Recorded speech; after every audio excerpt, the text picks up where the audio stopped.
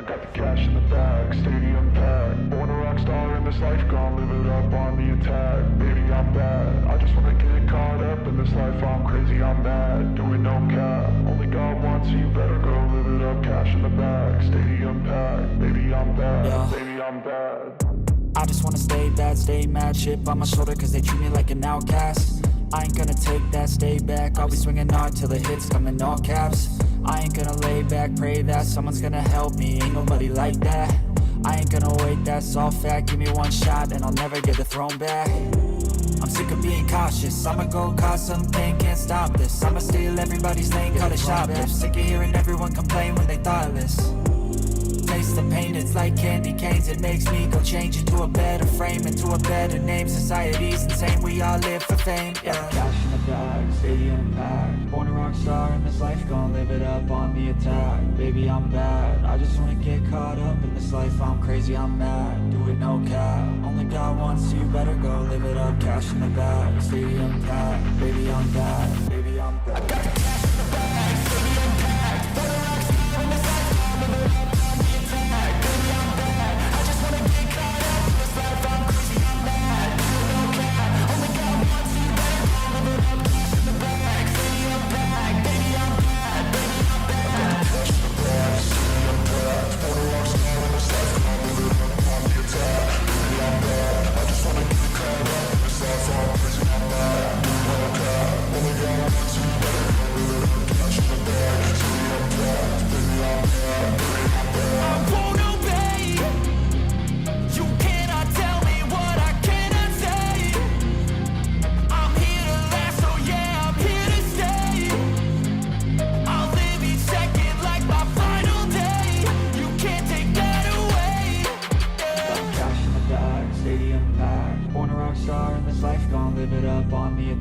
Baby, I'm bad, I just wanna get caught up in this life. I'm crazy, I'm mad, do it no cap. Only God wants you, better go live it up. Cash in the bag, stadium packed. Baby, I'm bad, baby, I'm bad. I got the cash in the bag, stadium packed. Born a rock star in this life, gon' live it up on the attack. Baby, I'm bad,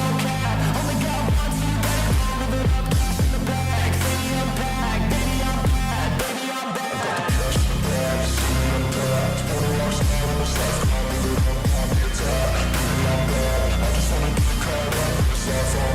just wanna get caught up in this life. I'm crazy, I'm mad, do it no cap. Only God wants you, better go live it up. Cash in the bag, stadium packed. Baby, I'm bad, baby, I'm bad.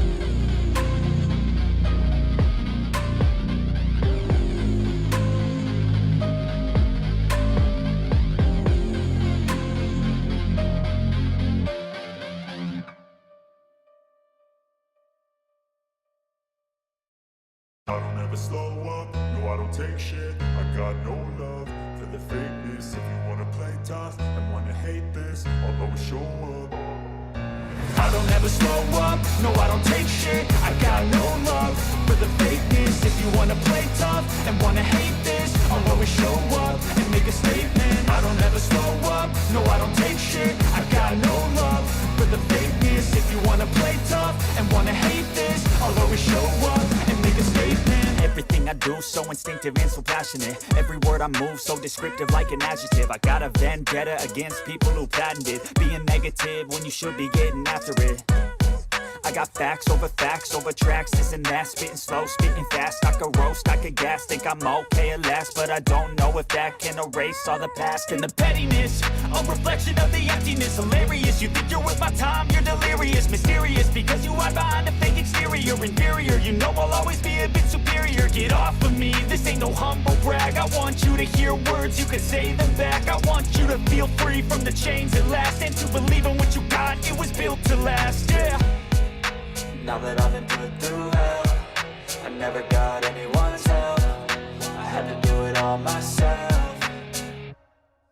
I don't ever slow up, no I don't take shit. I got no love for the fakeness. If you wanna play tough and wanna hate this, I'll always show up and make a statement. I don't ever slow up, no I don't take shit. I got no love for the fakeness. If you wanna play tough and wanna hate this, I'll always show up and make a statement. Gonna learn the consequence of being incompetent. Mental health is confidence, dreams and some honestness. I'm not here to save the day, that's for you to take away. I could play a million mind games, but instead I say something not illogical, something that is topical. Rub it on and watch it go, make yourself unstoppable. Dreams are irresponsible, but they're always possible. If you just believe, you could be so remarkable. Thoughts in my head, a collage and they spread. I'll be great one day, going off of my meds. No, I'm not giving up, no, I'm not giving in. I will make it to the top, taking off in the wind. I gotta make it, I'm saving every day to taste it. I'm patient, but my mind, it can hardly take it. I'm chasing a dream that I've had for several ages. A vacant, modern kingdom for the taking.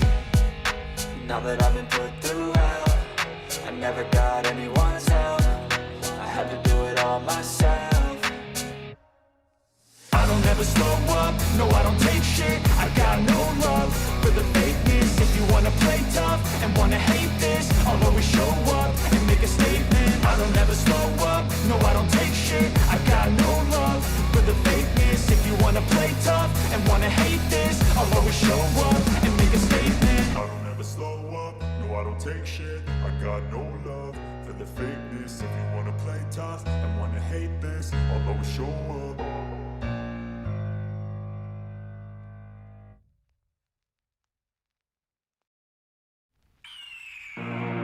The year is 1991. Birds and people are living together in seemingly perfect harmony, until one day a young man catches fire. This is Phoenix.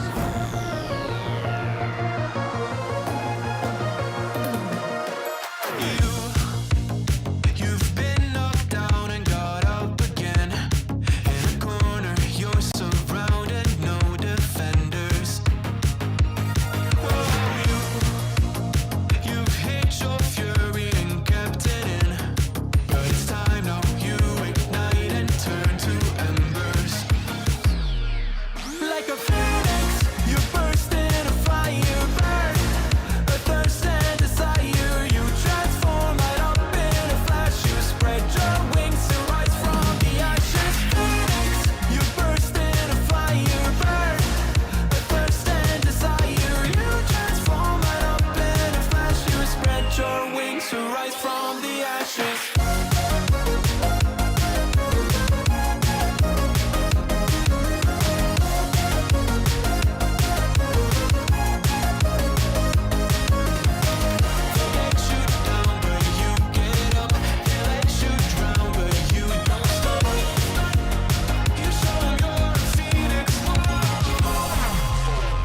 Get ready for verse 2, Electric Boogaloo.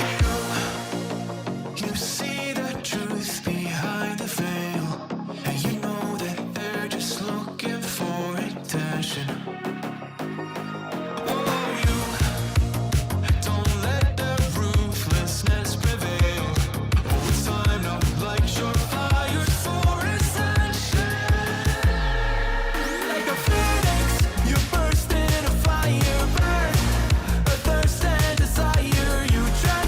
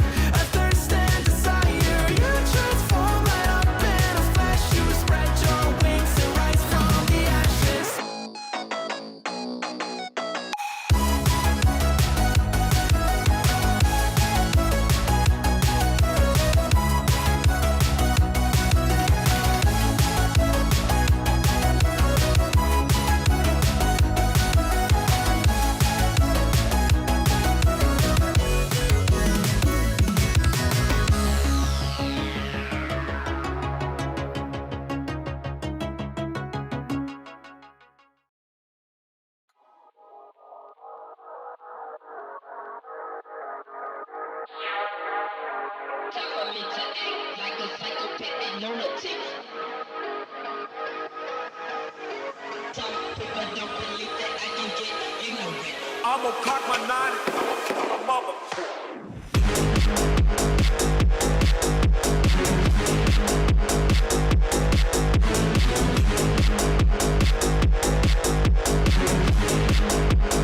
I'ma cock my nine.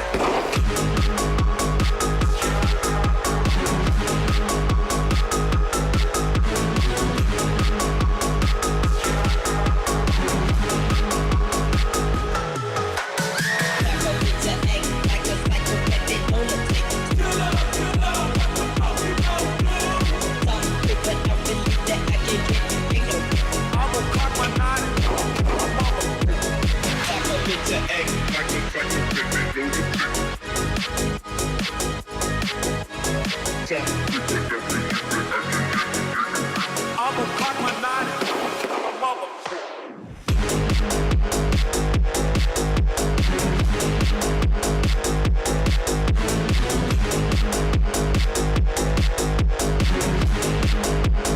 I'ma cock my nine.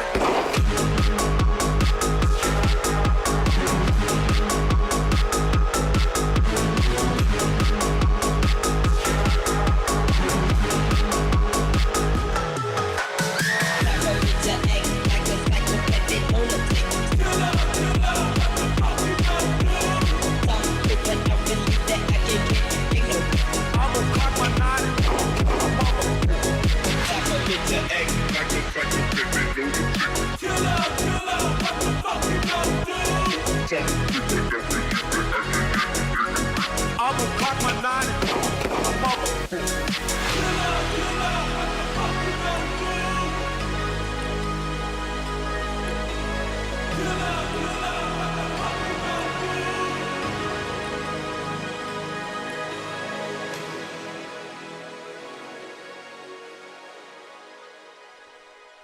Well, good morning, everybody. Welcome to another Salty Sunday.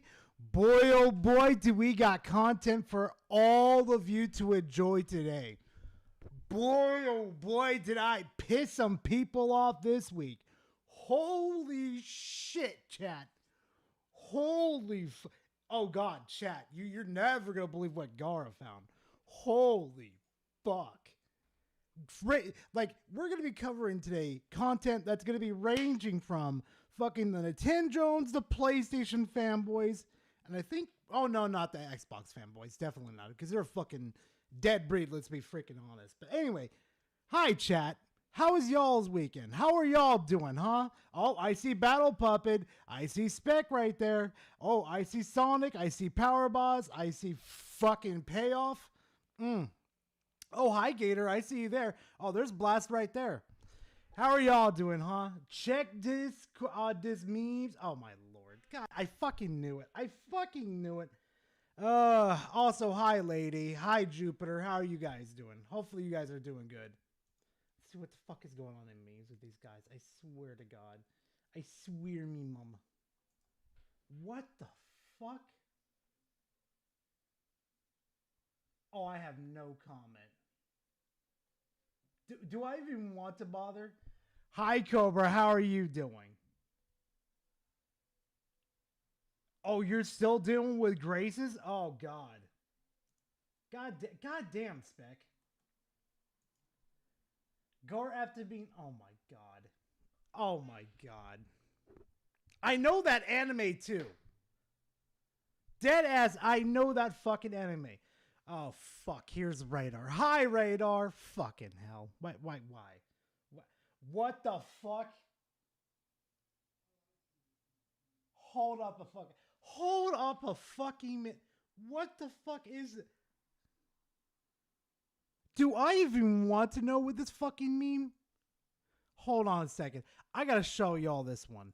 Hold up a fucking minute. Yeah, Inception. Hold on. What the fuck? Hold on a second. Look at this shit. The Raging Horse Twink. The Spectre of the Sands, also balding. The balding of the Himbo Fuda. the salty queen of femboys, and the artistic otter of the baddies. Oh my god. The Goon Force, the 5 freaky and crazy Goonie miners of the sulk side of the land of the twits. I'm so fucking done. I'm so fucking done. No. Fucking Alex's Rikum? I thought fucking, you know, I'm not gonna say it. What the fuck is that? Payoff? What the fuck is that? What the fuck? Oh, nah. What the fuck? Steel balls drained. Gar's bizarre bedroom adventure.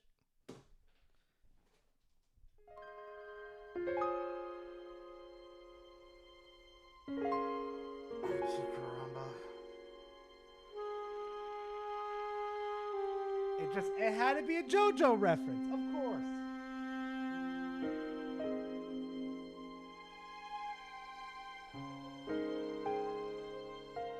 Where can I watch it? The fuck you mean where you can watch it? Fuck you mean? What the fuck? Oh, that's funny. That's funny, Mustang. Oh my. I don't want to know. I don't want to know. I just don't know. Oh, fucking hell. Gar, after being twink napped during fucking stream, I'm going to die. My ass is going to die. Oh my god. I know that fucking anime too. Fucking hell. That's how bad it is. Who the fuck did this edit? Who the fuck did this? Oh, jeez, fuck. I got no comment. Jeez. The Emperor's New Goon. I fucking can't with you fuckers. I can't. And Hell's okay. And the himbo's fucking crunk. And Spec is fucking okay. Okay. Who's the wise fucking guy? Oh shit. What the fuck? Why didn't I read that off, Lockwire? Fuck it, I'll read it off. Lockwire with a 5. When you have time, watch NVIDIA F Yeek by, what was it, Skybrowers.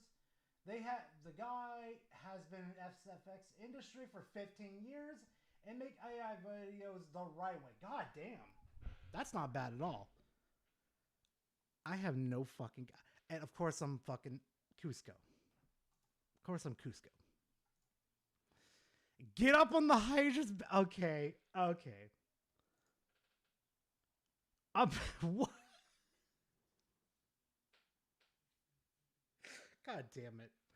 I got at this point, I might as well yeet an idea from Minxie. Might as well do fucking like meme of the stream, to be honest.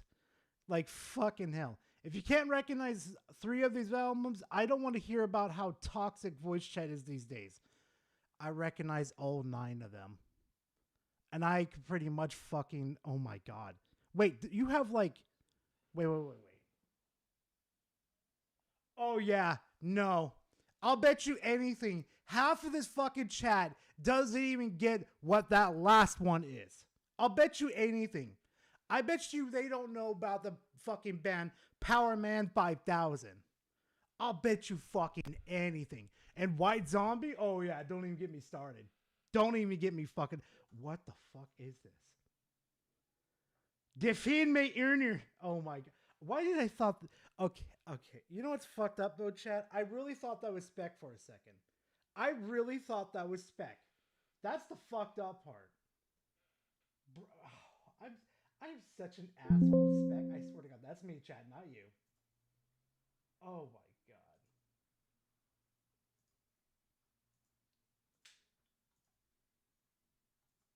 Oh man. Alright. Fucking alert box should work now. So help me God if it doesn't, I'm gonna lose my fucking mind. And fucking Nintendo. Oh my god. Okay, that would be a crazy ass glow up. I'm not gonna lie. That would be crazy. Jesus, fuck with you. There's more? Oh my.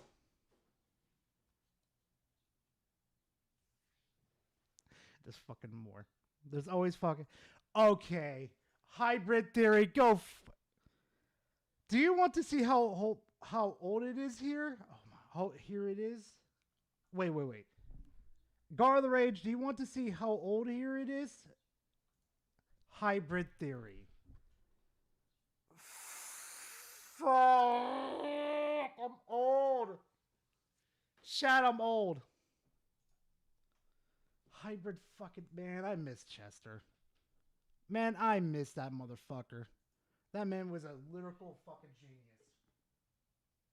The Camry one? Yeah. The Incineroute? Yeah, pretty much. Hey, Otendo, how you doing? Don't do spec like that. Yeah, I know, right? Why is Spec fighting Harmon? Yeah, that's what I thought too, Rambling. I really thought that was Spec for his ass. Spec, shave your head, damn it. Oh my god. I know I'm as old as I do. I miss Chester as well. Don't explode into dust now, Unk. Fuck you. Miss him too. I just woke up. Gar Klutzy is playing RE9. Spec is going through hell.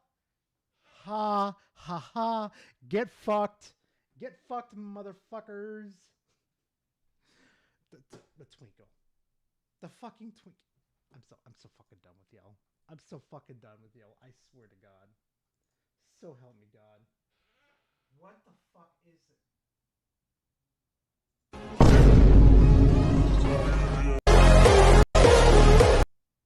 Oh my god. What the fuck? Nah. I don't even think I can show that. I don't even think I can show that payoff. Bleh. It's Chug needs a buff instead of a nerf. Oh my god. So, chat, we gotta talk real quickly. We got content today. Your boy's gonna be collecting fucking heads today. I'm not fucking around. I'm gonna be collecting heads today. Oh god, like don't even get me started. You are as cool as the Sahara Desert. Okay. Fuck you, B-Soms. That's a good one. I like that one. I'm stealing that one. What is the content, Twinkle Claws? Gar, are you going to collect heads today? Yeah, I'm going to collect heads today. I may take mercy on one Pacific person, but the rest of y'all, these motherfuckers, your heads belong to me now. So I'd say... Fuck, what should we do first? I mean, we can still bully me around a bit. Oh, God. Gar, are you... No, I already read that. Pom Bomb looks like a Timo Cassette Beast Doggo. Dude, it looks like a fucking Pomeranian. It just looks like a Karen dipped him in fucking orange paint and then called it a fucking day. And fucking Radar wants to get on my ass about the Pokemons. And I'm just sitting here like, my boy, the bird looks like he's got 2 feathers on his fucking face. And the Pomeranian's been dipped in fucking orange soda over here. The only thing that looks damn creative enough is the fucking gecko. Also looks like a Pom Bomb from Cassette Beast. Oh my, wait.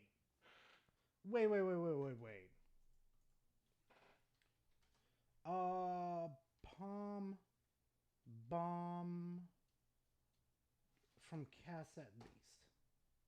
Hold on.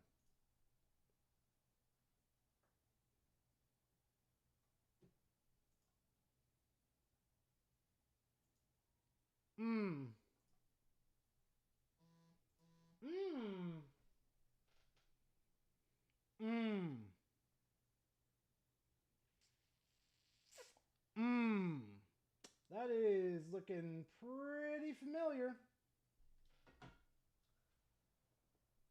Go on, check General. Why are you throwing me back in General? You know these fucking savages are going to eat me alive. You know gonna... Hassan Pug died. Oh my god. Oh no. I'm going to show him this Cobra. Jesus fuck, man. Hassan Piker dog after what happened yesterday.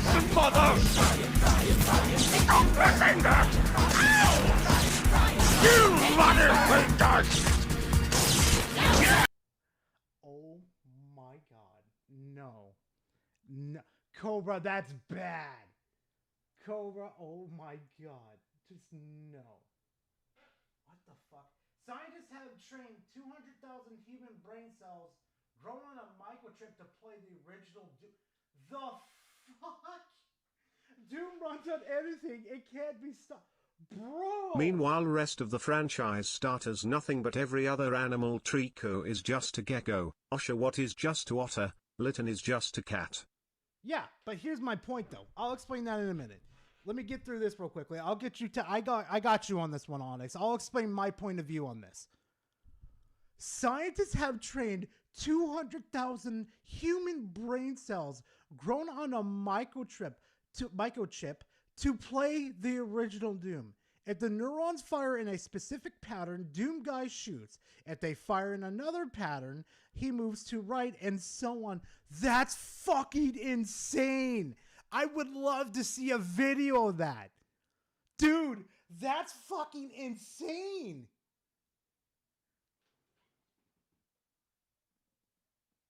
Doom runs on everything. Everything. Holy shit, bro. That's awesome as fuck. Oh, sweet. Man-made horrors beyond my comprehension. Oh, shit. You gotta love it. Dude, that's fucking cool. Anyway, okay, so... What is it? Gen 10 Pokemon starters. Okay. Let me explain this real quickly. So right here, these two, right here, I'm dead ass. They just don't look innovative to me. Look at Palm Bomb right here. If you were literally sent to the fucking Pokemon world, you would mistaken that for a fucking dog. Guarantee $20 on the fucking spot. You would mistaken that for a fucking dog. Like, if I isekai'd your ass right now and sent you to fucking Gen 10, your first thought is like, did they just die a Pomeranian? Maybe you could get away and say, wait, that's like the bird? Wait, that's a Pokemon. Like, you could get away with that argument. Like, I could understand with that.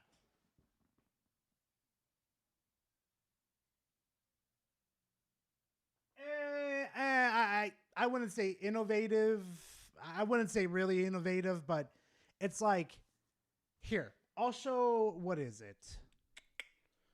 Trying to think, what was the generation again?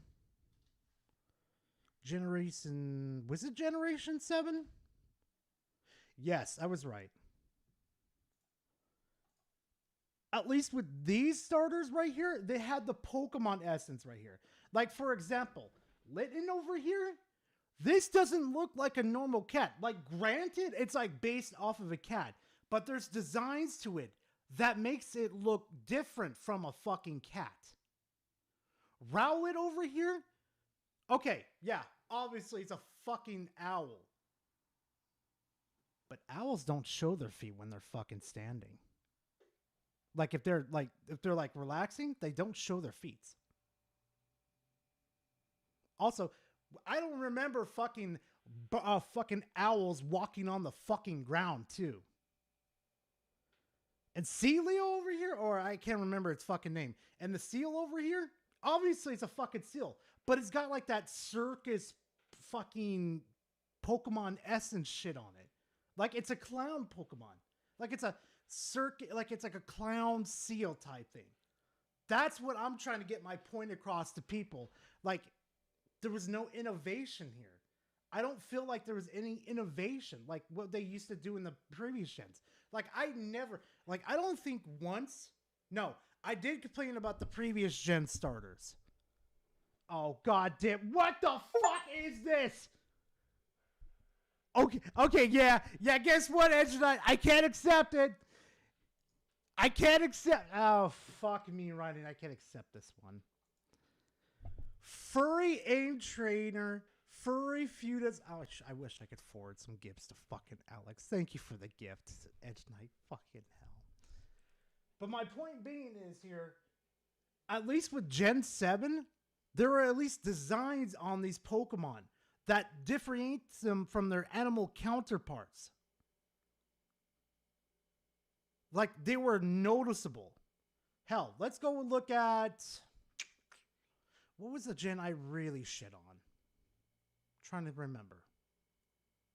Like, you know what? Fuck it. We'll do this one right here, too. This one. No, that's not what I wanted. See, even fucking Scarlet and Violet's Pokemon designs were very different from their fucking real-life counterparts.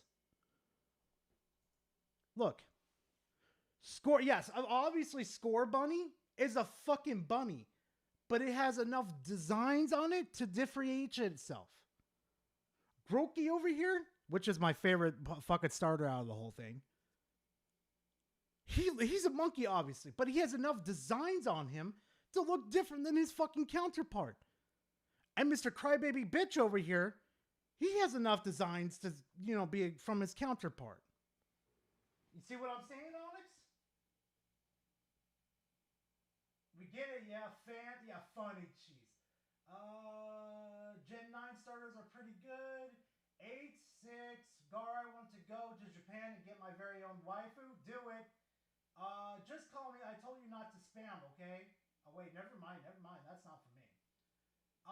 Piplo, blah, blah, blah, blah, blah, blah, blah, blah, blah, blah, blah. Celio, okay, thank you, Onyx. I appreciate that.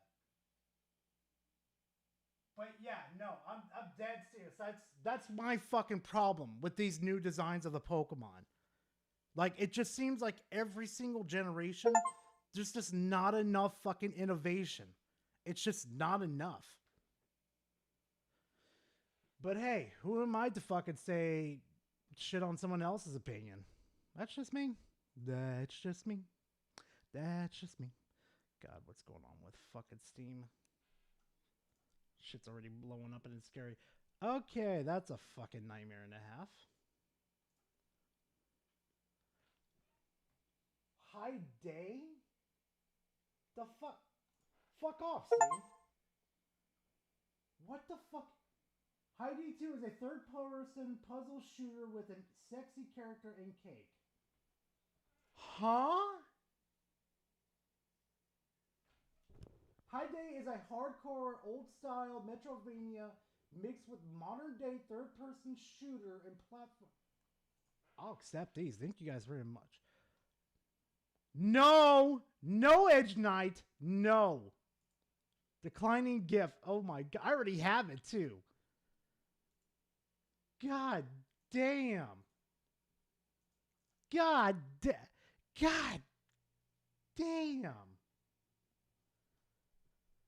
I got no comment. But yeah. And trust me, a lot of people never understood where I was coming from on that one. Anyway, but yeah, like, that's just me, dude. I'm just nitpicky like fucking that, dude. Oh, Grizzly Goon Game. Oh my god. We gotta get a grass angry bird mimicking Rowlet, a fire dog opposite Dishbon, and Swabble at home. Yeah, basically. Wait, so the key for Gar to accept it is Fuda? No. Bad chat. No. Jeez, fuck. All right, so your boy's been on a bit of a roll this week. What is Futa? Don't look it up. Do not look it up. Pretend it does not exist. Save your innocence. Do not do it. Do not fucking tell him, Chad. Do not corrupt this man or woman. Leave them alone. Let them stay sane. Stop it, Chad. For these, it depends on the final forms. They're all just fine for me. Yeah, I gotta say, the final forms is kind of what gonna probably sell it, to be honest. Because let's be honest, you're probably gonna burn through the starters and level them up pretty fucking quick. Oh, wait, you know, previous gens fucking... Oh, yeah, no. See, I even made a... This is the one I made a comment about last gen. Like, I felt the designs were starting to lack right here with the fucking gen designs. This is probably one of the best examples right here. This is just a cat that's been fucking dyed in green and then had face paint point on top of it. That's how I feel about it. Now, Fuecoco was my favorite. He's my one brain cell Pokemon. I swear to fuck. Max Lord, what did you send me, you fucker? And then Coaxley, I just feel like that they took a baby duck, put a fucking hat on it, and called it a day. Like, I would have put more designs on his fur to kind of like differentiate it or add something a little cooler to it. It doesn't vibe with me. That's all. That's all I'm gonna say. Hey, listen. Oh fuck, here's Puppeteer. :_goldship. Check memes, _goldship. What do you mean? What the fuck? Far away horse. A trial of patience and preferences. Ugh. Do you have what it takes to close the distance? What the fuck? Caught lacking femboy edition.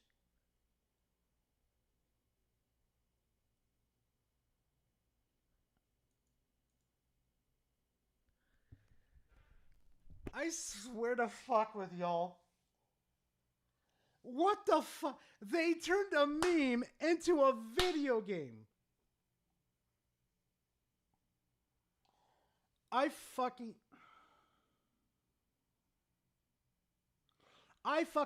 cannot.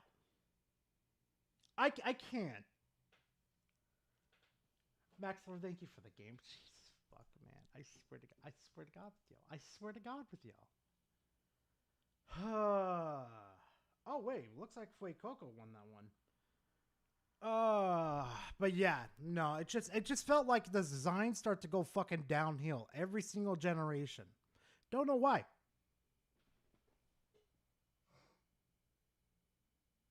I was joking about the lore Bible. Oh my lord. Now you got to live with us pretty much. Jeez. I messed up on spelling. I was choking. Don't worry about it. Don't worry about it. He wants horse games. I swear to fuck. It's even if I put it up for fucking debate over here, like a little voting poll for you fuckers to fucking vote, you motherfuckers are going to say yes anyway. So why do it? Might as well accept my fate earlier. What the fuck are you doing, Payoff? Payoff, what have you done now? What the fuck? Bite Pillow Hulk is going in dry. Oh my god. Bruh. The game just hates you. Doesn't want to be installed. That's all I'm going to say. All right, chat. We're going to start off very light. Then we're going to crank this shit up to fucking 150, okay? We're going to start ripping fucking heads clean the fuck off. Nope, I'm done. This week I'm not going to be Mr. Nice Guy. See, take this down. Fuck up. No, close it. Close. Thank you, PC. I didn't think it was that fucking hard, now was it? All right. All right. You guys are going to get a good laugh at this one. Like, I don't think they're being serious at all, but this shit is funny. And I'm going to zoom up a little more for you guys so you can actually see this. This is on the Reddit forum, Nintendo Grifting. And this is by a dude that is a top 1 poster on fucking Reddit. I don't know if these people have like a hate boner for me, but you know what though? I'll take the compliment.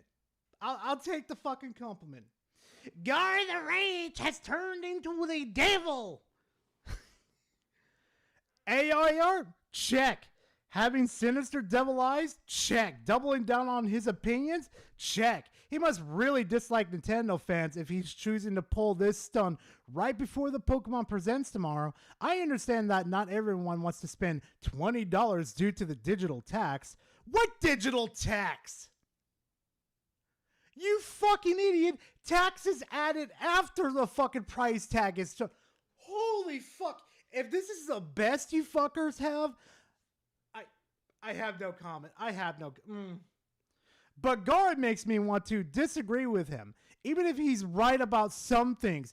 So you just want to disagree because you want to disagree. You do realize I'm showing you one of these stupidest fucking comments that I got in my previous... Bro. Oh yeah, this is officially fucking salt.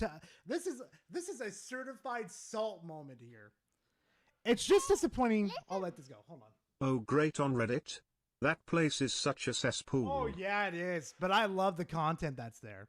It's just disappointing that his main focus seems to be money and the console war nonsense. Boyo, do you understand it wouldn't be my main focus if you fuckers stop fucking, I don't know, console warring and stop worrying about fucking grifters? And it's just not just you guys. I shouldn't throw this all on the Nintendo fanboys too. It's the fucking PlayStation fanboys. They're gonna get smoked in the next couple fucking minutes. Best believe on that one. And trust me, I don't do this for the money. I don't give a fuck if I get money. This is all for fucking fun. I just do this for the love of the fucking game. Now, what you should be more worried about is when I get quiet and I become focused. That's when it's not fun in games anymore. That's when I had start. That's when shit hits the ceiling fan. Dragon, thank you very much for the $1. I appreciate it, man. I really do. Happy Sunday to you too, fam. Yeah, all fanboys get it. I don't give a fuck what branch you're in. Like, I try to find some people that are like PC fanboys too, but they're so far wide, like worse than Xbox fans. Like, they are far and fucking wide. Like, I try to find them, but yeah, no go, none, nada, zip zilch, nada. Holy edgelord character. Motherfucker, I just have a hoodie on with black jeans on and boots on. The fuck you mean, holy edgelord? You want to see an edgelord? I'll give you a fucking edgelord. Random boy, thank you for being part of the fam for 16 months. I appreciate it. Thank you very much. It's so over the top that it almost wraps around to being charming if it came from anyone else. It reminds me of a 12-year-old doing their My First OC bit. Oh my fucking God. They don't get it. They don't get it that this character is based off of fucking me and a mixture of an anime character from JoJo's Bizarre Adventure. How do you fuckers not see the resemblance? No, I forget. If it's not a Nintendo product, fuck is it? Who knows? God, with these people. Garno Edgelord, Hot Topic doesn't have enough products for that. I swear to fuck. Go look at your gifted games. Wait, I did though. Wait. Hold on, Jupiter. Hold on. Refresh. Hello, princess. For my Twinkie Winky, I'll go the waves, daddy. Where's the shock? No. Where's the bourbon, baby? Where's the Jack Daniels?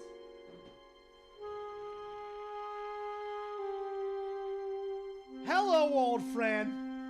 Yeah, she's not here today, old friend. She's busy with her friends.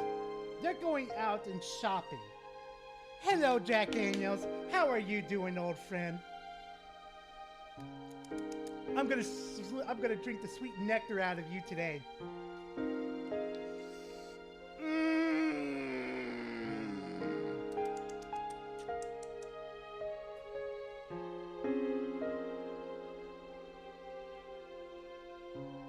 Oh God, what the fuck is this? Nintendo! Don't do it. What do you mean don't? Oh yeah, I'm doing it anyway. Sweet succubus is home. What the fuck?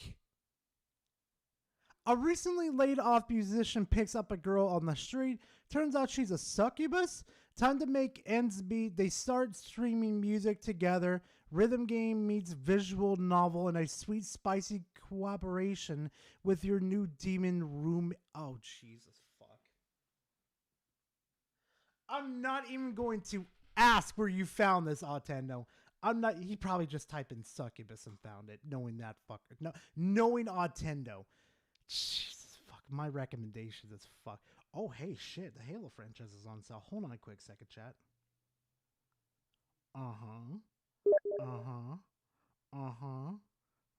Yeah, that's pretty much all worth it. Wait, what the fuck? Why is there so much? Why is there? Wait, why is there corn in my story? I swear to fuck. I swear to fuck. Back to this. I swear to. Six Fingers AI slop in 2026. Is this a parody video? Sadly, it's not. You know what's funny though?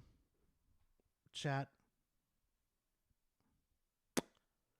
They're right about the AI slop.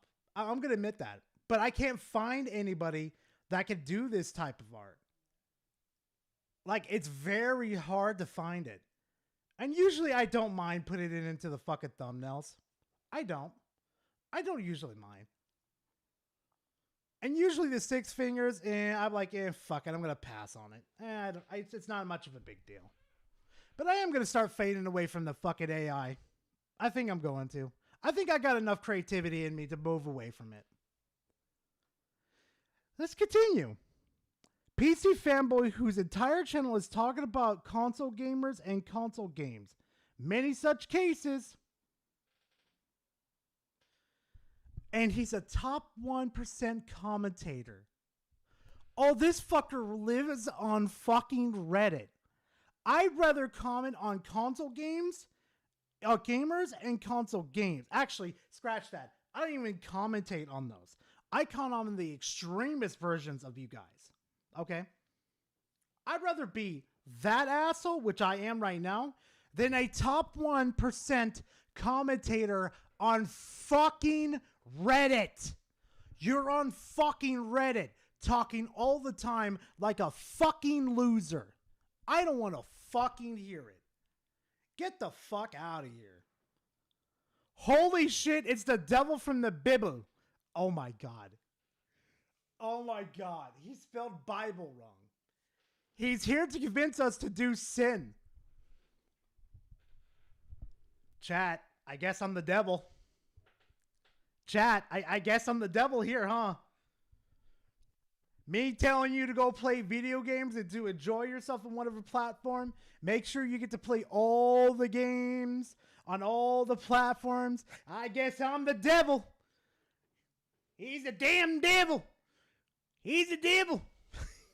So fucking stupid. Black Doom, cool. What's up, Goonies? Not much. The Holy Bible. Oh my lord. He's referencing a fandom. Yeah, the Bible. Yeah, I thought he was referencing Aqua Teen Hunger Force, where fucking Master Shake had the fucking Bible, and he was calling it the Bible. That shit was funny as fuck. Oh my god. Devil the Rage, oh my lord. He literally covers nothing but drama and only makes videos on negative takes. Because, you want to know why? Every time I try to put a positive video out, it's quickly overshadowed by negative reviews. Like, I was actually going to make a video about Pokemon Fire Red, and I was going to say, you know, Nintendo, we may have our fucking differences here, but I'm glad you released this old game with some quality of life updates on it so people could enjoy it. But no, those lazy motherfuckers couldn't do a simple fucking job. Hey! Like, what the fuck? You're the devil now, guess hellfire has comption. You mean competition. But no, that's fine. But, yeah, I guess so. I wouldn't be surprised. Bud Chug. How do you do that and not feel like a miserable bastard all the time? Maybe because I don't do it all the time, dipshit. Did you ever think of that? Maybe it's the ad revenue that always sways them. But regardless, it's not a strong foundation for your channel. Because even if you truly aren't that disgruntled, it can easily give viewers that impression. Then maybe go look at some other fucking videos I got then. Maybe not sit there like a little fucking dumb bitch and do absolutely fucking nothing. Because let's be honest here for a second. The gaming industry is not in a good position to talk about anything positive. Like, sure, I could talk about how Resident Evil is doing extremely well across all platforms, like PC and the consoles. Check memes. I'll check memes in a minute, Puppeteer. Don't you dare send another donation if I donate. I want you to spam it in fucking chat. He's got my permission, mods. But my point is, how am I going to stretch that out to a long-ass video format explaining how well fucking Resident Evil 9's doing? I fucking tried that. I really fucking have. But it doesn't work. It just doesn't fucking work. Because there's not enough information there. The whole fucking 9 yards. Okay, no worries. Okay, yeah. All right, let's check fucking Discord. All right, let's see what's fucking good. God, I'm already getting lit the fuck. I swear to God. I came looking for booty. Now, we could do this the easy way, or we could do this the hard way. Or we could get the bed sheets. The choice is yours. Oh my God. Nicola's PS5 after 2 days being... No! No! Why'd you use a photo of that poor guy? Oh no! I hope this guy right here, I hope he sues the shit out of that broad. Oh God, no. Yeah, no, trust me on this one. Ooh. He got a kiss from a woman, and I'm not going to say what type of, he contracted from her. But, yeah. This one was, holy shit. It was bad. That motherfucker needs to go to the fucking hospital. That's all I'm gonna say. Oh, you little birdie. Oh, look at that. He's adorable though. What? Fuck off. They didn't want his ass. Oh, there's gonna be plenty of people that want his ass. Plenty. I see fucking radar. No mean just a reminder that this is an official Pokemon. No, I'm gonna have to defend this one. This one was a little creative. Okay, this one was fucking creative. Don't get it twisted. This motherfucker looks like Pidgey on a fucking bad day, okay? You want to see a terrible Pokemon design? Pokemon Flamingo.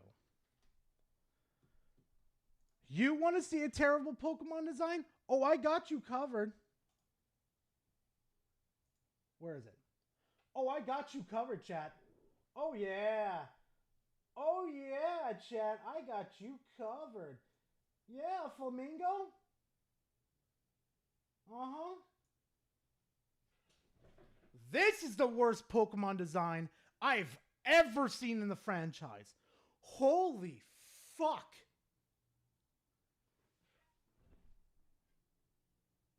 Like, what the fuck were they thinking? It's a pink flamingo called Flamingo. Yeah, exactly. Oh, Gar, there's a part 2 to your gift, ya boo. Oh, my fuck. Oh, my fuck. I've got no comment. Like, seriously, if they did a design like this for it, if they made this design for it, 10 out of 10, you get a pass from me. But they want to fucking design. Oh, they could have done this. They could have done this. Beautiful and elegant. 10 out of 10. But they decided to go with a fucking flamingo.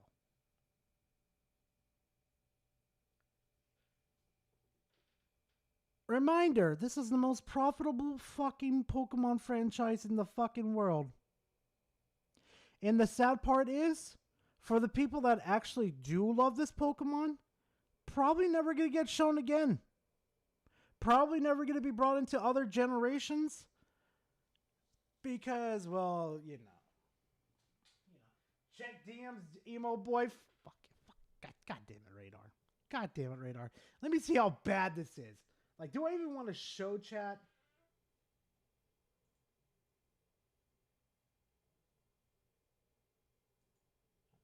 I swear to fuck. Radar, I swear to fuck.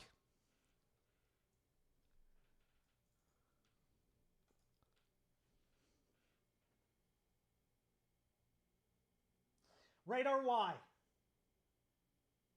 Now you're giving them ideas.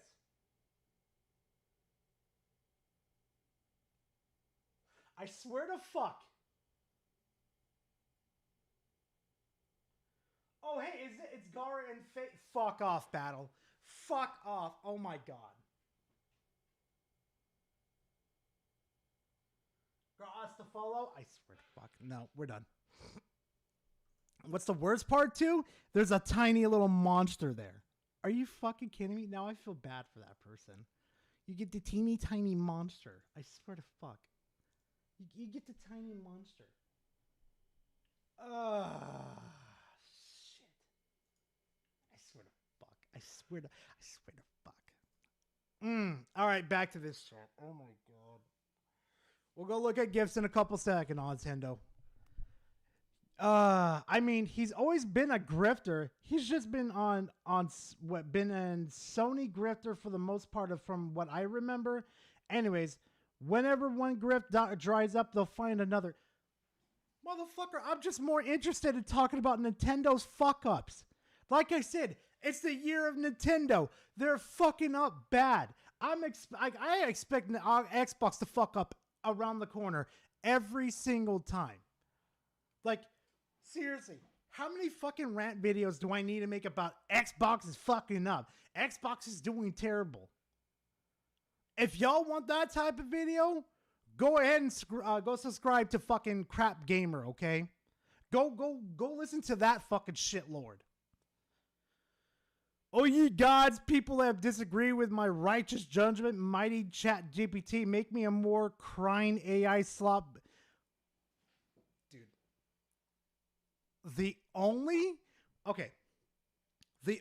two fucking AI slop generated pictures in this are the Pokemon trainers. The rest, I developed straight from the fucking ground. The back over here are cropped images of the fucking video games. The background is literally, get ready for this one. Where is it? Viridian Forest. It's just Viridian Forest. That's all it fucking is.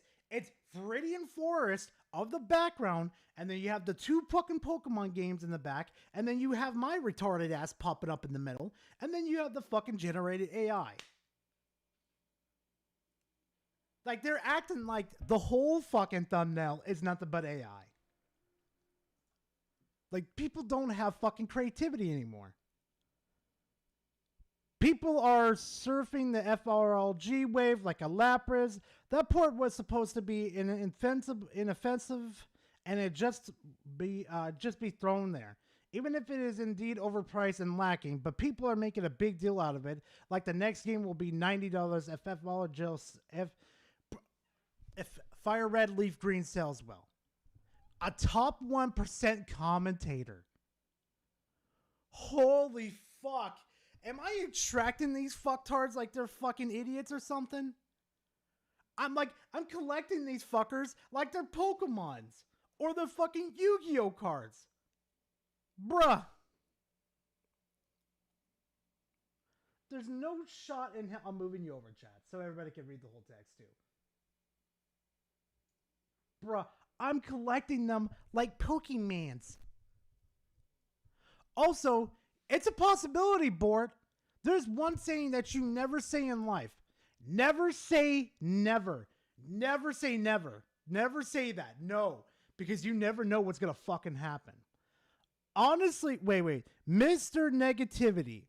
Honestly, this guy, oh no, it's Alex, and Joe from Seattle have had their narratives 100% disintegrated today with the announcement that Sony is moving away from PC.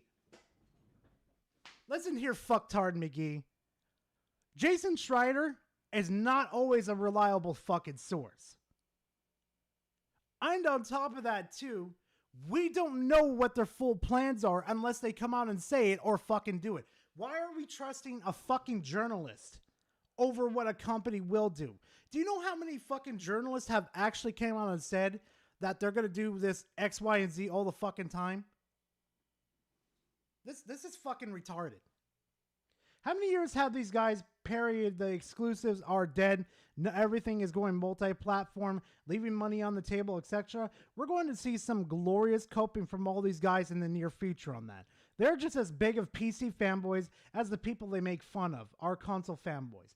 These are the same people who refuse to say one single bad thing about Steam Machine, despite the specs being trashed on by many huge tech channels, calling them every console overpriced while championing a system that is going to be so expensive that Valve is literally terrified to reveal the price of it. Tell me you never watched my video without telling me you never watched my video. I literally told everybody in that fucking video that the price tag is probably going to be fucking ridiculous, and if it's over fucking $600, Valve can kiss my fucking ass. Secondly, if the hardware does not meet the fucking price tag, Valve can kiss my fucking ass. Do you want the fucking list or something, retard? Because I got it here translated for you in retardednese. Like these fucking idiots.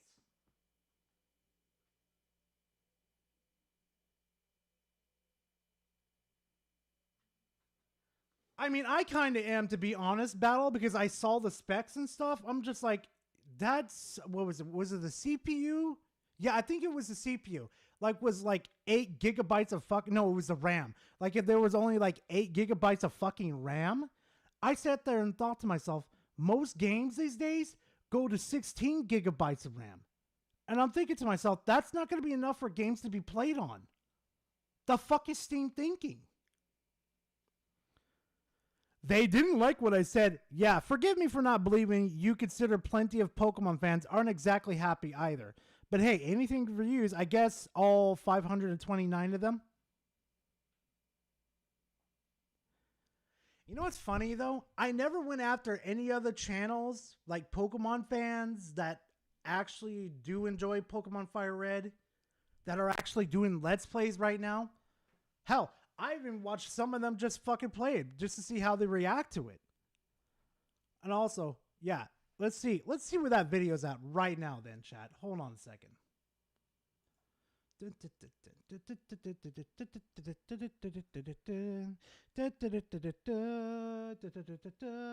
Oh, would you look at that? A nice cool 5 fucking thousand. Yeah, get fucked, loser.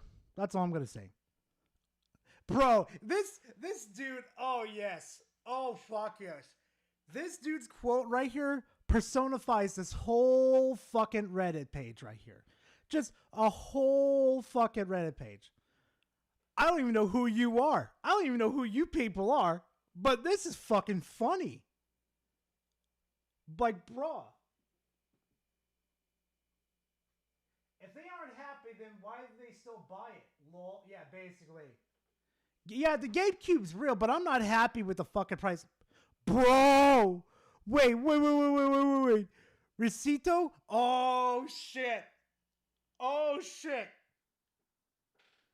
You don't know. You don't want to see my dark side looking at. Also, is it just me, or does he kind of look like Recito from JoJo's? Hear me out. Huh.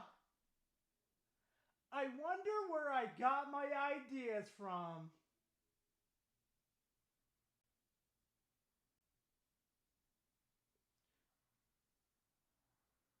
Huh. I wonder where I got the mixture up from. Oh, hey, look, it's Gar's edgier cousin. My God. Oh, shit.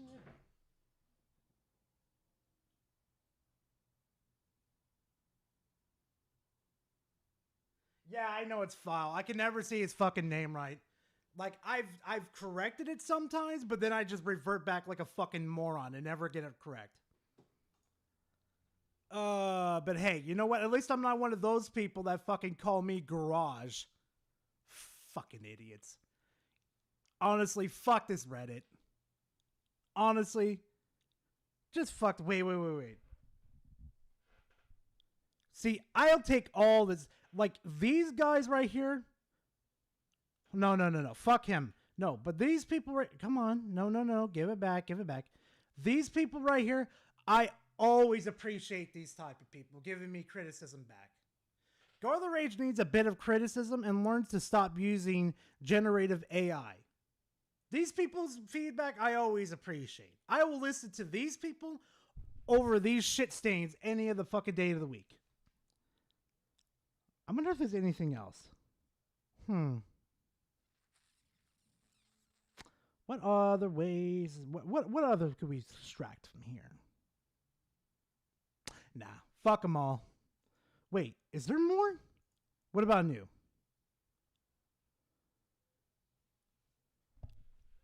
After watching Gar the Rage's live stream, I want to say I appreciate him moving away from generative AI, and I hope he stays that way because next year is not just Pokemon Winds and Waves, which is what I'm excited since I'm getting one. I'm also excited for his Estriel's Awaken, which is coming for PC and Nintendo Switch.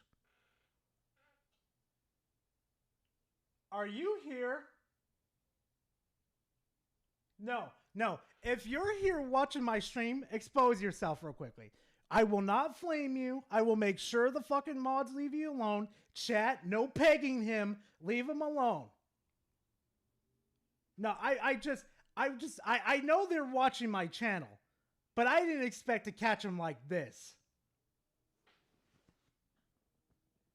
Well, no Cybot. No, they're not spies. They're just enjoying the content like everybody else. Maybe once they start to get to know me a little better, maybe they'll feel more comfortable coming out. Maybe. I don't know. I'm not going to force him to come out. If he wants to stay around here and watch the fucking content, hey, more power to you, dude. More power. Because you're going to have one hell of a show today. I made no promises to be nice to a Redditor. Oh my fuck. Fan turds. Oh my lord. Wow, that's funny as hell. You're not going to get screwed over, chat. Calm yourselves. Don't worry. Don't worry, dude. Don't worry. Like, dude, you don't have to worry about coming out. I just wanted to see who you were. And you know what? Thank you for being... No, let me just say this to this person. If you're still watching, thank you very much for the criticism. I appreciate it. Because that feedback right there helps feed back into my channel and, well, helps me become a better content creator. Hell, you can look at my fucking thumbnail right now. I'm not using any what is it, AI generative bullshit with it. None. Those are all fucking all pictures that you could find on Google or within the videos that we're going to watch today. Speaking of watching content. Guys, it's time to pick on Captain Asshole. Mister, I like to run my fucking mouth and be better than everybody else.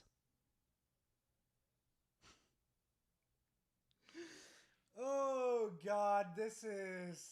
Guys, please tell me in this fucking timeline, Reforge is not being serious.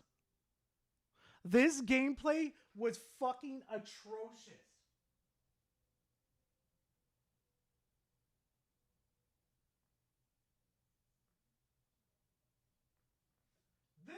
Posted by Astro Swordboard. Yeah, it is. Fucking Astro's found a new home, and I'm very happy he did. Reforge not being a DSP allegations? Oh, no. Light? I'm going to start calling you Light from now on, so I don't get you and Onyx mixed up so much. But Light? This one's fucking bad. This one's fucking terrible. Oh my God, I wanted to slam my head against the wall with how terrible this shit was. Let me shrink chat real quickly. I'm going to shrink chat. Bring y'all in the top corner. Because you need to see this shit. This shit made me fucking question fucking reality. Watch this.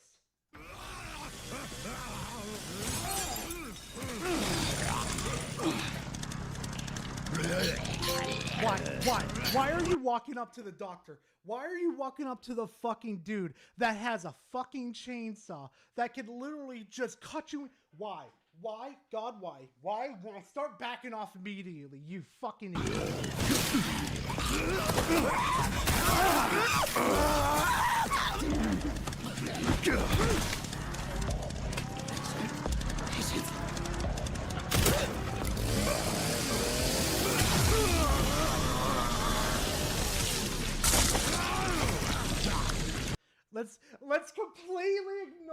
let's completely ignore the doctor with a fucking chainsaw and shoot the unarmed fucking zombie. That's actually just pretty fucking useless. Let's not shoot the doctor in the head to see if we could disarm him. Shoot him in the fucking legs to, like, you know, temporarily, like, what is it? Fucking disable him, or shoot him, like, and then shoot him in the head next, and then kick him. No, we're gonna do everything in our fucking power to shoot the other fucking zombie instead of focusing the fucking, the zombie in front of him with a fucking chainsaw. Bro.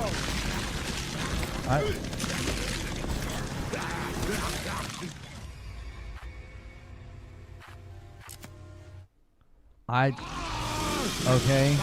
Okay. Also, I have to say, though, too, that execution the doctor did to fucking Leon was 10 out of 10. Literally cut him in half and then had himself a fucking Happy Meal. Bro. Look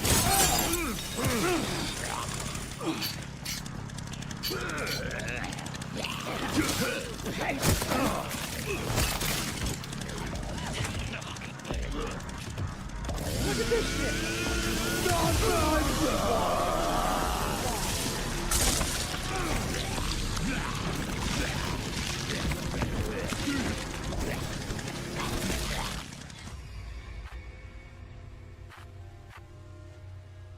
I don't know. I feel like it's another sequence where, like, the solution is, like, mega scripted. Like, they want me to do something very specific, and I guess I'm missing the...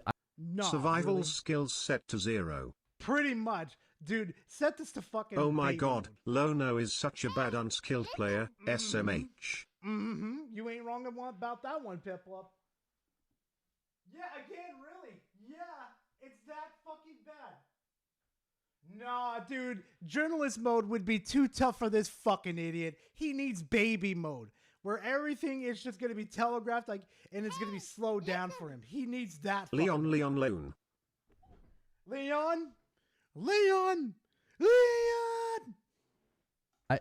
So I'm missing the parry, which means you basically instantly die. So, but I can't just fight him because then she's in there. So I've got to draw him out or something, like...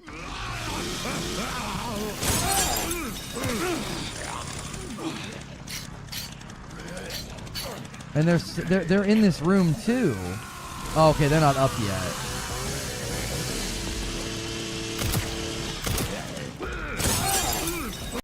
If the first headshot doesn't, like, fucking, you know, stagger him, maybe shoot him in the fucking Nico caps. Hey, listen. Reforge wants to be dumb for all to see. Just stay away and cap the knees or take headshots. Plus the other zombies will take the chainsaw, 100%. Wait, so they fixed that in fucking RE9 to where the chainsaw will fucking do that? Oh, I'll remember that one when I play it tonight with Scroll. Thank you very much for that. I appreciate that.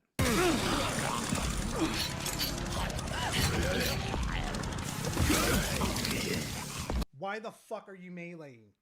Reforge, why the fuck are you meleeing? You have enough ammo. I can literally see your fucking ammo count, dude. Why are you meleeing him? You are literally going to be a shish kebab for this very fucking reason.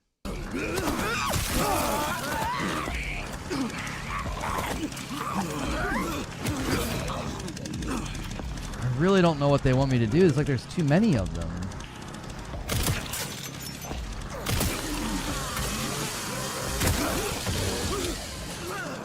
Maybe do that. Maybe herd them. Get them to a point where they stagger, and then you could kick them and knock them back ever so Why is this so fucking hard to fucking do? This motherfucker has never played a Resident Evil game in his life. He's never played COD Zombies in his life. He's never played any zombie game or herding game to where you could herd these motherfuckers. It just... Jesus fuck, Reforge. Jesus fuck. Stagger then use the enemies as fodder, shoot again, he's an idiot. Yeah, Linux, exactly. A big, fat, juicy idiot for the fucking zombies.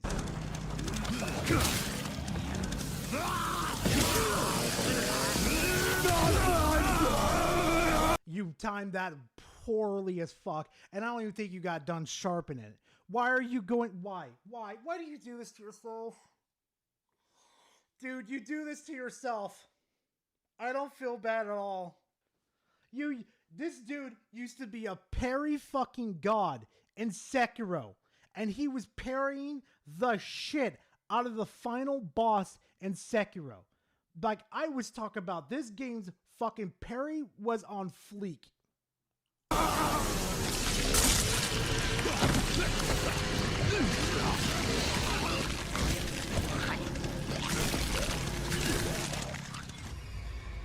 Yeah, I guess I'm just gonna parry and shoot the heck out of him. Yeah, exactly. This is not a save. This is not a point in the game where you conserve fucking ammo. This is where you go for kneecaps. Why are you surprised?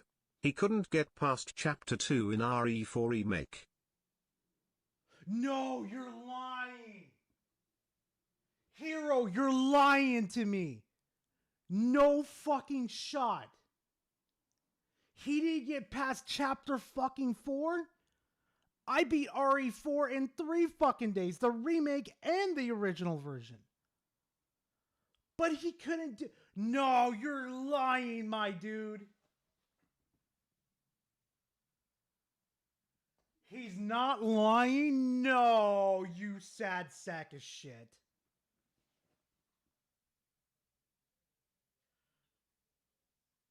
Chapter 2? Chapter 2? Chapter... Wait, is that the... Fuck, I'm trying to remember what Chapter 2 is. Is Chapter 2 the village? No, I have to know now. Hold on. RE4 Chapter... What was it? 2.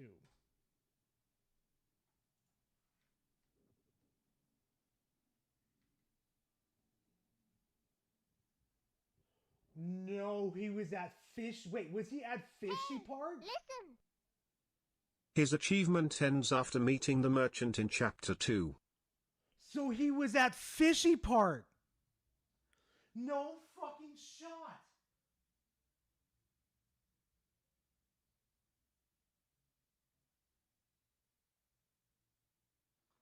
That's fine, Hard. Have a wonderful day, man. There's no shot that he got to that segment and stopped. Listen, I want you guys to listen to me very carefully. If this man starts to shit on RE9, I need to fucking know, because I'll drop a fucking video. Hard. Oh, shit. Hard, thank you very much for the fucking one gifted. I appreciate it, man. Thank you very much. And Omega got a fucking gifted. Omega, spam that emotes for that, man. Show appreciation. Thank you very much, Hard. I appreciate it. Oh, fuck. Wait, Chapter 2 is Dynamite Valley? Really? Hold on. Dynamite Valley.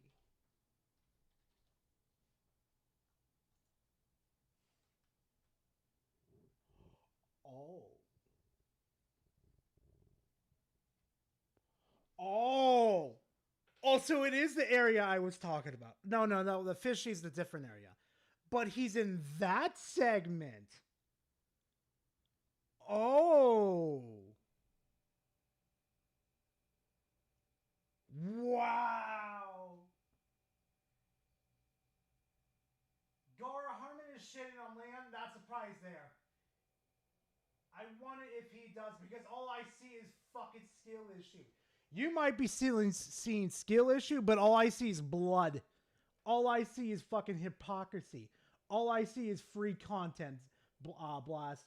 That's all I fucking see. Oh my god, there's no fucking McFucking way. This combat doesn't speak to me. It doesn't seem intuitive at all. It's like there's too many of them, so I thought, well, I'll back up and I'll try to kind of funnel them together so they're getting in each other's way.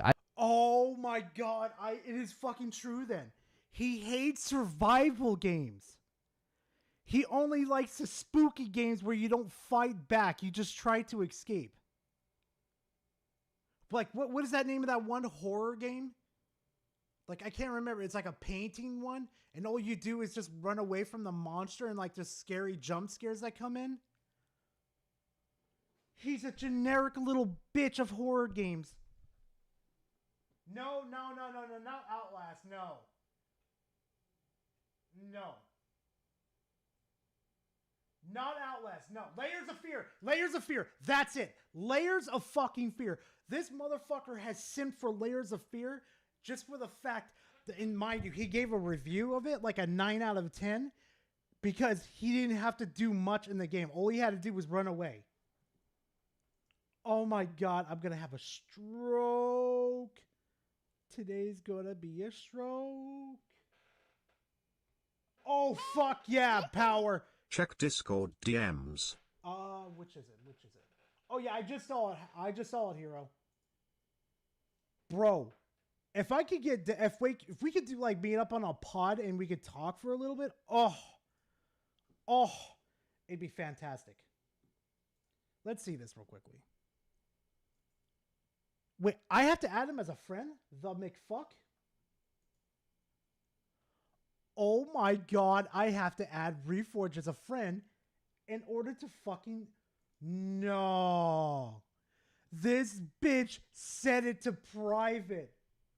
No McFucking shot.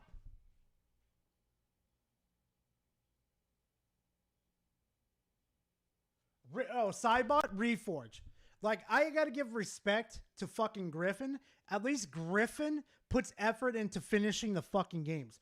Reforge doesn't even fucking bother doing it, and then he talks major smack about a game. I have a video on the fucker of where he made a fucking not a review, but he was shit talking Night Rain, and he didn't even play the game at all. He didn't even get past the menu fucking screen, and he decided to shit on it. There's other ways to view his trophies? Wait, how? Hey, yo, enjoy the, what is it? The root beer. Yeah, yo, that's the funny though part though, Richard. Like, he barely got any flack for it, but as soon as I posted my video about it, and the whole fucking, what is it, the Elden Ring? No, the Night Rain community caught wind of my fucking video, they went after fucking Reforge. They were pissed with him. They were like, I went to go look at the comment sections. They were calling him like a fucking idiot, a hypocrite. They said they would have played with him, try to get him the best experience as possible. Bro, I have no... Bro. Leon, chat FYI, Mr. Gar sucks at video games and is an evil liar like his boyfriend, Chris. Leon, you hang out with more Chris, so technically he's your boyfriend. Okay. Also, too, Leon, I owe you and Chris a fucking session, too, so don't even worry about it. I'm going to fuck it up, set up a date to play fucking Arc Raiders with you two. We need to fucking link up and do it. Also, we would have better communications if you added me on Discord, you asshole. Mic is wait, the mic is quiet? Probably because I'm too far away. Hold on.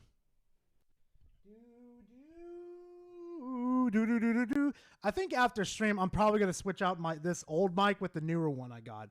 Probably going to have to ask Himbo for his settings, so. Showed you his PSN.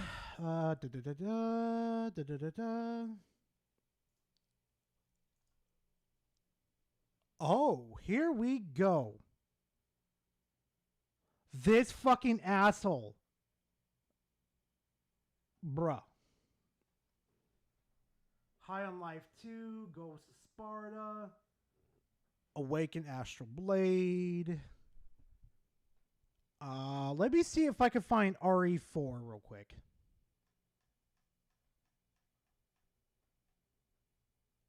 Oh yeah, FYI, if you didn't know, he didn't finish Chronos. And he wants to shit on it because it's a survival horror. I'll let that one settle in. Wait a fucking minute. Hold on. Hold on a second. Fuck off with your advertisements. Holy fuck, dude. The Kill Destroy. Survive the Batman experience. Still something useful from the Hall of Justice.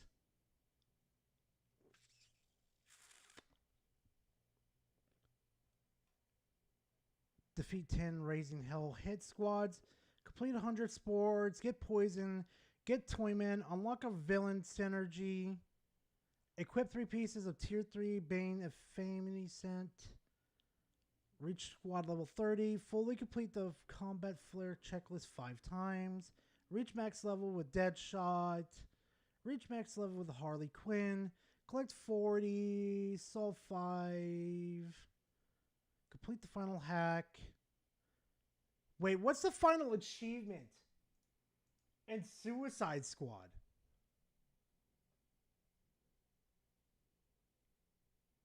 Nah, dude, I've got to know. What is the final achievement in this fucking game? Hold on. Final achievement. Wait.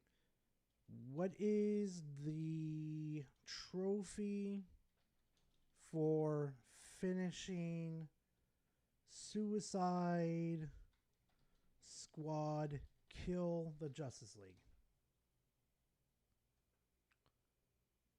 No one defeats Brainiac. Hey, listen. Look at his Garden Warfare 2 trophies. Oh, God.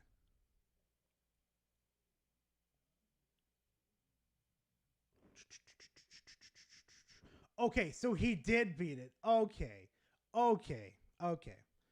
RE Resident. Okay, Resident.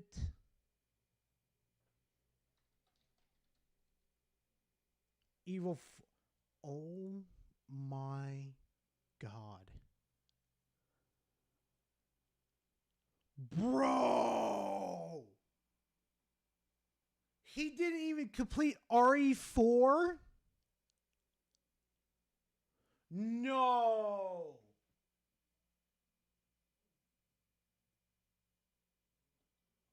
Only 3 fucking trophies. 3.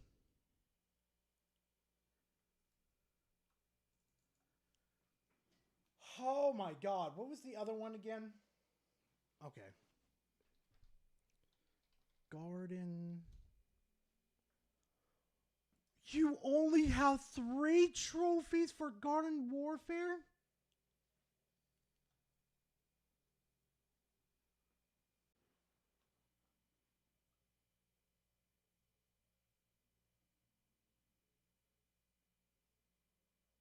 Nah.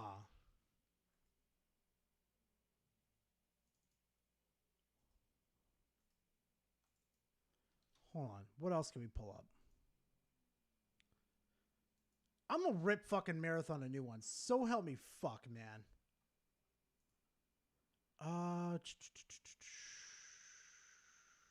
Order to last play. Last trophy.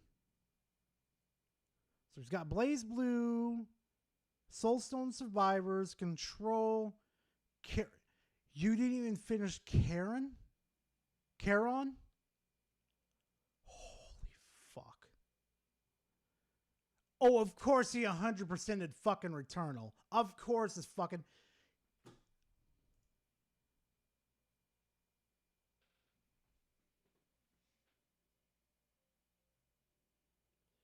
This is a crime against humanity.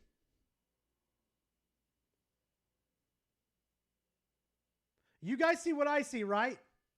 You see this, right? This is a crime against humanity.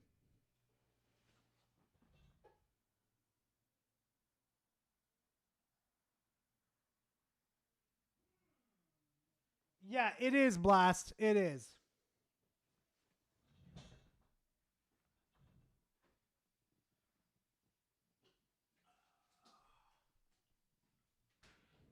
This is Red Dead Redemption, and he only has 1 trophy.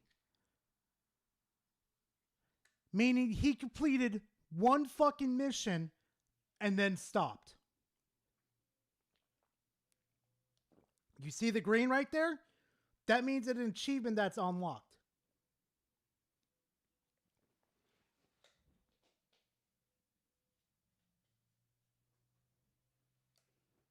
That is so fucking dumb.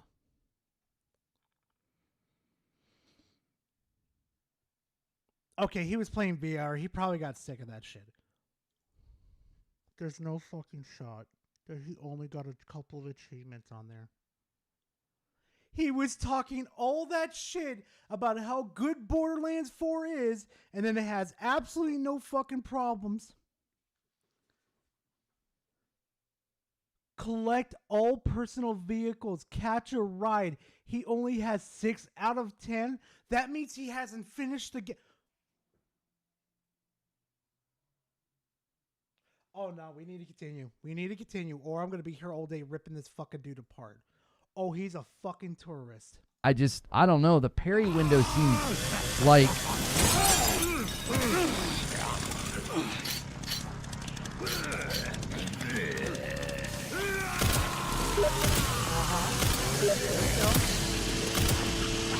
Oh, look at that! Listen. Okay, I want to know if he's finished RDR 2. Probably not. Probably fucking McFucking not. Who the fuck is spamming me? Pay off!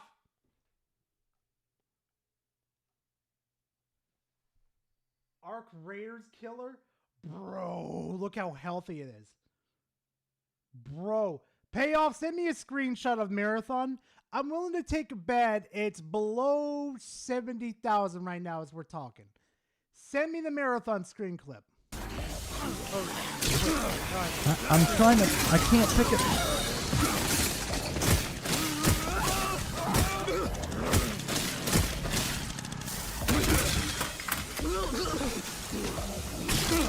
I can't pick up the stupid chainsaw.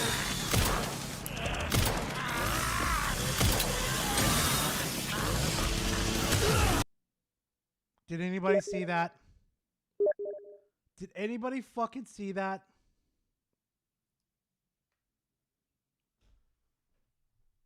Hold on a second.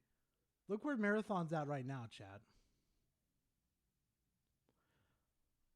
You've lost half of your fucking player base in 3 fucking days. No, don't worry about a payoff. Don't worry.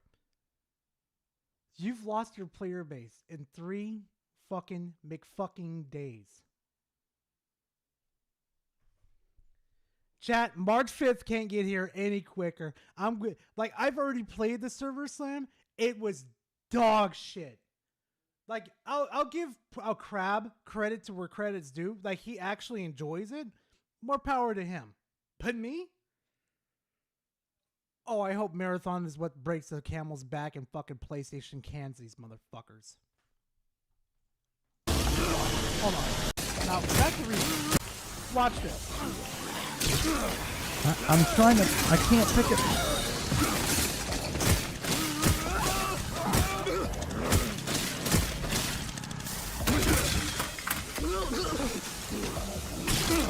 I can't pick up the stupid chainsaw. Dude, start shooting these fuckers. What are you doing? He's missed 3 fucking shots. 3 fucking shots. Chad, I counted 3. Bungie will be closed by the end of the year. Absorbed into the PlayStation Resolve, probably. Ignore the saw. Yeah, basically. He can't shoot. He expects to be able to pick up the chainsaw. I mean, technically, you can pick up the chainsaw, but the way that Reforge is going about it is absolutely fucking lazy. Yeah, let's challenge the fucking zombie with the chainsaw. It worked so fucking well the last time with the doctor. You fucking idiot.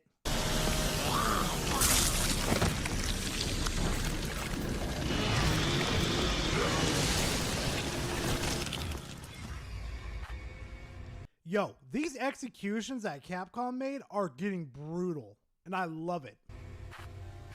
Capcom heard my criticism. Like I remember when I first saw the trailer, I told them, "Can you be a little more fucking brutal with your shit? Because everything's been lacking." Boy, they granted my wish. I I don't know, y'all. I cannot pick up the chainsaw. There doesn't seem to be a prompt to do it, and I just get hurt by it. So, like, I kill the guy with it, and then I just end up getting hurt by it. And then the next person picks it up, and if I make a single mistake, I die. Like, I don't know. This doesn't seem to be like a skill issue. Yes, it is a skill issue. You made multiple fucking mistakes. You made the mistake of thinking that you're going to be able to pick up the chainsaw in the first place. And then you decided to go up to the zombie with the chainsaw in hand, thinking that you're going to beat him. Oh, you're a fucking tourist. Oh, you're a tourist down to the core. This just literally seems to be super narrow.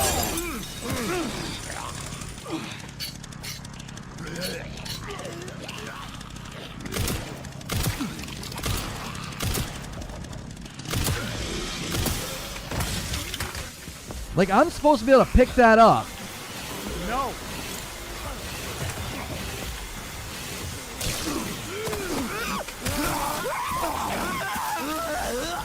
You gotta let the chainsaw.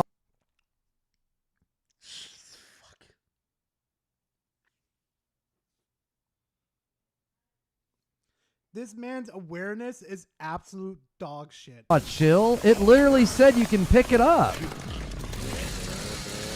Nice. You see what I'm saying? It's a narrow solution. They expect you to kill him and pick the chainsaw up, and he wouldn't frickin' pick it up. Bro, you stood there and stared at it like, like you stood and stared at it like a fucking idiot. Instead of knowing as soon as the doctor fucking dies, that chainsaw's gonna drop, and I have about 3 to 4 seconds before it starts spinning around like a crazy fucking maniac. You literally are a missing chromosome. Holy fuck.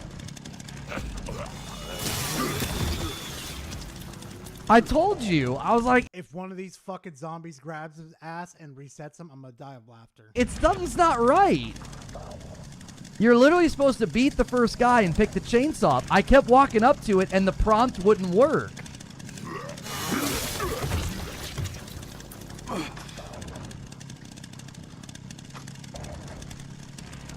When it stopped spinning? No, there was no stop spinning. It would spin, and then they would pick it up, homie. I swear to fuck. I swear to fuck. Chat, I swear to fuck.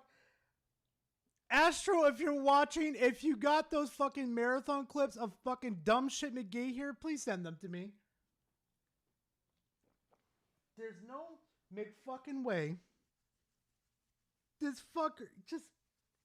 I saw the chainsaw stop 3 fucking times. 2 of them, they started spinning.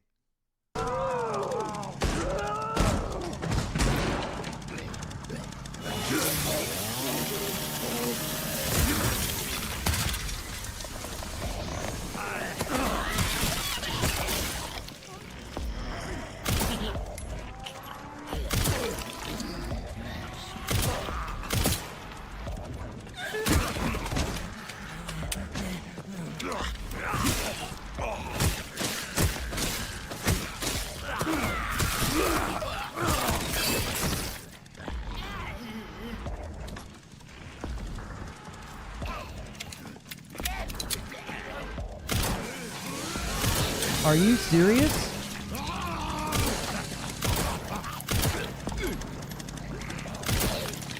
Why did you take your eyes off the fucking doctor? Why did you take it? He took his eyes off the doctor again.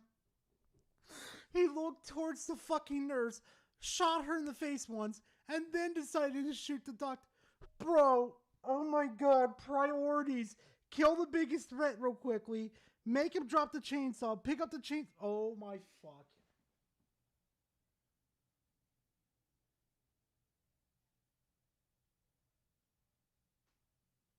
Holy fuck, DSP's better than this.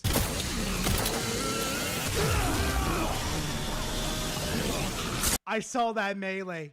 You did a fucking... No, chat, look at this, look at this.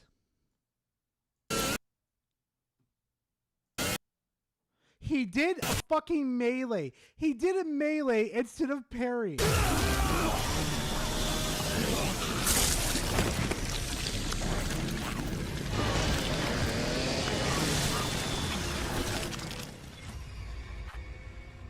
So you take the chainsaw away from me, and then they get to get it again. Reforge, you did an execution with the chainsaw.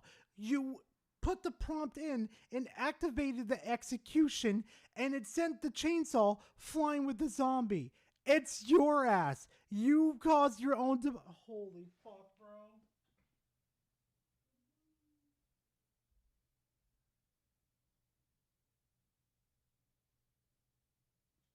Yeah, Jay, yeah, I know, you don't need the chainsaw. It's just that his skill issue ass, he needs the chainsaw like it's a lifeline.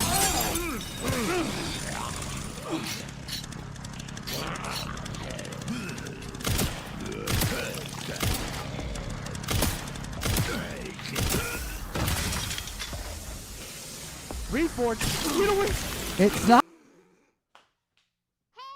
Listen. Reforge, please leave this hobby. Man face palming emoji. He's done this the 4th fucking time, Chad. The 4th fucking time.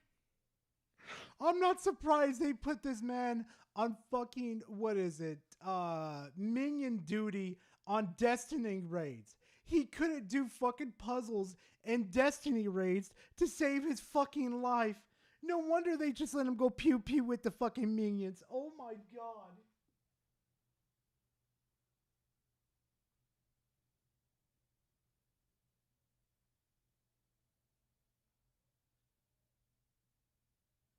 I fucking can't.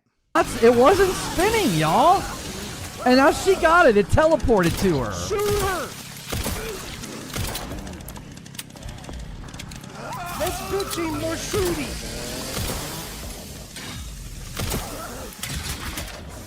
Stay away from the chainsaw. Stay away from the...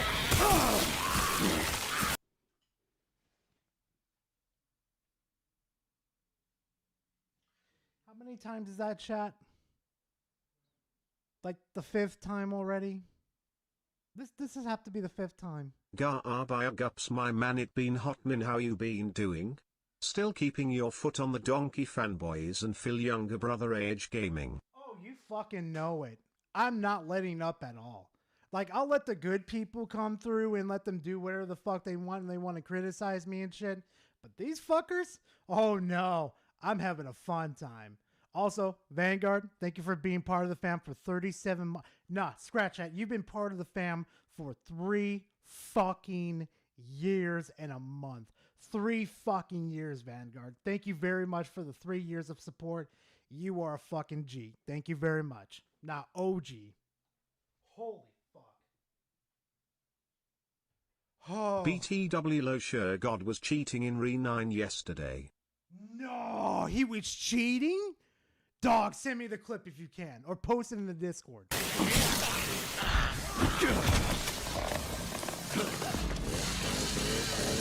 Nice.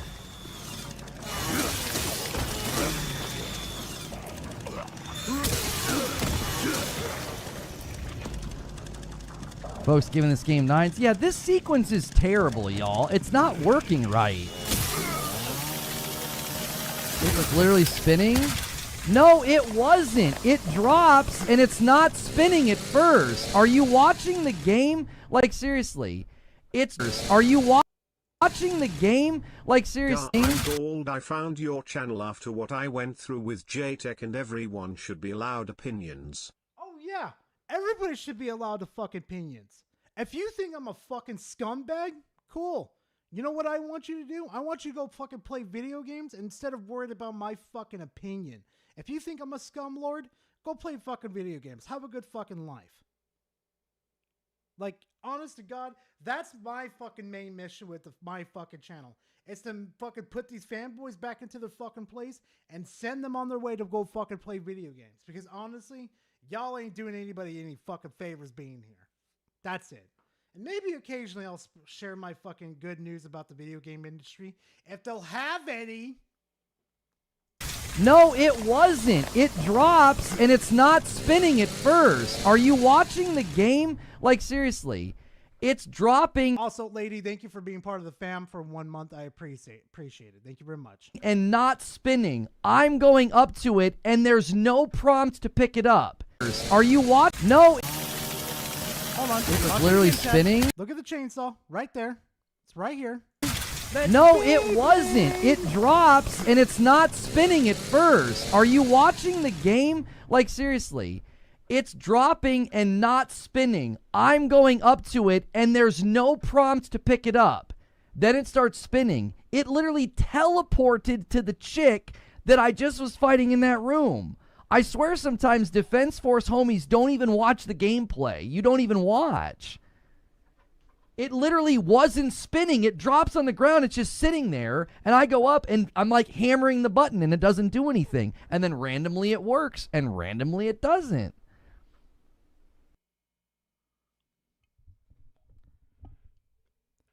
If he makes a fucking video about RE9, if he fucking talks about it during the live stream and he absolutely just shits on it. I mean, just absolutely shits on it. I want a link. Do you understand me? I'm going to fucking do things to him that he's going to make him cry again. I'm going to make him fucking cry. There's no fucking shot. You fucking saw that chainsaw move 5 times in a fucking row, and your fucking toddler brain decides to go, oh, I'll go over to it right now and go pick it up. Oh. If you see a video from him, send it to me. It's on fucking site. Speaking of on site, all this week, I have pissed the fanboys off left and fucking right. 20 plus notifications here. Listen. No, we're not. We're too busy watching this tourist pretend to be one of us. Mm-hmm. The fucking shit right here. They've been going at each other. 20 plus fucking notifications. Reforge, you're going on my stream tomorrow with Phil. Ooh, that one's pretty good. Holy McFuckoli. They were pissed that I made this tweet right here. I don't know if you guys could see it, but let me fucking zoom in a little bit for you. So this was basically about a conversation that has been going around about PlayStation, right? About how they're going to go back to keeping their first-party games, like their story first-party games, on PlayStation, and they're going to keep like their fucking slop AI, well, not slop AI, but their live service games on PC and shit. And then I got to see the success of RE4 over here. And I thought to myself, if PlayStation only learned if they release their game day and date and not be a terrible port, then this is the numbers they would see. And let me tell y'all something. I dabbled a little bit, maybe about like an hour or two in RE9. That shit is really fucking good. And I can't wait to play more tonight with fucking Scroll. Holy guacamole. Here we go. PlayStation exclusives should not be on PC. Yeah, not only on PC, it should be on Xbox and Nintendo Switch. Fuck off. Wipe your tears away. Just buy a PlayStations. Nah, go fuck yourself and the PS5. You fuckers are going to abandon that shit as soon as the PS6 comes out. And then there would be zero reason to buy a PlayStation, dumbass.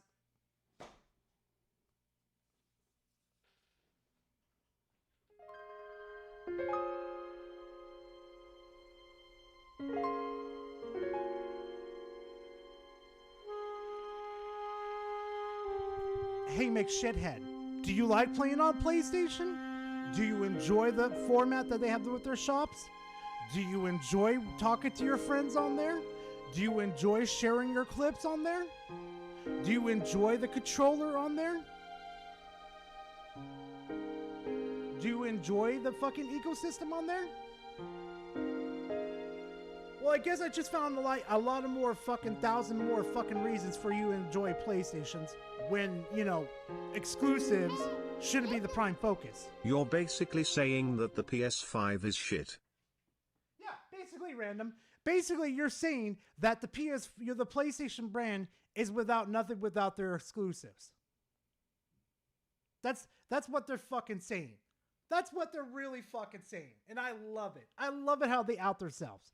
To be fair, Sony most probably having a heavy discussion of this versus exclusives for hardware sales, and most probably the hardware sales choice is winning internally. I'm about to dismantle that whole fucking argument right now. Let's see. They've been going day and date. Okay, no. What was, not day and date, what was the first PlayStation exclusive to go to PC?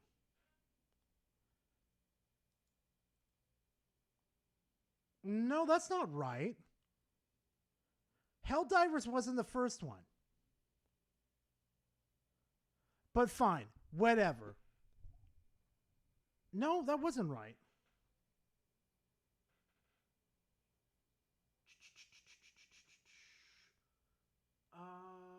No.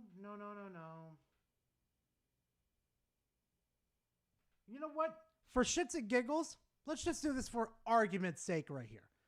Let's just do this for argument's sake right here. Right? Let's just say Helldivers was the first one. Not number 2, but the first one. Was the first one to come to PC in 2015. Let's just use this as argument's sake, right? And this was about around the time that the PS5 was coming out, right? Right? Stick with me, chat. I want you all to stick with me on this one. How many PlayStation 5s sold? 92.2 million PlayStations have sold. Does it seem like porting their games over to PC is hurting their momentum at all, chat? It's only been like, what, 4 or 5 years, 6 top, that it's been released? Does it look like it's hurting its momentum at all? No. Looks like it's getting pretty close to the PS4 with its turbulence that's going right now. Yeah. I think that argument gets thrown right out the fucking window. Wanna try an Alabama Hot Pocket? Just ask Alex. I know what you're talking about. No, don't you do that. Don't you put that evil on me, Bobby boy. Don't you put that evil on me. Dropping by to say hi after being RE9. Game is amazing. Hey, yo, nice, Hell. I'm glad you finished it. Oh, boy, I got a clip to send you later of fucking Reforge absolutely failing at the chainsaw doctor. You're going to fucking just... Your erection is going to go down. Just watch.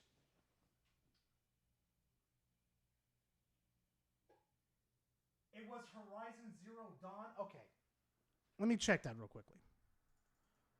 Horizon Zero Dawn. PC...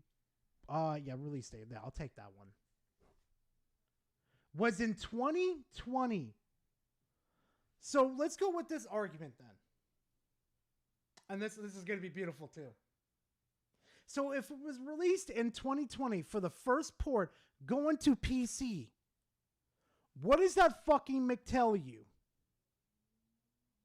That literally fucking tells you for the past 5 years, since the PS5 has been fucking released, the sales for it hasn't taken diminish. They have come out and said that they are really profitable with the PS5.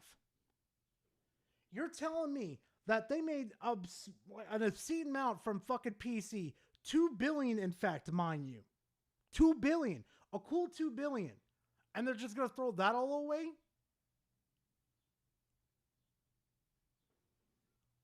Oh, it's so fucking stupid. I can fucking hit myself a 2x4 at this point. Why would they care about day and date when they sell 3 to 5 times on the console itself? If people want to play it, they'll play it. Just like when GTA 6 launches and PC players got to wait a year, possibly. They're going to buy it. PC players mainly care about indies, retro, emu, and MMOs. I care more about I care about it like modern games too. Like, are you fucking stupid or something? No. Also, who gives a fuck if GTA 6 launches? Like, at this point, they have delayed it so fucking long, I would not be surprised if it's day and date on fucking PC. The best part about this conversation has been morons constantly crying on Twitter over some mid-ass games. The leak said PlayStation may slow down the single-player games, not that they would stop. Ding, ding, ding, ding, ding. Give this man a fucking bucket of fucking, I don't know, $1 million fucking dollars. They're not even catching down the fucking words of slow down. Dumb shits. Key words here. Slow down. Oh, wait, never mind. I forget. This is the fucking fan base that is the fucking slowest out of them all. At least the Nintendo fanboys, at least they're fucking fast to catch on with fucking arguments. You retarded fucks? Oh, fucking forget it. Fucking forget it. Y'all are the kings of the fucking NPCs of the fucking fan base, fanboys. At least I feel like I get a challenge from the fucking Nintendo fanboys. At least. Single player numbers like that is quite good in my opinion, but PlayStation is also a hardware focused company. They don't just chase software sales. They chase both. They go after both. No. You're fucking telling me that they're just primary a fucking hardware company? You do realize they like continued revenue, right? You do understand the reason why they're going after live services, right? They want continued fucking not live service, but continued money flow. Why do you fucking think they're writing it all on fucking Marathon right now with Bungie? Take a fucking guess. We wonder how many are PlayStation and Steam players and how many are only Steam. If they sell on PlayStation only, they get 100%. If they sell on Steam... Hold on. I love how they always use GTA as an argument. What that tells me PS5 has no games. Ooh, that one has to hurt. Thank you for the 5 Lockwire. If they sell on Steam, they get 70%. If more PlayStation buyers on Steam, they lost out on 30% and potentially their next hardware. But what if they don't go buy the hardware then? What if they're not interested in their fucking hardware and they're just interested in their game? PlayStation has learned their fucking lesson that I don't fucking make no... that these people are not going to come to their fucking platform because they're not interested in their platform. So it's better for them to come over to the PC market and literally put their games over there. Duh. RER has a terrible port though. Huh? Wait. Has anybody told me that... Has anybody had terrible performance with RER or RE9? Because I haven't. I haven't had any like dip frames. I have my fucking AI generative bullshit turned off. I haven't had any frame rate drops. I have it capped at 120 frames. It's actually pretty fucking good. Like, I'm surprised. I think the issue is the Xbox are rumored to be looking into Steam compatibility on their next console. You would have to have a way to lock your games from being played on Xbox consoles. Also, if everything's available on PC, I ain't getting a console. Then that's on you then, dude. Okay, like, let's be honest here for a second. If you feel like, how can I explain this one? If you feel that way, then that's telling me that you're not meant to be a console player. You're meant to be a PC player. Like, it straight tells me that you see zero fucking, what is it? Zero excuses to be on console. That's what you're telling me. Oh, hi, Sword. I bought the game on PC, but I would imagine the numbers are far higher on PlayStation.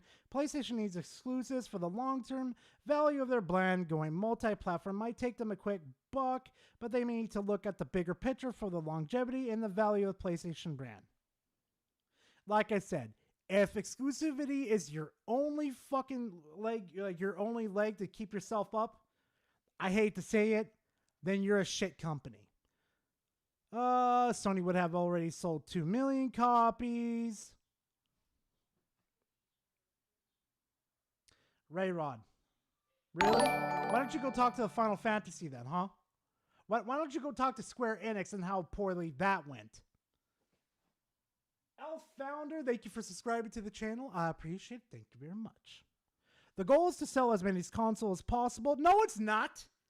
That's not the only fucking goal, you fucking idiot. It's also to sell the software too. That's the whole purpose of exclusive games.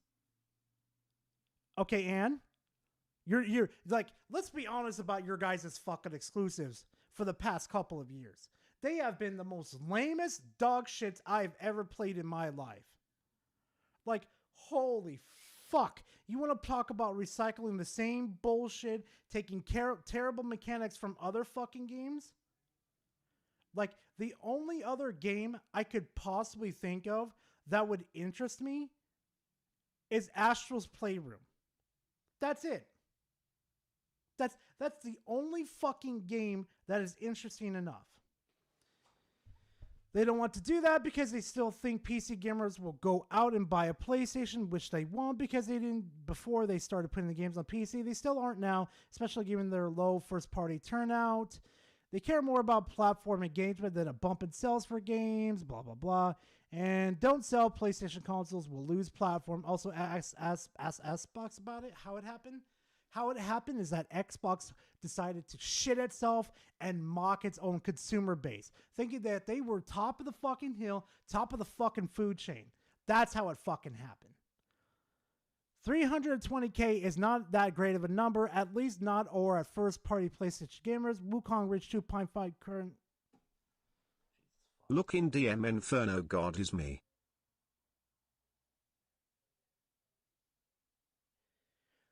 This stupid son of a bitch. These are not sales numbers. These are player numbers. Whoa. These dumb sons of bitches.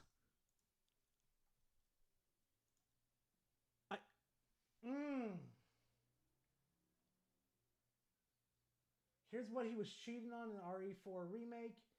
And at 650, when he told a child to commit. Oh my God. Dude. Why is this fucker still allowed to fucking be on the platform? I will never understand. Let's see. That would kill their brand and their reason to make consoles. This is why Nintendo exists in their own special bubble nowadays. Sony realized the mistake with the potential news of an affordable Steam machine. That turned out to be not true. Lucky for them. Wait, the Steam machine is real. The fuck you mean? Also, on top of that, Nintendo still has a fucking grip hold on people. Like, for example, even if they started porting their games over to PC, people will still prefer the Switch 1,000 times over because it's portable and you could dock it. Huh? Hey, listen. Even the Switch 2 has games than the PS5, and that's just an overpriced paperweight. Yeah, fair enough. Sent you an 8-minute intermission, a recap of the latest Warframe div stream from Mr. Warframe Guy. Oh, enjoy. Fuck, Mr. Warframe. Oh, fuck. But now, yeah, it keeps going and going. Oh, Port Bacon at its finest. Where am I fucking port baking for your shitty little exclusives? Where the fuck is it? Those would be the numbers Steam would see. Sony sees those numbers and they're just on their hardware in the storefront. Do you think more copies are RE9 sold on Steam or on PlayStation? Especially worldwide. God help me, chat. These fucking people are morons. These fucking people are absolute morons. I fucking can't. always talking about PlayStation.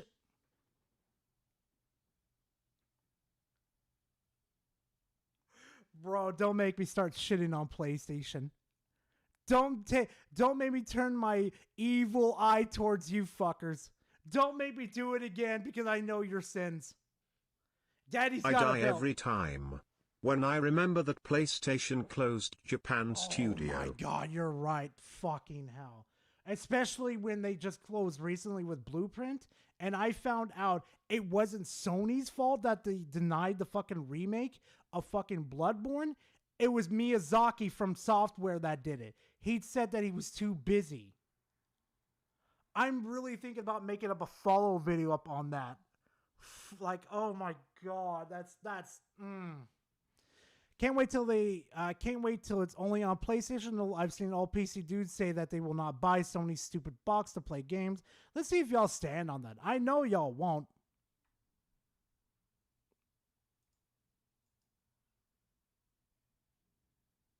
Yeah, I'm not going to touch your ass with a 50-foot pole. Oh, yeah. LOL, 300k poultry copies? Pfft, PlayStation totally fine releasing only on their systems. Like always.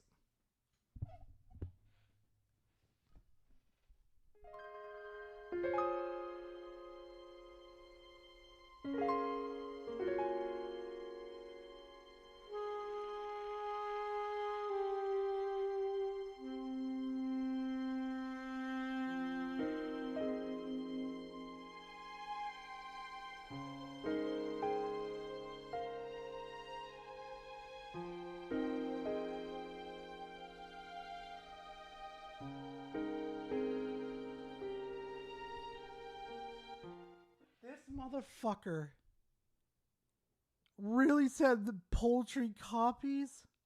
This doesn't confirm. God help me. God help me with these fucking idiots. You know what? I got an idea. PlayStation player counts.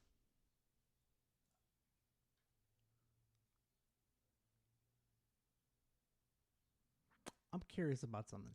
Let's see. This is... For what month is this? Listen. This is March. If ponies were buying games, then why is all of the new FF games on PC?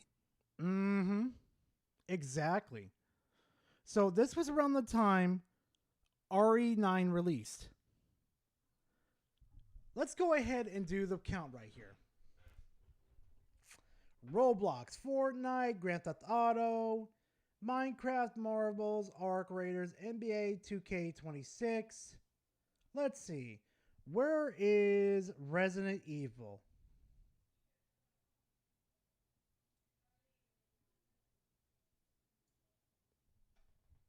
Let's go back up here. Sessions, players. Within the two first fucking days. The first 2 fucking days. There has only been 672 players. Because if we're going to go by this idiot's fucking logic right here, then I guess they only technically sold 600 copies?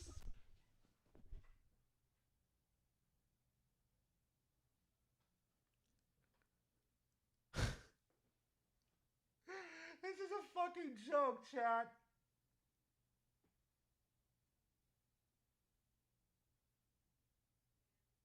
This has to be a fucking joke.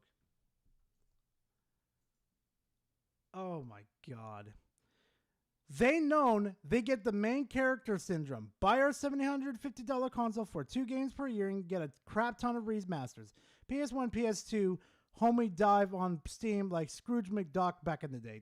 This version of PlayStation is acting like OCP from RoboCop. Oh my god. More and more people switch to PC. No. False. PC is under 2% of PlayStation sales. That's still 2% more of fucking cash flow into you fucking idiots. Lol, PlayStation living rent free in your head, your walnut head. Any shot you could take at them, huh? Oh, these fucking idiots. They really miss Daddy. They really miss Daddy bringing out that belt and beating their asses. Ooh, boy, they miss it. Okay, bro, this is reaching. How am I wrong?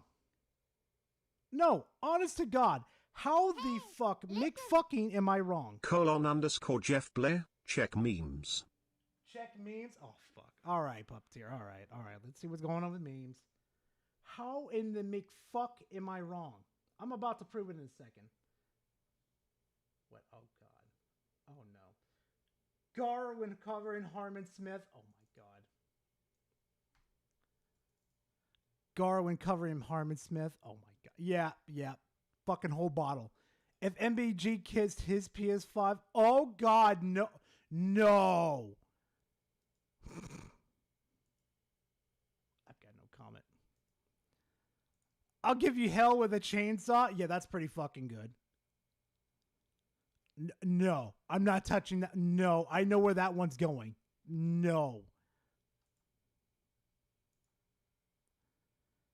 Please, guard, tell me your sins. Oh, I've got a fucking list of them, and I got a fucking additional on top of my head. Oh, yeah.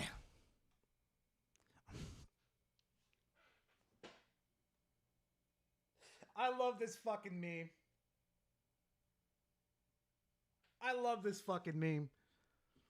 It's fucking me in a nutshell. Oh my God, what is this? Back to brooding. Shadow, it's me, the devil. I'm here to convince you to do sin. Come with me. Steal candy from babies and small businesses.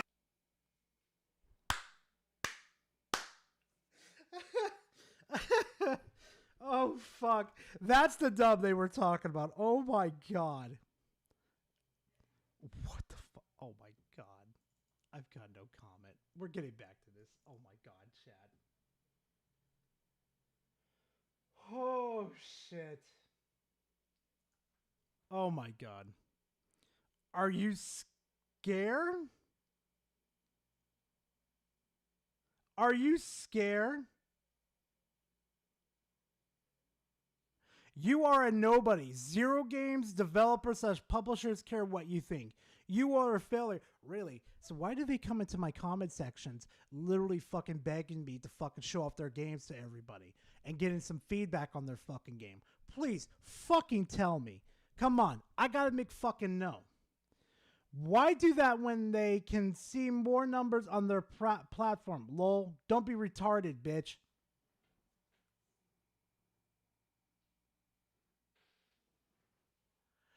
You don't think that they report the numbers from fucking Steam, moron? You have to be fucking retarded. No, you gotta be Captain Retard. Hold on. Now, Tipster decided he thinks he would be Mr. Big Boy over here and come pick a fight with me. Okay? He thought it would be a 10 out of 10 idea to come pick a fight with moi. Day and date won't change anything.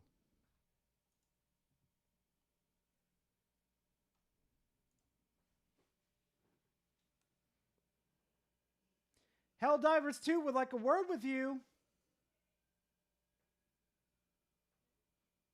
That day and date look pretty preem right there. It's looking really nice. But oh boy, chat. I love Shadow the Hedgehog. Yeah, I love him too. But oh boy, chat. Oh boy. Dear PlayStation fanboys, multiplayer games will continue to release multi-platform. So we're pushing the goalpost again?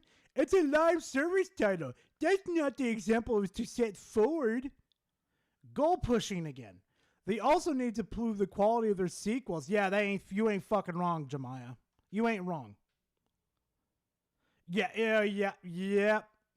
And he got fucking ratioed. Holy fuck, I ratioed him into oblivion. Damn. Let's see. Feeding the trolls is always a waste of time, my friend. But it's fun to watch them get fucking nuked. PS, gas gamers, games or multiplayer games will stay day and date on PC most likely, and that makes sense for those types of games. The more players, the better. Just let us be able to turn off crossplay for PC. We don't have to play against cheaters. Motherfucker, you guys cheat too. I don't want to hear it. Dude, you guys got controllers designed to fucking help, inject a mod menu to where you could actually have, aimbot in your guys' game. To where you could play your single player games and get fucking rows filled of currencies into your single player games. The fuck do you mean there's only cheaters on PC? Tell me you don't know gaming without knowing. I really don't know how you can do this. I had a conversation with a PS5 fanboy and I almost lost it. I have to calm myself down for a minute, smiley face emoji. Oh, you want to know? You want to know, Avatar? Here, let me show you something. Let me show you something. This is the essence of every single time I do this, okay? The lowest tier is the fanboys. Everybody else is above them, okay? This is the attitude that I have towards the fucking fanboys, okay? You're gonna love this one. And if you know, you fucking know.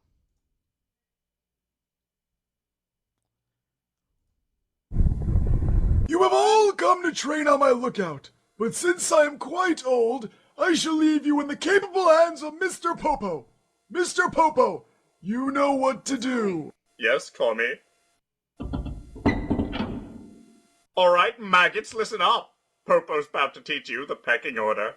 It goes you, the dirt, the worms inside of the dirt, Popo's stool, Tommy, then Popo. Any questions?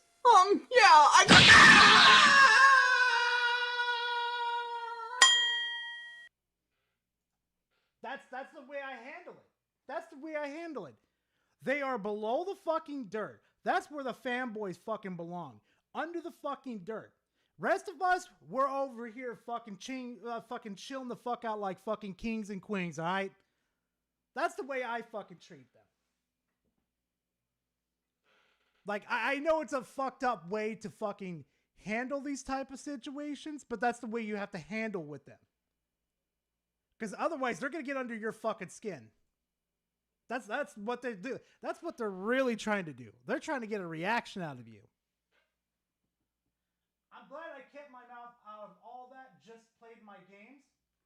Yeah, lady. Like, what's the point of doing this dumb shit all the fucking time? Like, no, I'm dead fucking serious. Go out and play fucking video games. Fuck what everybody else has to say online. Like, if I, like, way back then, if I listened to what everybody fucking said and said XY company is absolute dog shit because I don't fucking like them, let me just show you something real quickly. Mega Man Legends review. If I listened to all these fucking fanboys fucking fighting over video games, saying what platform it is, I would have never figured out what my fucking favorite video game of all time was. Now, I played this on the PlayStation, not the N64, because the N64 one had, like, worse fucking graphics. We're talking about, like, the pixelated stuff was bad. But the point I'm trying to make here is, fuck all the noise. Go play video games. That's it. That's my message. You know what? I think, what was it? What? It was already said on what was going to happen. These fuckers can't read. Right here, too. Right here. If you look right here, where it says probably is literally a 50-50%. Probably is the term of like a 50-50 chance.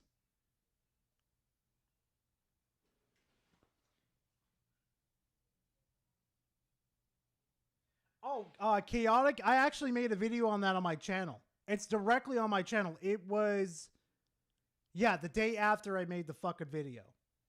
Like, it's literally up on my channel. So after we're done streaming or whatever, you can go check out the video like today or tomorrow, whenever you want to. My thoughts are directly on there. And just FYI, I'm not happy about the app games. Holy fuck. Not too much, Benjamin. Not too much, man. But welcome. Yeah, it could go any other way. This is why I say wait for the corporations to come out and say something or do something.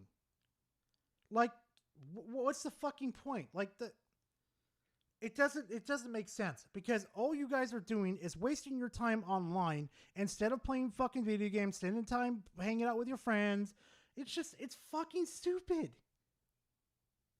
This is why I do it, because I want to put these people back in their fucking places where they fucking need to be. Speaking about putting people back in their fucking places, time for more. One of these two. Yeah. I gotta do that video. I swear to God, I keep forgetting. It's time for fun time, chat.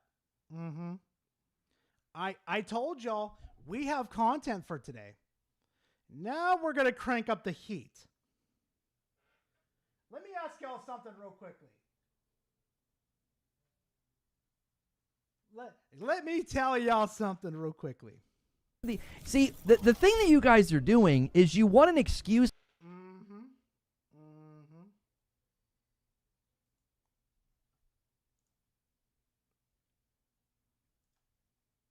Hello?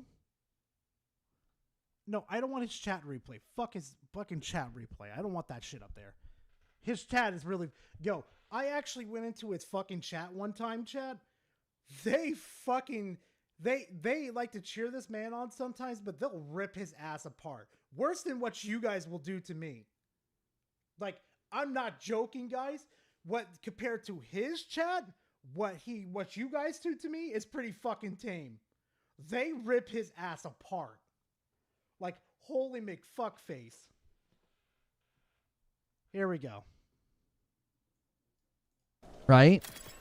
That's how I picked that up. When I'm in this screen and I'm looking in a box, you hit X to pick the items up, to put them in your inventory. It's like it's like it doesn't... I don't really understand why you would have it be different. Okay, let me explain. So when I come in here, and I would think I'm going to hit square to pick these things up to move them over, because that's what I... No, it's X. You did this shit on fucking Destiny. You did this shit on so many other fucking games. It's literally the same thing. Oh my fucking God. He was the one guy that a lot of times... Yeah, Avatar. Yeah. Do when I see them in the wild. I'd do the statements about Sony on PC. Oh, you DM me? Oh, fantastical. Also, hi, Astro. Oh, wait, it's on Land of the Twatters. Okay, I forgot. Potential Overwatch TV series coming soon. Oh, here we go again. Oh, here we go with Overwatch again. Here we make fucking go. Yay. I just want to blow my fucking brains out. I swear to God. Oh, God. I swear. I drop them with square. You know what I mean? You skip the tutorial? No, I did not skip the tutorial. I did the tutorial and got to extract and died. I didn't skip the tutorial. The tutorial didn't go through any of this. I'm telling you, from a control scheme perspective, it doesn't make any sense. It's I'm not surprised he did, Astro. I'm not, because you know this little bitch did it. I hit square when they're out in the open to move them to my inventory. When I find them here, if I hit square, now they're on the ground. See? It just seems backwards. It's like you're creating. No, it's not, dude. Like, I know it feels a little weird, but that's how we do it, though. You want to know why? Actually, as a matter of fact, you do this in Borderlands. You do this in Suicide Squad. Huh? Like stage 1 muscle memory, and you're having me hit different buttons to put things in my inventory. Yeah, he died into the tutorial. Oh my God, wait. We're at 4:43. Let me see the tutorial.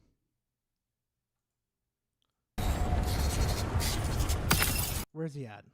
Requires access key. Where's the access key, man? Oh my god, here we go.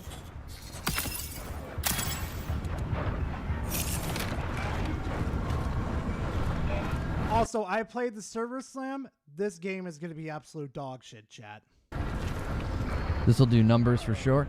I think some of the UI and elements are not intuitive and other elements Hey, yo, are. Like, Leon, it still that's feels like... good, man. You lucky fuckers. I need to get that volcano one. Fucking lucky fuckers. It needs to be polished a little bit in that way. Like the first thing they had me doing, like healing, like I literally did not know what I was doing. I was like, what are you having me do? It just didn't seem very intuitive. To be fair, the way to heal on this, like if you got an Xbox controller right now, you press down on the D-pad and then you hover over what you want to use, like a shield or a heal, and then you press down on it again. It's like a more gimped version of Apex Legends healing system where it brings up the wheel and you can select whatever you want to heal with. Like, it's a worse version than that.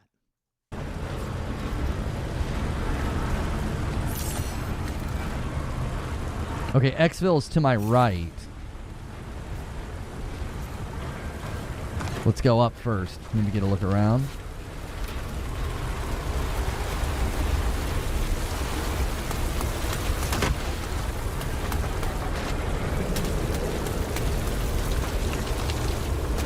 Reforged, you are surrounded by fucking hostiles. What are you fucking doing?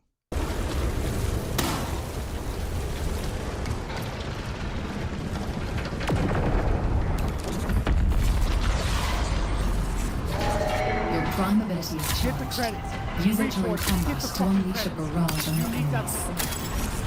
I got some abilities now. I don't know what I'm supposed to do with them. Oh, is that extract right there? There's an enemy. There is a fucking enemy right there. Hold on a second. Look at this. Oh, is that extract? Right there. Right there. To the right of, like, if you look at his where he's aiming and then you look to the right, you'll see the enemy right fucking there. What are you fucking doing, Reforge? Oh my god. The first bot encounter? Oh no. Extract right there? Yeah, that's probably extract right. 2. The frick?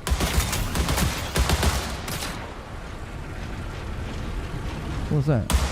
Reforge, they know you're there, dumb shit.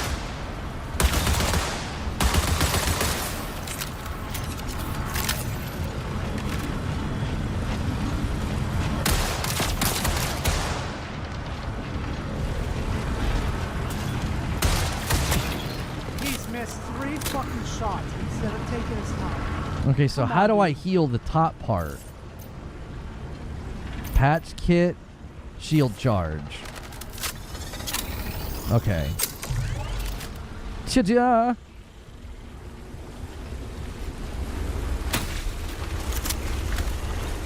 AI's definitely not stupid.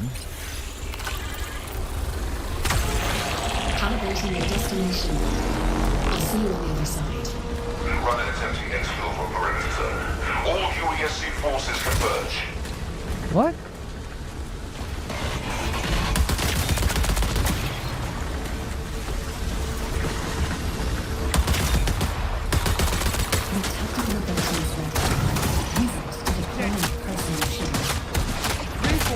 Come on.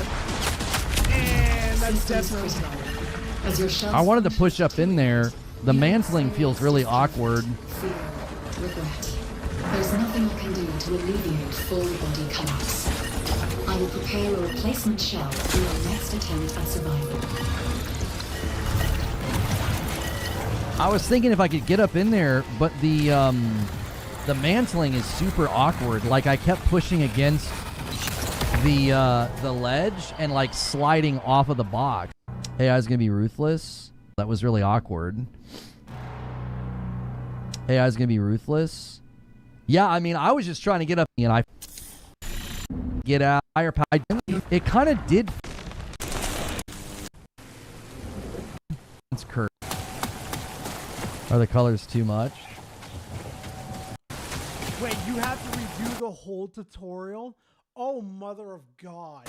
Are the colors have you shuffled over this subject? This live game and social for leave. Golly, this is something.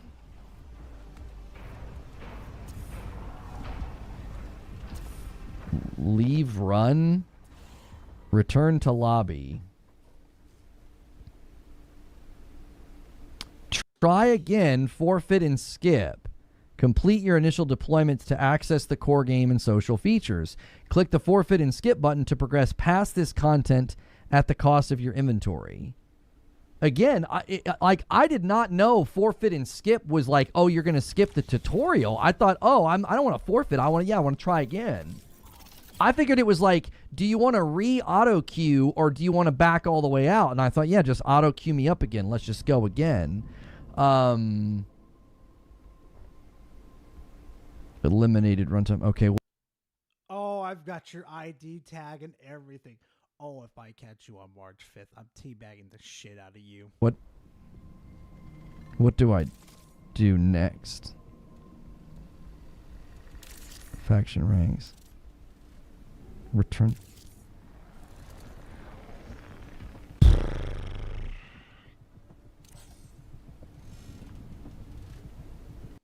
The interface is it's not very good. It follows good UI design where like things are clear and like item placement's clear. It's extreme.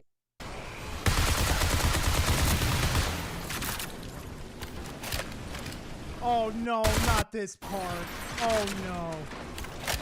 Watch his social awareness, chat. Watch how terrible it is. You're in enemy hostile territory. You need to watch your ass. Watch.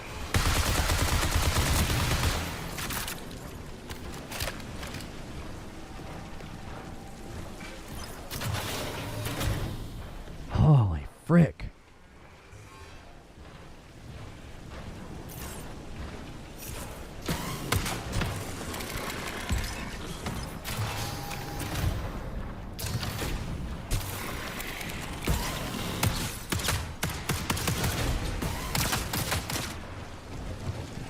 No social awareness at all.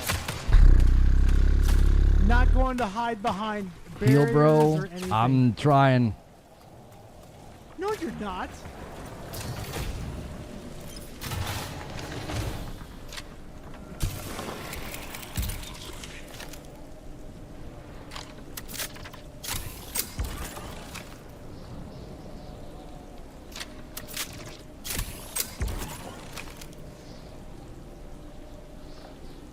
Oh, I know you would, lady.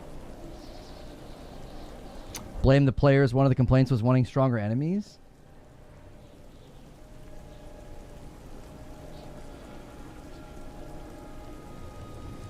Heal up in the bathroom, or as I call it, the crying room. I'm gonna let this one go for a couple minutes. The UI is also super not clear. I don't know what the frick that means down there. What am I healing? There's two bars. One's like, I think the top is a shield and the bottom is my health.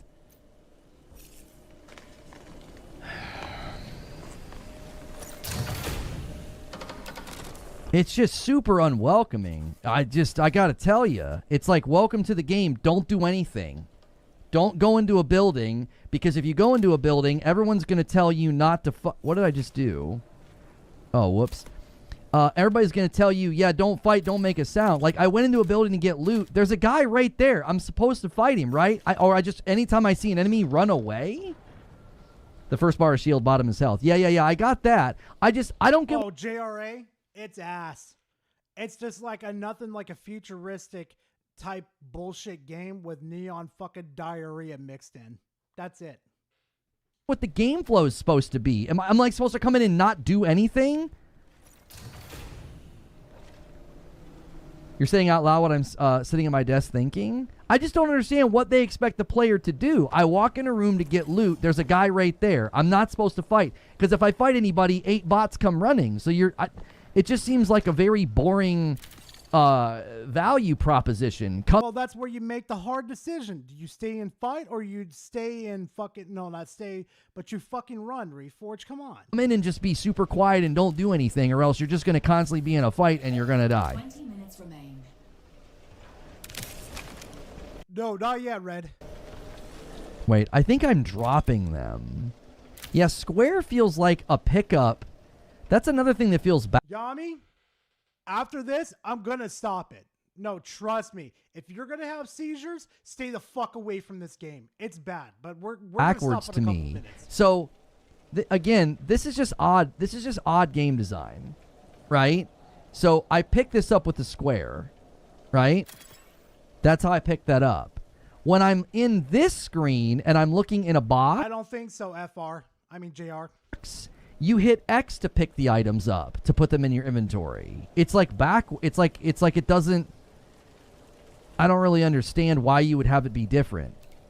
Okay, let me explain. So when I come in here, and I would think I'm going to hit square to pick these things up to move them over, because that's what I do when I see them in the wild. I drop them with square. You know what I mean? You skip the tutorial? No, I did not skip the tutorial. I did the tutorial and got to extract and died. I didn't skip the tutorial. The tutorial didn't go through any of this. I'm telling you, from a control scheme perspective, move them down. See? It just seems backwards. It's like you're creating like stage 1 muscle memory, and you're having me hit different buttons to put things in my inventory. That's You know what the sad part is? There are so many other games that do the same exact thing, but he doesn't realize it. It's not clicking in his fucking head. that seems so backwards, y'all. Okay, so these are depleted. Okay. No, but no. Reforge, you didn't read it. You can still use the depleted items. He didn't fucking read. He just sat there yammering on like a fucking little bitch in heat. Oh my god, this is terrible. All right, so now hang on a minute. So now I've got a patch kit, and I've got a... Because you have to see this fucking tourist in action. You guys would not believe me how bad he is. Hang on. Wait. I think that's a person. Yeah, there's somebody nearby.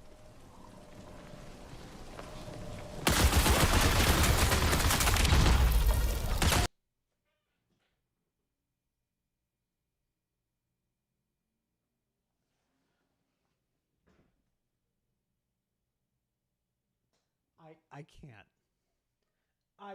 Chat, I can't. He had the element of surprise, and he stood out in the middle of the road like a fucking deer. He didn't hide around the corners or anything. He knew exactly where he was coming.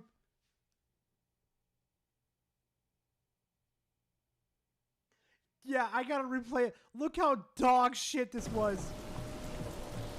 Yeah, there's... Dump. He's coming up the stairs. Even Reforge is acknowledging that. So instead of like, I don't know, going around the corner to have some fucking cover, he stands there like a fucking moron. Hey, listen. I had an issue with jump button being different from FF14 and Destiny 2. Yes, I used a controller for 14. After years of console, I'm used to it. Yeah, fair enough, man. Fair enough.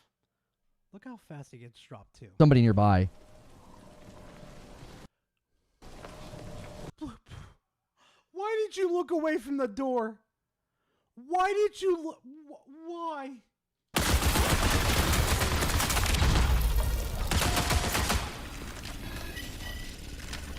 He died on the tutorial? No, I got to the end of the tutorial. You want to complete that sentence, dude? Yeah, I got to the end of the tutorial to extract, right? You're rusty? This has nothing to do with me being rusty. Are you...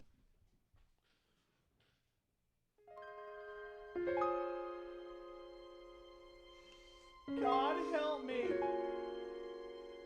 God help me. I can make a video out of this.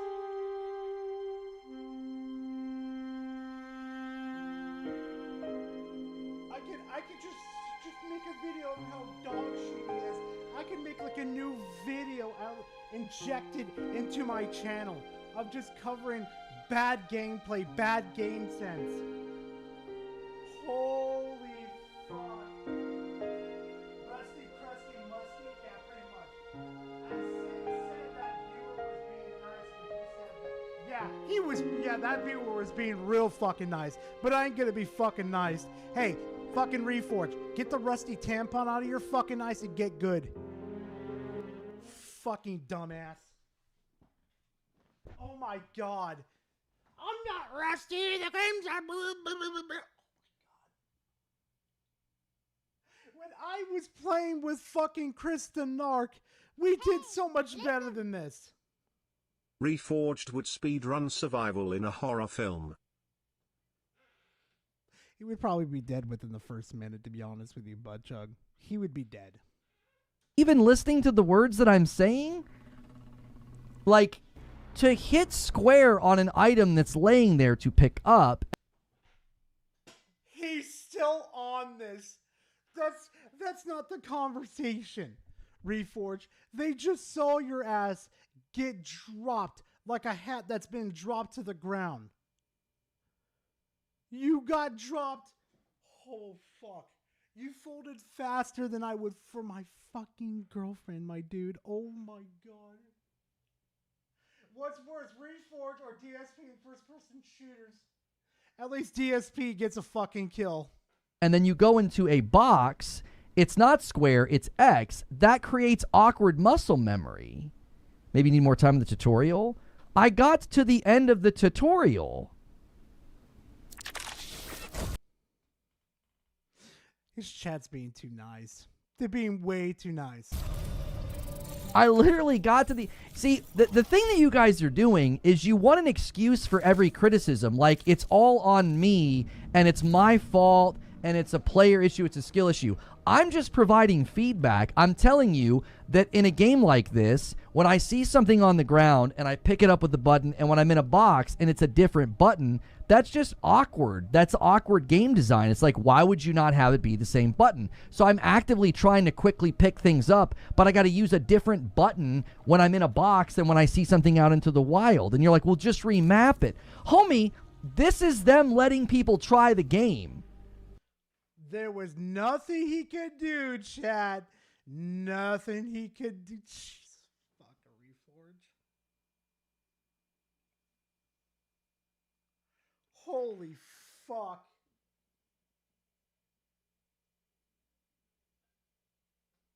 I fucking can't.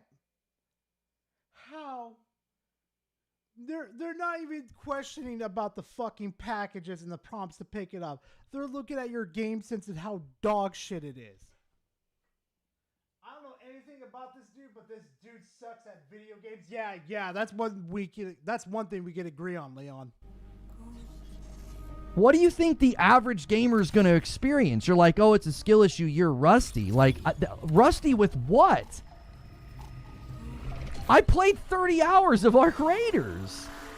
I had Okay. I'm gonna let this play through, but for the people that have epilepsy, yeah, this next part you're gonna have to just listen to it real quick. no problem in Arc Raiders. You got. I didn't have any problem going into Arc Raiders and looting and picking stuff up and fighting the Ark. I never, like, you see what I'm saying? I never once was like, oh, this is kind of clumsy and I'm having a hard time healing or looting.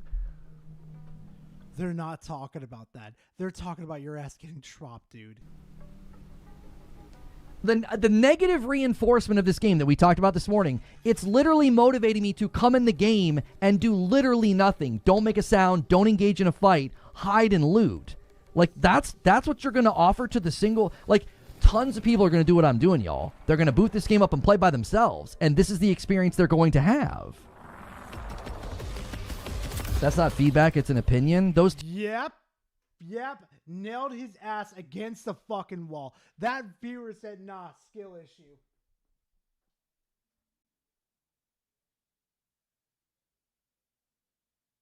Holy fuck. two are synonyms. The feedback and opinion are the same thing. Every rebirth is a step towards death. You guys are defending the game against me just providing feedback and opinion. Like, I think it's really counterintuitive.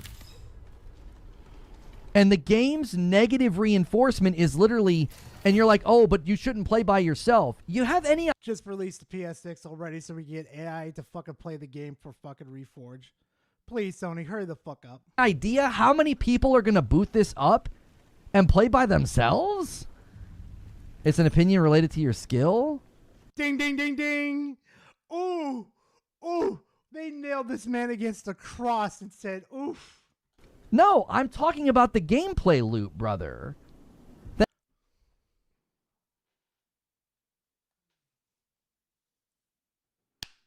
Leon, I got one thing to say, dog, if you're still here. I can't believe this dude has more viewers and subscribers. Actually, technically, I take that back. He has more subscribers than us. This is a cruel fucking joke, my dude. Even you, on your really good days, I believe you are, like, deserve like 100,000 plus views, dude. Like, holy fuck. This is sad. Thank you guys for the super chats. Thank you, Manny Plays, for the $5 and for Mick-D09. You can blame me all you want and say it's a skill issue. I'm telling you, the gameplay's feedback is literally come into the game and you've got to stay dead quiet, don't engage in fights, and now you're like, oh, but you should be playing with other people. Homie, tons of people are going to do what I'm doing. They're just going to come in and try and figure the game out as a solo player, and they're going to be getting waxed by the bots. Not everybody's going to come here and solo. What the fuck are you fucking talking about? Holy fuck, Soul Vessel. Yo, Soul Vessel, thank you very much for the 20. Holy McFuck.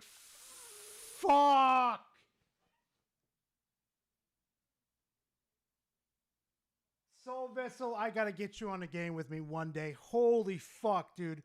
A 20. Fuck. Astro, Leon got hit. Who else got hit?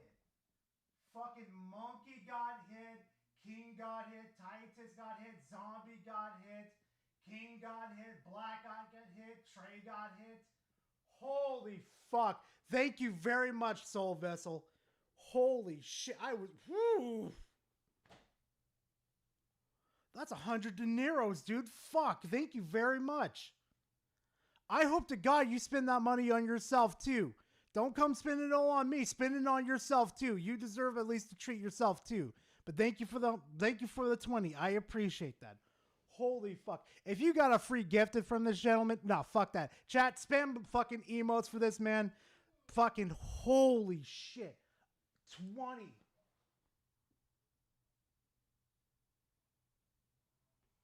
Leon got a membership, so it's Joe over now, bruh. Hey, Coffee, how you doing? Yeah, we'll be getting off of it soon. Don't you worry about it. Don't you worry about it. Oh, my goodness. Holy shit. Take care. I'm gonna lurk and watch Batman Beyond. Hey, that's base as fuck, my boy. You know what? That's perfectly fine. Batman Beyond, oh my God, I love. That's one of my favorite Batman series. Go right the fuck ahead, man. Holy shit. But yo, Soul Vessel, thank you very much, man. I appreciate it. And Butt Chug, thank you very much for the 2 months being part of the BAM. I appreciate it. Thank you very much. Fuck. Hey, listen. Okay, no, that was a late notification. That was a late one. I was getting my butt handed to me and Tony Hawk Pro Skater. What's Reforge complaining about now? Fucking skill issue. That's what he's complaining about. The big, fat, juicy, scary boogeyman of a fucking skill issue that's in the room with us right now. And Reforge is quivering in his little booties over here. That's what he's bitching and complaining about. Yeah, let's keep going. Let's keep going. You can play Defense Force all day and be like, but Lono, you're bad, or you're not doing good, or it's a skill issue. I'm here to tell you, this is a very, very steep onboarding hill, y'all. Like, this is not at all going to be a well-received game by solo players that come in and have this experience. I fought one guy, another guy came, killed him, another guy came, killed him, another guy came and got me. And you're like, oh, it's a skill issue. Oh, I'm sorry, it's a skill issue. I walked in a building and shot one guy and was expected to kill 5 bots in a row. My mistake.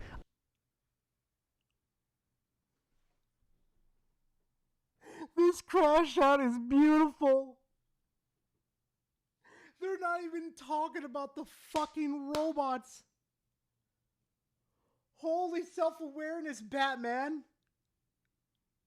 Dude, they're talking about the player character. The guy that's actually the gamer that dunked your ass. They're talking about that and how you got dropped like a dumb piece of shit. I can't.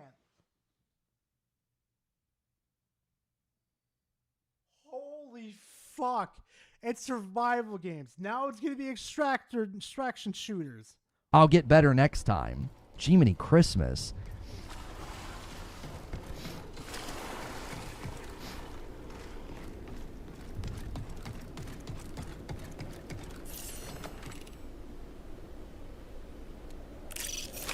No. Station was terrible. Let's try North Relay. Station was super open. There was like nowhere to hide at Station. There's plenty. There's plenty of places. There was plenty. You just decided to run in a straight fucking angle and get shot. You shouldn't play. If you shouldn't play by yourself, why do they have a solo queue and a free loadout? Yeah, don't do that Defense Force like you should play with people thing. I'm literally picking the beginner mode. Okay. So just punch these guys is what you're saying. I can't. I fucking can't. I can't. You literally.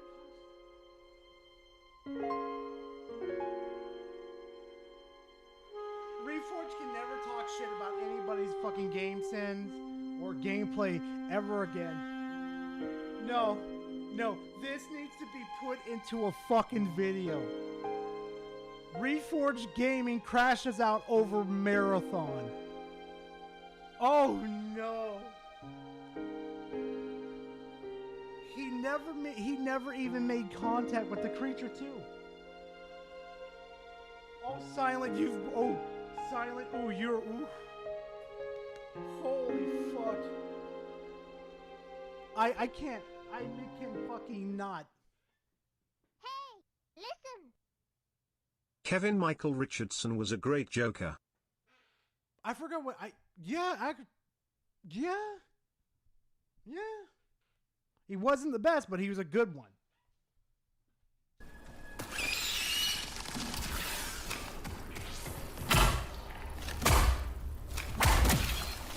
Okay, so if you want to save ammo and not make noise, punch those guys and their little base. Okay.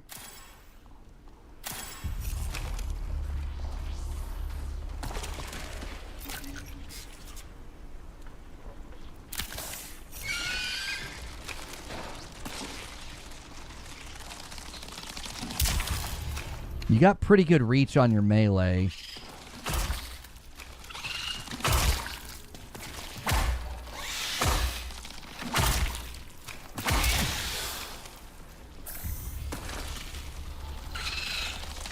This is so freaking tedious.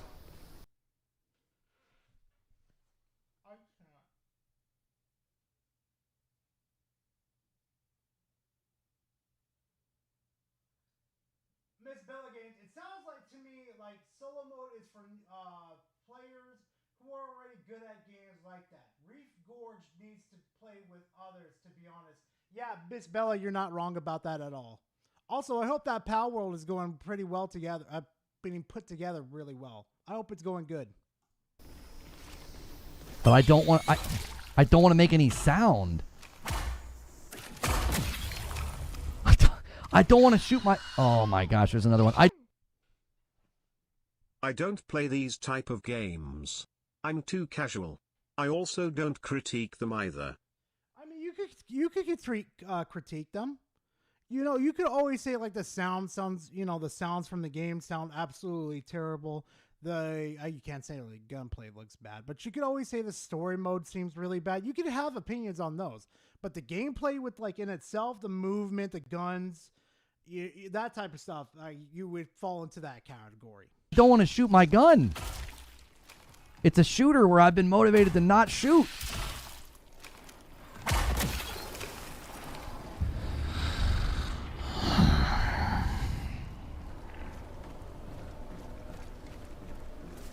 People think you can just jump in and be good. It's going to be hard when you jump in. You're going to feel weak.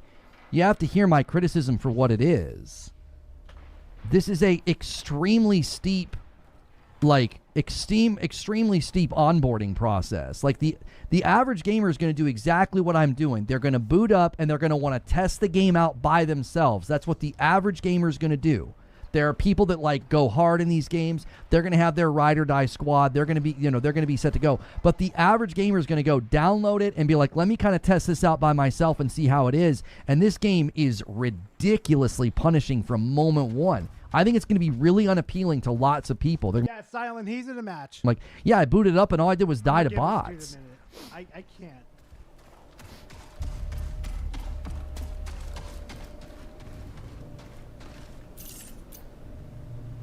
What is this?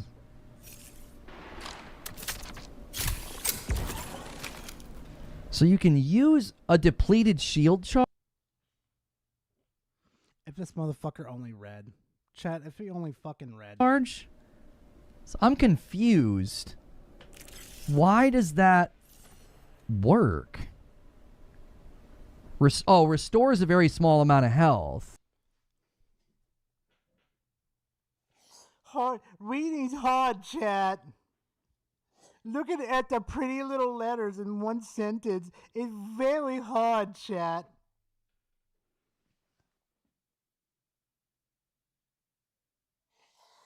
Oh, God help me. I'm done. I'm done. I'll look at the rest of this later and see if we can turn it into a video. We've got so much other shit to cover. It's not even funny, Chad. Fuck. What the fuck is this shit, dude? Oh my God. This is fucking terrible. Marathon is... Oh, here we go. All right. We've got a new addition to the channel, chat. His name is Glorp. And his video is the marathon hate is insane. Okay. Y'all ready for this one? Is this the green cat alien on the thumbnail? Yes, it is, Flame Lord. Yes, it is. Paolo is going good. It's shaping up to be a solid game. Even got a friend to try it out recently. We'll see what he thinks. He's very picky about games. That's fine. That's fine. Here we go. Not that bad. There, I said it. Controversial, I know. Oh, it is very fucking bad. Oh no, it's terrible.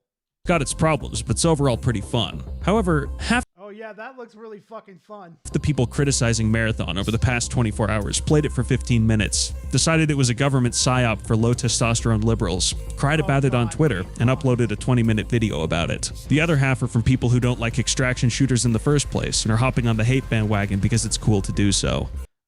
I like extraction shooters. I like Tarkov. I like Arc Raiders. I don't like this pile of shit. Me personally, I've been having a blast on the free server slam. It's running through the weekend and I have been running drops, losing fights I should have won, winning fights I definitely should not have won, and having a genuinely great time doing it.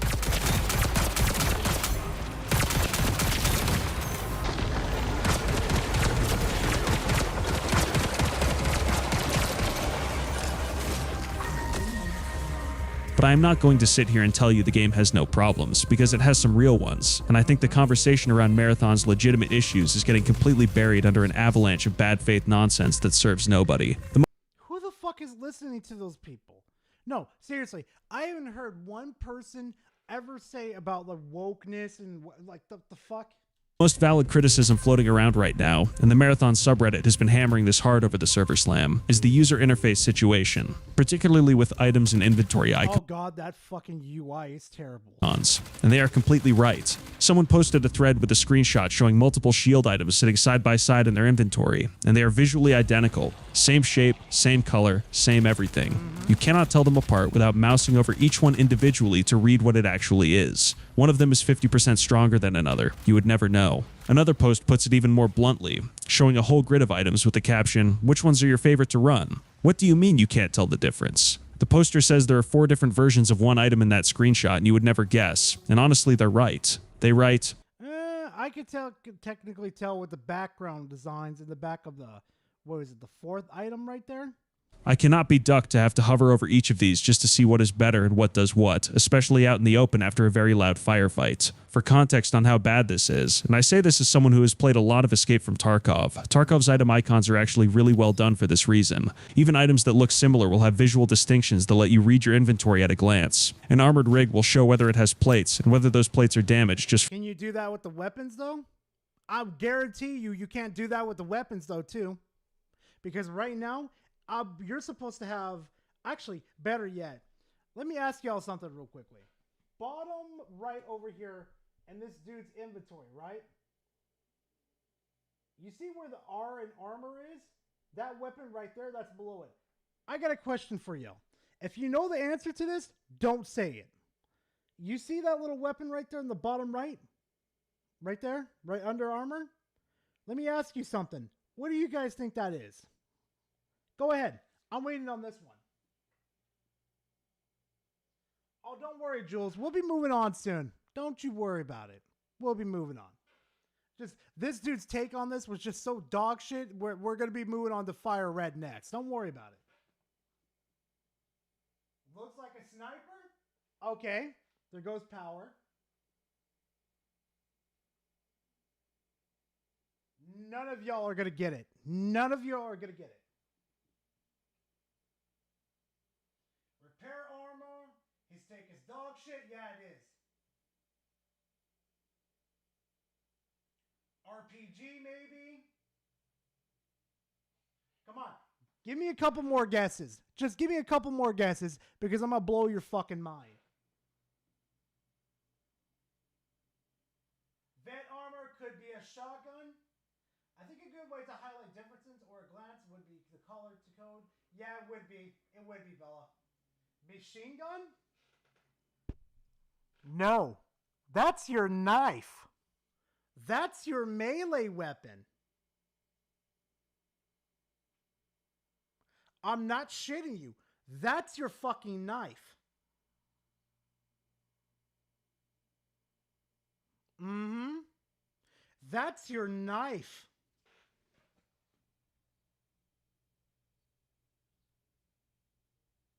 Nope, that's not the radar. That's your fucking knife. That's how poorly they fucking developed this fucking game. It's... From the icon. You don't have to hover, although it will give you more complete information. In a game where you have 30 seconds after a firefight to reorganize your kit before someone else finds you, hovering over every individual item to read its tooltip is not an acceptable design. The poster in that thread makes the point directly. It just hurts my brain on how they let this pass. Everything else from the game to the game choice, and it needs to be fixed during the server slam, and it is exactly the kind of communication you want to see from a studio navigating a rough launch window. They acknowledged mouse input lag issues from streaming software. You hear that? Lag input from streaming hardware. That means if you're playing on mouse and keyboard, you're going to fucking lag. There's also names changing to redacted. Because sometimes some of their names would leak out. Oh, voice not working in runs. So, Chris, if you're there, remember that night we were shit-talking people in game chat? Yeah.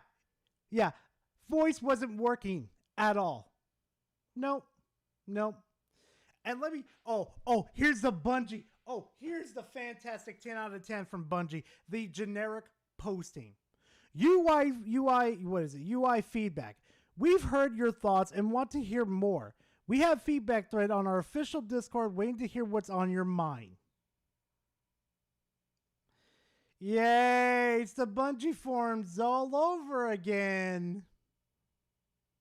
Yay! Chat dropping out during runs, the names changing to redacted bug, which they fixed and issued name change tokens for, texture loading problems, and specifically called out the UI. Astro, let me explain this to you. This is fucking Bungie, the laziest fucking developers in history.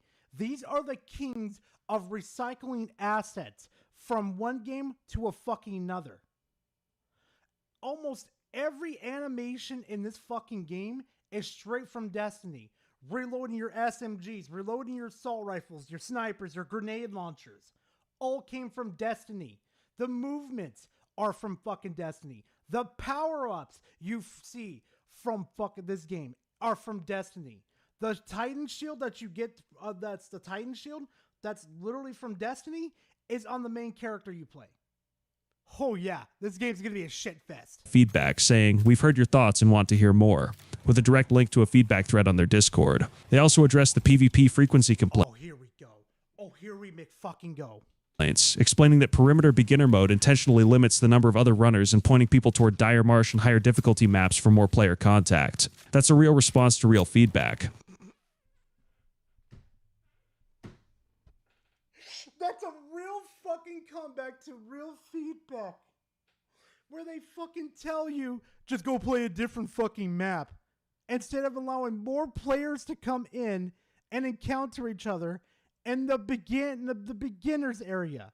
So you get familiar with the fucking game. Oh, here's the Bungie defenders with their excuses. Oh, here we go, baby. The inventory icon problem is real. The UI has genuine shortcomings, but the people building this game are paying attention, and that...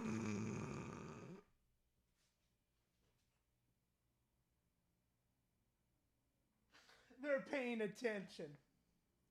They're paying attention, guys. Bungo's paying attention. Did you hear that, guys? We're all saved with Marathon because Bungo's paying attention.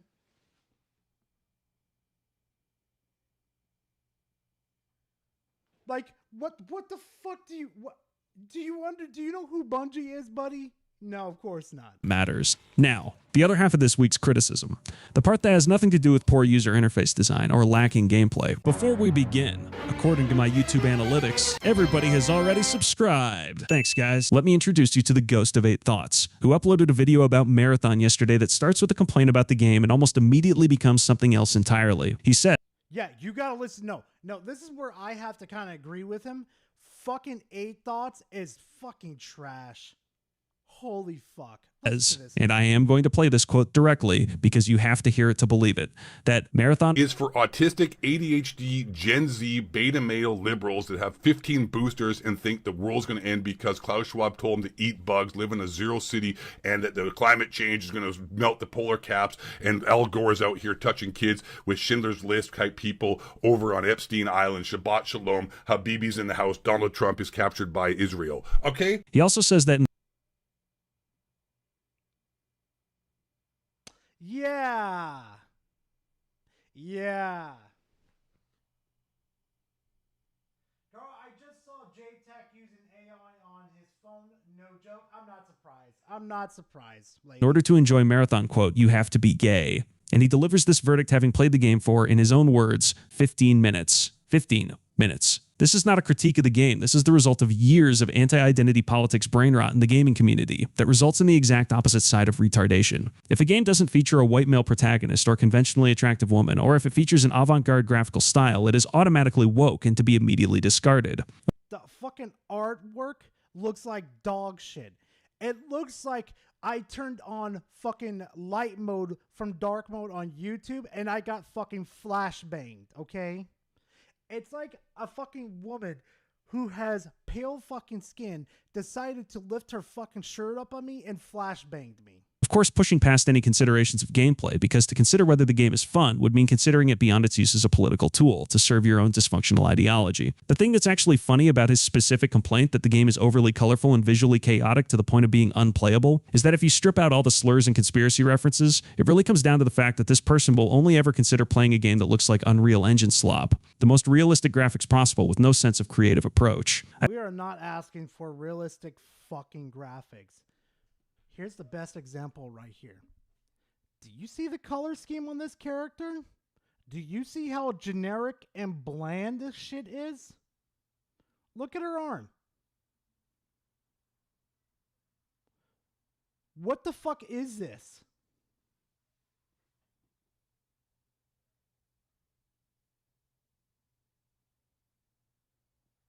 Yeah, I'll see if I can turn up the mic. Hold on. Jesus, fuck with this mic. Like, I don't know what's fucking with my mic this severely, but it's about to get on fucking installed on this fucking PC. I'm telling you that right fucking now. Why is it pixelated? Because that's what Bungie does. This is what they did to Marathon. Like, they have this weird effect that fucking happens. Every time you heal yourself, you literally, and I do mean literally, get this weird pixelated effect. It's so fucking weird. I think there is something fair to be said about how the game can look visually noisy in the moment-to-moment gameplay, but given it's an intentional stylistic... Look how bland this shit is. Look how generic this fucking game is. White, green, blue, green. Yeah, look at this. Green, white, blue, white.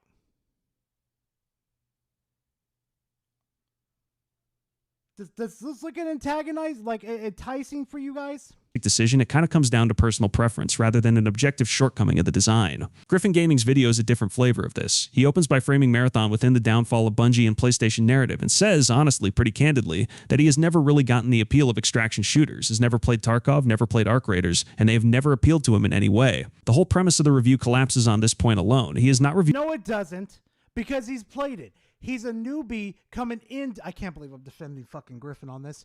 He's a newbie coming into a new genre. And Bungie has failed at that perspective of pulling people in like him. So this sounds like a skill issue for Bungo. Reviewing Marathon on its own terms. He is reviewing Extraction Shooter as a genre concept and using Marathon as the vehicle. He says the game is boring because he didn't encounter a singular enemy player across 3 rounds and that he was just wandering around aimlessly opening boxes. He also admits he played the beginner map on Perimeter, which Bungie's own dev update specifically explains intentionally infills fewer runners. So how is he supposed to fucking know that when he just wants to play the fucking game? The game doesn't even tell you this is the beginner area. If you want to go into more PvP heavy areas, then go into this fucking map. How is that Griffin's fucking fault when it's Bungie's fucking fault to alert players to do that? Fucking Arc Raiders alerts me to that. That's how I know I was in the beginner map. What kind of retardation is happening here, please? Please somebody tell me. The colors make sense considering what type of world this is. Is it good? No, but is it lore accurate? Not sure about that one, Rambling. Griffin is a clown? Yeah. Oh yeah, Light, I agree. So he played the mode with the fewest players, never met anyone, and concluded the game has no PvP. That is like playing the tutorial for a fighting game, concluding the game enemies won't fight back and throwing the game in the trash. He wasn't playing the tutorial area. He was playing the beginner area. It is not Griffin's fucking fault that the game did not move him into the next map or told him, hey, here's a new map opening up for you. Go fucking play it. That's like blaming somebody for unclear instructions that you gave them to complete the task. Like, you tell them, oh, just go ahead and press that button, you should be fine. And then as soon as they press the fucking button and you walk away, 2 levers drop down, and then you're looking like, then the guy's looking at him like, which lever do I pull? The instructions were unclear. Now my dick is stuck in the fucking ceiling fan now. The fuck? You didn't train me how to do this job. That's fucking stupid. Does make one interesting observation almost accidentally when talking about the visual design. He says, every environment looks like it's made of plastic. Everything looks super bright and neon unnecessarily. It's like clean but ugly at the same time. There's something very, very unnerving about the way this game looks. And then he immediately says, and maybe that's what they were going for, the whole sci-fi dystopian look where everything looks bright, colorful, and clean, but in reality it's actually rotten and evil at its core. Which is actually a pretty good analysis, and at the very least he can accept that the visual style just isn't his cup of tea rather than calling it garbage outright. Yeah, but here's the problem with that, though. It only looks like that. Bungie will never show you how it ended up like that. Like, the storytelling in Marathon is so dog shit. I tried to sit there and watch the cutscenes, but they were just so boring with the explanation. Like, they could have showed me why these worlds ended up war-torn and everything. Why fucking materials are being extracted from planets. All that type of shit. None of it was ever explained. I have to go the fuck around and find lore cards, pick them the fuck up, and find out what has happened to this world. This is so fucking stupid. It's Destiny, but the main focus is PvP. The no PvP complaint, though, almost always comes from the same misunderstanding of what an extraction shooter is. Calzatron posted some genuinely explosive PvP gameplay this week. High action, chaotic, exactly the kind of clip people claim the game doesn't have. But the criticism keeps circling back, and I think the reason is that a meaningful chunk of the people criticizing Marathon on this point are coming from a Call of Duty, Battlefield, or Halo background where you spawn into a match and immediately start shooting people every 10 seconds. That is not the purpose of the game. The game loop relies on building tension through trying to complete an objective, being increasing the value of your stash or completing tasks, and the threat of player encounters could often be considered an obstacle, not your primary goal. What tension? No, seriously, what tension was there in the beginner area? Because the beginner area is supposed to show you what's going to happen, and it does none of that. Me and Chris the Narc were literally running out in the fields, just running and running and running, picking up loot like crazy. Now, there was this one segment that was really interesting that should be more of a thing that does happen with like canon events that happen to this game, where me and him were beating the shit out of the robots. We were taking their shit. We were just robbing them. And then all of a sudden, we get this big red warning sign that says evacuate. Like, I think it said evacuate the area. Me and him looked at each other and we booked it. We fucking ran. We barely escaped the area, and this giant, like, I shouldn't say pyramid, but it's like this, it looks like it came from Evangelion, that fucking angel, that right there. And it spewed a laser beam down into this fucking sealed off area, killing shit, making the shit uninhabitable. And then after we got done looting, we came back and Chris thought, I want to see what this does. And I'm like, okay, this should be interesting. He walks in there and immediately dies. But none of that, that doesn't happen that's only happened in one match. Nothing interesting else fucking happens. The game doesn't push you to move further and deep into the game. It just go extract. Not extract. Just go loot and then extract. That's all it is. If you come across an enemy team, kill them, extract, and leave. There's nothing exciting about this. Hell, this is just as bad as Titanfall's, not Titanfall 2, but Titanfall's fucking campaign. Holy shit, that campaign was the worst. You want to talk about mixing multiplayer and campaign together? And mind you, these stories that they put in Titanfall was not in canonical order. This is going to be a fucking mess. The fact that you might run into someone is what makes you move carefully. The fact that you might not means when you do, it matters. That is the genre. And it's understandable that not everyone likes this concept. If you want to kick back after a hard day of pouring concrete foundations and turn your brain off to shoot gingerbread men in Call of Duty for 2 hours, then so be it. But Marathon is not that. I think a secondary and funnier reason that the harsh criticism is being thrown at Marathon is that the game is just flat out too difficult for many players coming at the game from this perspective. It is not that difficult. The only thing that's difficult is trying to find players and trying to find loot. I swear to God, Me and Chris went around the whole map trying to find ammo, trying to find medications. There's nothing there. You trying to find lore cards to understand this fucking game. Not existing. UESC bot enemies pose a genuine threat, and if you do not respect them, they will kill you. Even the sentry turrets, while annoying, add a layer of tension and planning to how you navigate the map. These things can do serious damage, and if you need to take a certain path, you may need to eliminate a turret, but shooting will reveal your position to anyone listening in the area. The fun of the game doesn't come from constant dopamine hits from mowing people down, but from the triumph of one's own planning, cunning, and even some luck to make it through a raid without dying. What raid? What shit do you do in the game except just like loot shit? That's all you do. Peanut had a great moment this week that really captures the energy around the vicious hate towards Marathon. Tons of people in his stream chat were begging him to stop playing Marathon because it's bad, same as they apparently did when he was playing Arc Raiders, and he had an incredibly valid crash out. Dude, shut up! That happens with every game! Fucking runner at, literally, the game you're telling me to go play Arc Raiders, you literally did it to as well! On day one! Shut up! Which brings us to the Arc Raiders tribal. Nah, fuck them. No. No, they've had 6 fucking years. 6 fucking years to work on this game. Bungo has had fucking, funding for this fucking game. And this is the best they could do in 6 years? Fuck right off. Which is its own remarkable sub-phenomenon. Smith Doggy tweeted, "Playing Marathon showed me a side to the Arc Raiders community I really did not like. There is more than one video game on the market, always has been. Don't be fucking weird." This is the correct take. Arc Raiders is a good game, and I acknowledge it's not my cup of tea because I don't like the graphical style or gameplay. Huh? So it's not a good game because of the graphics and the game.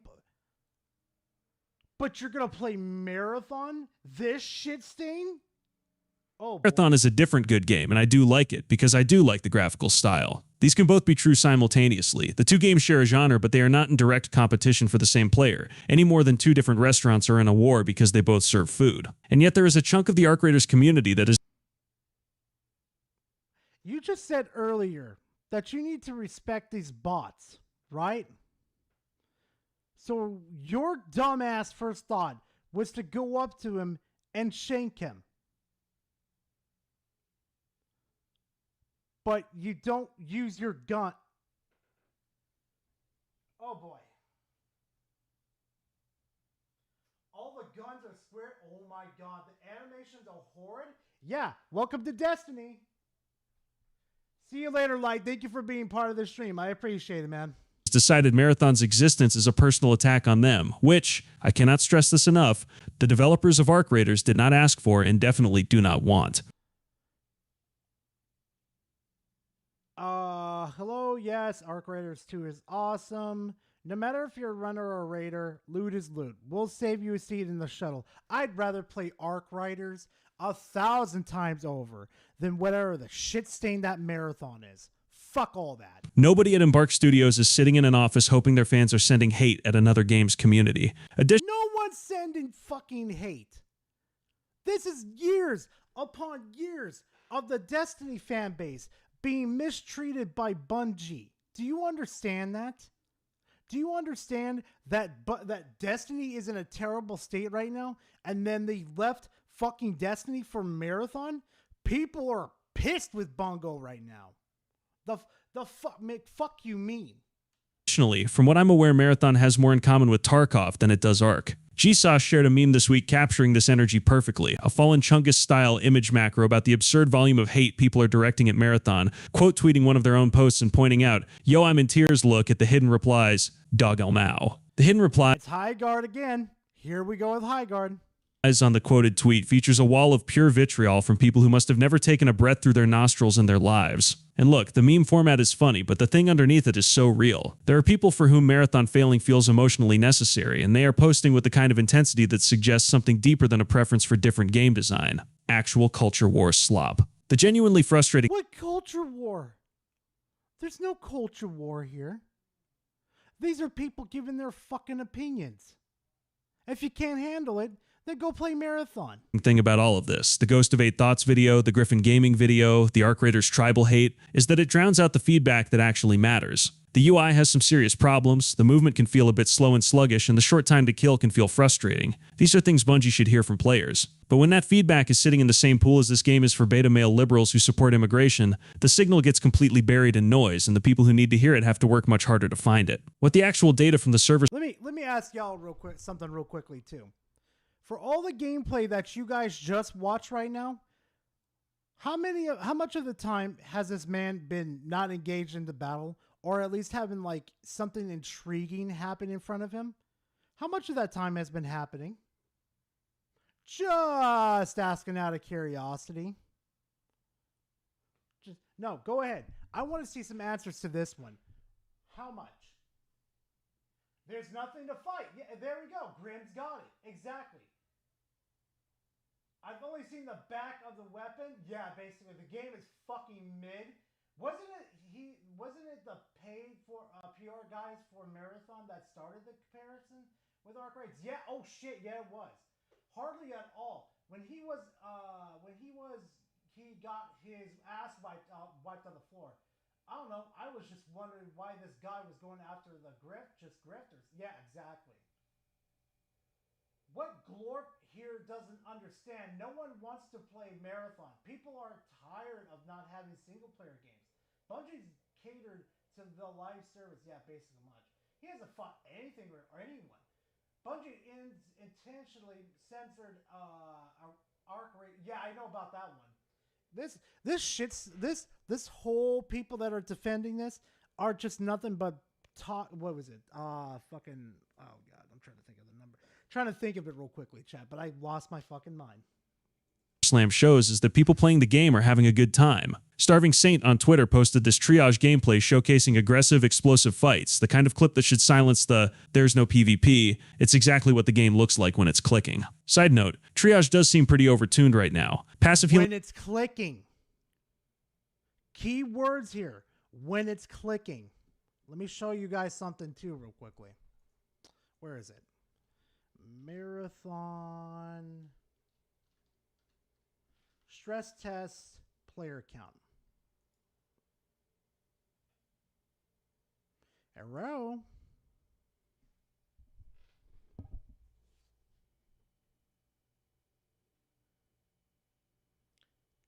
In just a matter of 3 days, you have lost half of your player count.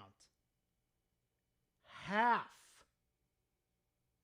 Just in a matter of 3 fucking days. Let's see what the weekly is real quickly. Hold on. Look at this. You crashed so fucking badly, you went down to 43,000 fucking players. And you keep going up, and holy fuck. The more and more I fucking sniff around, the worse it gets. It's dipped down to 36,000. 36 McFucking thousand. Let's see where it goes. 34,000. It seems like every single night that passes by, it just dips worse and worse every single time. Sony Games can have this game as well, like Concord. Yeah, definitely. You ain't lying. Healing for yourself and your teammates, plus a lock-on ability that hits for a shocking amount of damage, is a lot of value in one kit. And if that doesn't get adjusted before March 5th, I expect basically everyone to be running Triage by the end of the server slam. He expects Bungie to fix it. You expect Bungo to fix major problems. Dude, it took him half a fucking year to fix fucking Lord of fucking Wolves. It took him a fucking year to fix Hawkeye in D1. That was a PlayStation exclusive. It took him a fucking year. Bro, But that's a balance complaint, which is a normal and healthy thing to complain about in a game that is actively in testing. Anyways, I've been spending a lot of time writing and editing and not playing the game. I'm probably going to hop on soon. Make sure to add me, Blorpinity4589. Yeah, thanks for spoiling one of the videos, jackasses. All right. I think we should definitely do PlayStation Gamer's take about Blue Point. Because this one was like really bad, Chad. This was bad. Like this was like Jupiter made me aware of this, and I thought, okay, the first half of this video isn't too bad, right? But then we started to get into this segment about his opinion about Blue Point. And I thought to myself, yeah, you're on the shit list. Again. Yeah, they fixed it after Xbox had to wait a year to get it. Yeah, exactly. Yeah, Astro fucking knows. That's the fucked up part, that even Astro knows. All right. Today we're going to be reacting to, well, we're not actually reacting to in a traditional sense because, one, this is actually text reading off, and most importantly, my computer just I noticed when I try to show text on a screen, it doesn't exactly look great, so it's I'd rather just record some audio and then read. You know what also doesn't look good, TPG? I'm just going to say this real quickly. I know that you like The Last of Us. That's fine. And I know. You know what else doesn't look good in my opinion? Having this background fucking footage here. Just taking the trailer and straight uploading it to your channel. That just shows me that you're fucking lazy. I'm sorry. I know Fred and I know Alex does it, and I don't like it when they do that. But this just seems fucking lazy, my dude. You could have just thrown any random gameplay up you wanted. Read out what's happening and give my thoughts on this. So, for the record, all this information is coming from a questionable source that's had some interesting history. I mean, this is a person that apparently at one point said that Nexus, the port developer for PlayStation, isn't working on anything for Xbox, and literally the next month they announced Helldivers 2 for Xbox, which they did actually have help from Nexus. So with all that said, gotta take all this with huge grain of salt. But I did figure, let's talk about this because it's something I can see people make some content on. Report. Blue Point was claimed to be pitching a Bloodborne remake before it was... He doesn't even put up the fucking report on his fucking on his video. You don't even put the... Why? It's an easy screenshot. It's right-click, screenshot, drag the angle over it, then drag onto your video. It is not that fucking hard, dude. Holy shit, it is not that hard. Shuttered, basically, before the studio shut down. Despite critical acclaim, Sony felt... I think he is, Element. I think he is. Remakes and remasters weren't profitable enough. Shadow of Colossus reportedly lost money, though it was greenlit by Shuhei Yoshida for preservation. So basically, to keep the game, so it won't be lost to time. Which based. That's actually kind of a good idea. Blue Point's design department consisted of only 1 to 2 people making a full project different without expansion. So basically, I'm ready to fast forward on this already. There were like 2 people who were in charge of the designs, and they were told hey, you're not allowed to expand further. Basically hire more employees. Studio assumed Bloodborne was their next project. It was never greenlit due to fragile internal politics between Sony and From Software. Oh, shocker there. So from what I understand, the real sticking point for anything Bloodborne, for the record, apparently is the creator himself. He has said... Miyazaki. His name is Miyazaki. If there's anything Bloodborne related, he wants to be involved in it, and he's been busy for a while, so it's like, it's just going to take a while if he ever wants to do it to begin with. Sources suggest a remake may never happen because of their complications. Under Jim Ryan, Sony pushed for a live service God of War spin-off. Well, you know this. Mm-hmm. So this is PlayStation's fault, not Bluepoint's. Keep this one in mind. They pushed Bluepoint to do a live service game. The goal was to turn the IP into Assassin's Creed style franchise, exploring various mythologies. I actually don't think that's a bad idea. Project CP13, this is mythologies, to turn the IP into Assassin's God of War spin-off. Under Jim Ryan, Sony pushed for a live service God of War spin-off. Well, you know this. The goal was to turn the IP into Assassin's Creed style franchise, exploring various mythologies. I actually don't think that's a bad idea. Choose your words very fucking carefully with that. If you want to turn it into like a mythology thing, okay, that doesn't sound like a too bad idea. But if they're going to turn it into like a Ubisoft type of fucking game, oh no, that's a terrible big fucking idea. You don't want that. You don't, oh god, no. You want to talk about microtransactions coming out of your fucking asshole and your eyes? Oh yeah, trust me, you're gonna hate that game faster than you could blink.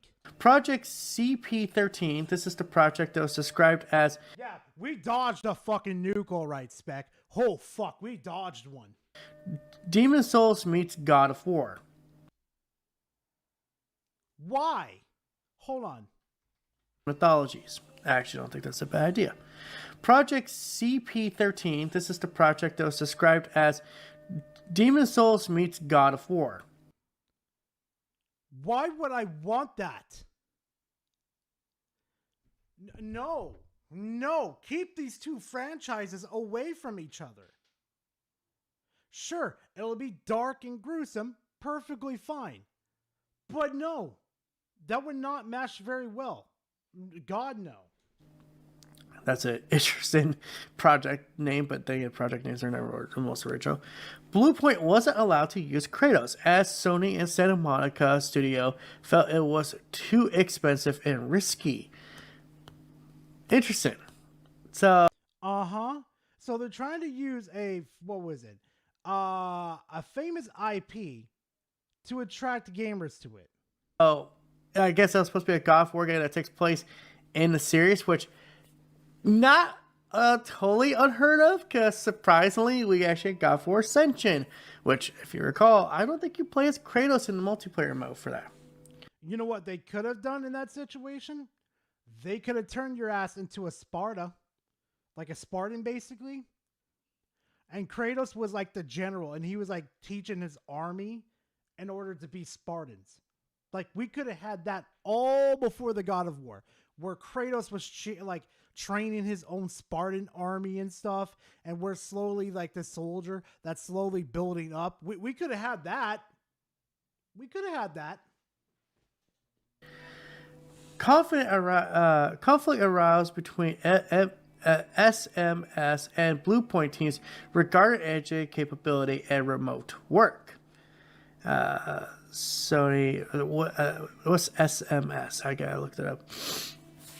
Let's see here. 75% of the staff were reportedly against the live service direction. That makes sense. They are a remake / first single player studio. Makes sense that they would be against it.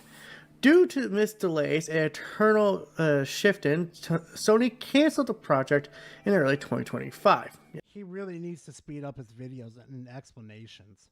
Yeah, that's what we've... I don't like wasting much time. I like getting just in front of there and explaining it as fast as I can. Then I'll give my opinion. Been hearing. Bluepoint pitched several remakes, including Jak and Daxter, Resistance, and Enhanced Shadow of Colossus, with 4 to 6 new bosses. That sounds cool. 4 to new 6 bosses and a Shadow of Colossus remake? Oh, fuck yeah. I ain't gonna lie, man. I'd be very interested in Shadow of Colossus for more bosses, but more interested in a Jak and Daxter Resistance game. Right. You guys aren't going to believe where he lands on this one. Oh, you're not gonna believe it. A small team worked on the Bloodborne remake pitched for 2 to 3 months, but Sony again pulled the plug during negotiation. Codenamed Black Fate, a Ghost of Tsushima spin-off that Sony initially liked, the studio was given until March 2026 to prototype it. Sony announced the studio's closure and then the cancellation of Black Fate. Okay, this is all in Sony and From Software's fault that the studio failed in the first place. Despite closure, studio maintained a loyal core of about 40 long-term employees who remained until the final days of March 2nd, 2026. So, if I'm reading this right, by the way, this all comes from a YouTuber, person named Detective Seeds. Again, questionable history, but I figured this is something to talk about. So what do I think overall? First off, I don't think studios should be pitching ideas for Bloodborne anytime without the express permission of the developer who was in charge of that game. Just like, so I feel like that's always kind of the thing that Sony and From Software are just going to be like stuck up about. Wait. How are they supposed to fucking know? It's never been made clear if From Software owns the IP or fucking PlayStation does. How are they supposed to fucking know? They obviously know there's interest in Bloodborne, and they never make it obvious that they own the IP or From Software. I hope to God From Software picks up the fucking people from Bluepoint and puts them into their fucking category of developing. Second thing, and I think this is actually kind of important, is I kind of see a problem with all this. And listen, I know people out there will sit there and say I am kind of being, too corporate. Some guys will say I'm being a bit of a Sony pony, but I'm noticing a problem with what they were doing. Oh, please go ahead. Please explain to us how Bluepoint tried to do everything possible, especially when Sony asked them to do it in the first. Oh, this is going to be good. Oh, I likey. Nothing they were doing was original. Nothing they were doing original. Motherfucker, they were hired to do remakes. Holy shit. Alex, oh my god, Alex really nailed this one on the fucking head. Alex nailed it. The himbo got it. You are the retarded version of me. Oh my god.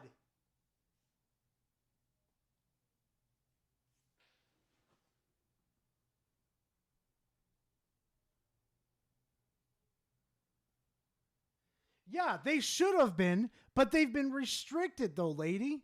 They've been restricted to remakes. I would have loved to see if they come up with a new IP, but I'm pretty sure they weren't even allowed to make a new IP. Like, nothing they were doing was their own baby. Now listen, I will make this clear. They were picked up to do remakes. Duh! So it makes sense that's what they pitch. Duh!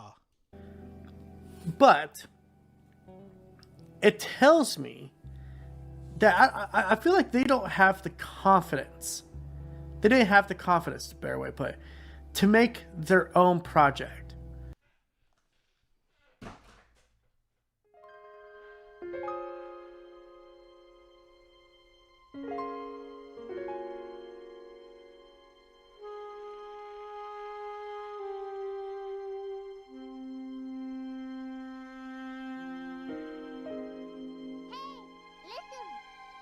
New rule: if the fanboy can't talk or read, move on.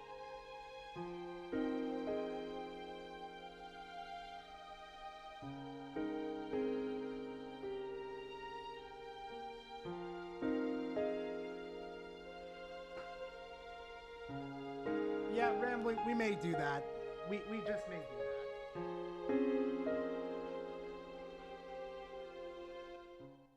So after saying that they were hired to only do remakes, right? You say some dumb shit like this. When your main job is to do remakes.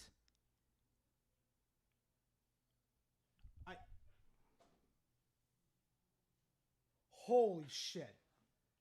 Like, Rambling, I don't blame you. Like, I think next time, like, if we're aware of, like, of a certain topic that's going on, like, we know what happened with Detective Seeds and what he reported on, I think we'll go ahead and do that. I think that's a good idea, Rambling. So, with or their own IP. So, they had to look at other IPs that they've heard people say they want.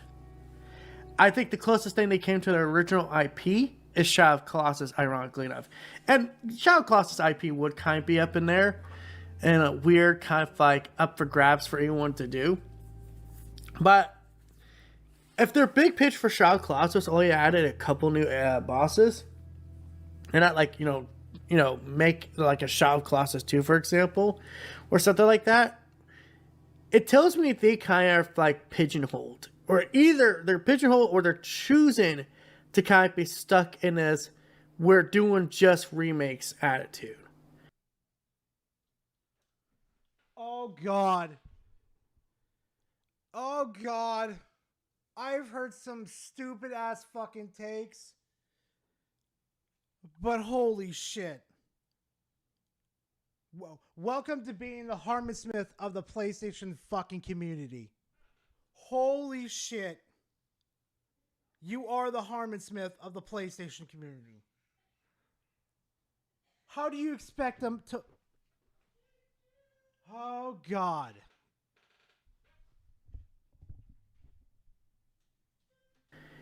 Now, personally, I would have rather seen Sony greenlight them doing a Resistance remake than a Bloodborne remake.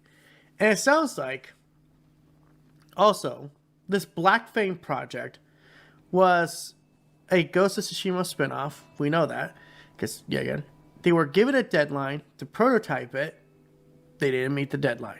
Because if they met the deadline, guess what? Sony would have not had to shut down the studio and cancel the game. Because Sony put them in that situation in the first place. Did we just forget about It their working on sounds the like God Fat of War? Albert ate this guy. Say that again, hold on. It sounds like Fat Albert ate this guy. Oh my God. Yeah, ain't that the fucking truth? They fucking Sony forced them into a situation to work on a live service fucking God of War. So all that time was taken up working on that live service. They cut that fucking short. And then when they have that, what was it, the financial report at fucking Sony, they get canned for that decision that they didn't make in the first place. What fucking retarded logic is this? Oh, God. Oh, fuck. Guess what? They didn't meet the deadline and the game got canceled. What, they only had like a year to possibly work on it? It doesn't work. Video games aren't built that fucking fast. I think that's the closest it would actually have come to original IP. But at the same time, I don't know if Sony would greenlight that. Because first off, we gotta be 100% honest here. Whenever other studio is making a game in the same IP of other studio, you gotta wonder if there's gonna be like a conflict there. If there's gonna be like, completely different gameplay style, completely different writing style, so on and so forth. Let me hear this again. Game in the same IP of video. Because first off, we gotta be 100% honest here. Whenever other studio is making a game in the same IP of other studio, you gotta wonder if there's gonna be like a conflict there. If there's gonna be like, completely different gameplay style, completely different writing style, so on and so forth. They're doing remakes. They're implementing the same things into the remake and just turning up the graphics in the frames and adding new bosses in. The statement literally said for Shadow of the Colossus that they were going to add 4 to 6 new bosses. Dude, you read it the fuck off in that sentence from Demon Seeds.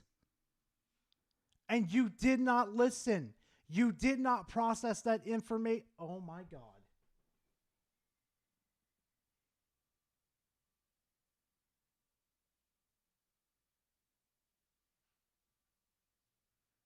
No, non-fictional? No, he's not. He doesn't have the downs. He doesn't. He's a fully functioning adult. I have seen this man's content multiple times. He used to be part of our community, but now he's gone like full pony on this shit. This is fucking stupid.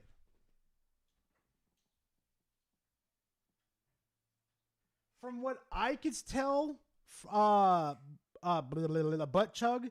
From what I could tell with the remakes that are being stopped, it's between From Software and Sony. And I don't like pointing uncertain fingers at people. I really don't. But I really think it's From Software. Like, I can't even blame Sony. Because from what I read from the report, it said that they were game for a Bloodborne remake. Like, the push, not the pushback, but the excitement, the fucking arousal for a Bloodborne remake was loud as fuck. Sony has been beaten over the head about it 1,000,001 times. And they were game to do it. But From Software over here basically said, I want to have involvement in it, but we're not going to be able to do it because I'm busy with stuff. So that pretty much tells Sony that, yeah, no, we're not doing it. No. Wait, no, it's not. It's check DMs. Hold on. Sony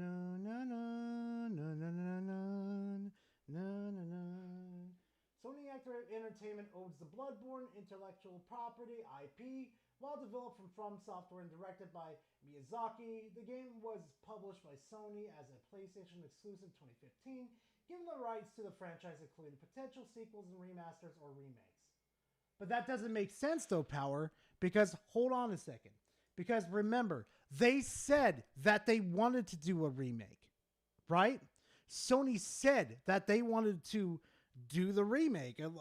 They wanted to, that Bluepoint and Sony wanted to do the Bluepoint.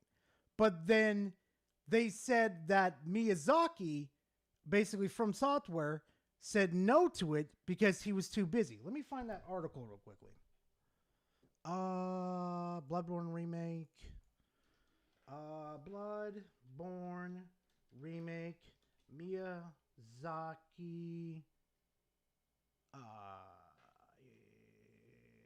Okay. Yeah, that's where I fucked up at. Miyazaki, too busy. Let me find it real quick.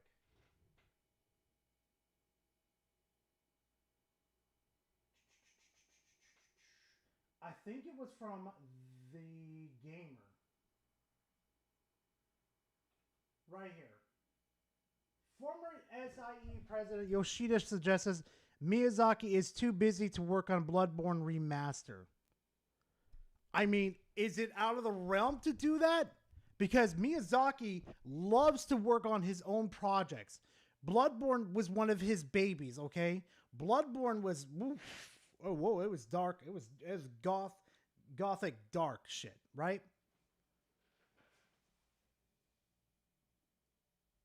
And trust me, if you have your own special project, I think Sony's honorable enough to say, like, okay, they're not going to obviously budge on this, so we're not going to bother. Because I think they kind of want the blessing on that. Especially how freaking, Souls players are. Like, yeah, if we find out that you disrespected Miyazaki, your ass is grass and we're the fucking weed whacker, okay?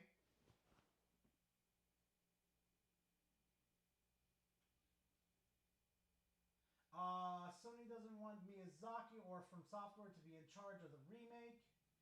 But that doesn't make sense though, man. Why would they deny the remake then? Because they said that, Sony wanted to go with it, Bluepoint wanted to go with it. So what the fuck was stopping them in the first place? Like, these statements made by the SIE president Yoshida doesn't make sense. Right here. Here's another one. Bloodborne remains highly requested, but creator is protective of the game. I guess that's it. I think he's interested, but he's also successful, and he's so busy. He cannot do it himself, but he doesn't want anyone else to touch it. I'm going to be completely honest. I don't blame him for feeling that. Like, that I would be the same way, too. Like, if I created something like that, I would be extremely, extremely protective of it. But you know what? Nothing's confirmed, to be honest. Yeah, that's true, Rambling. Because technically, Miyazaki does believe in multi-platform. And Sony, well, not so much. Not so much.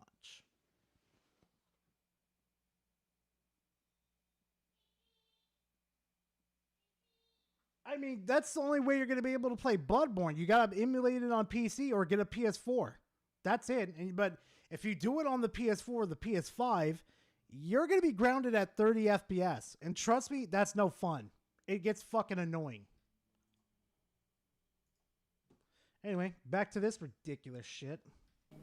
So, a part of me feels that at the end of the day, this is a situation where there are no winners. I can see why Sony shut them down. I can see why they should be around still. I still gotta say they should still be around. Should be around.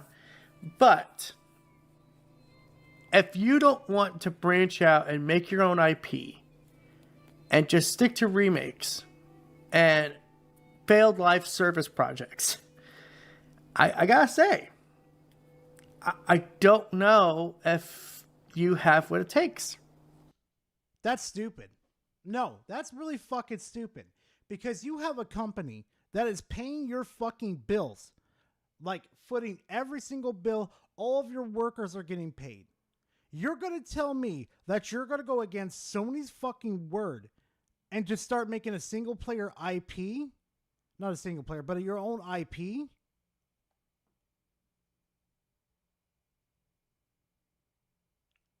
That's like literally telling my boss to go fuck himself. I'm not going to fucking make like these hamburgers anymore from McDonald's anymore. I'm going to go make my own hamburger and stupid as fuck. But then again, maybe I'm being a little harsh. I do feel like I'm being a little harsh here because obviously these people are passionate about what. Oh, I know, Raymond. I know. They do. I felt like at the end of the day, they were kind of put in a position there was no winner. It's the same thing I see with Bend, by the way. I would not be surprised, by the way, if one day we hear about Bend Studios getting shut down. Because Bend right now, that's all they have right now is their IP. And even then, those IPs aren't really that valuable. Days Gone 2, we know, probably will never happen. Because the creator of... When did Days Gone come out? Hold on. Days Gone.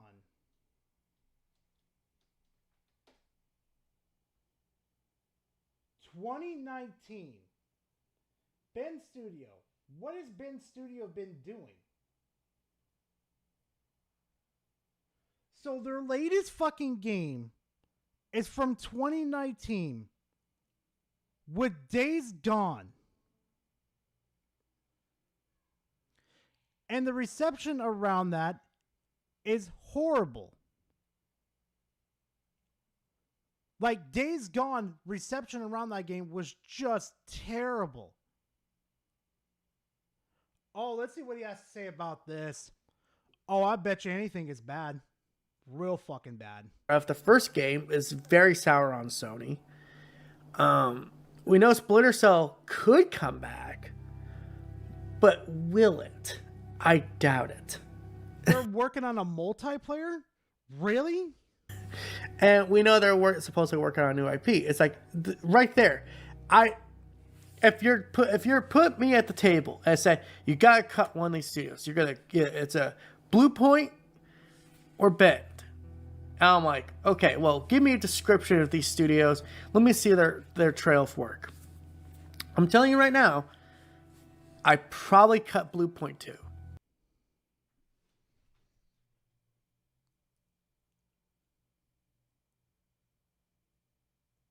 I'll let y'all handle this one. Go ahead. Give the feedback. Go ahead.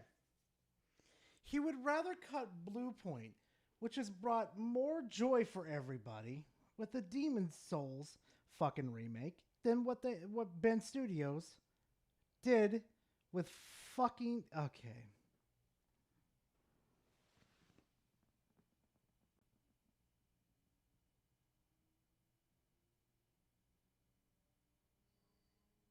Kick him from the table. That's a new one.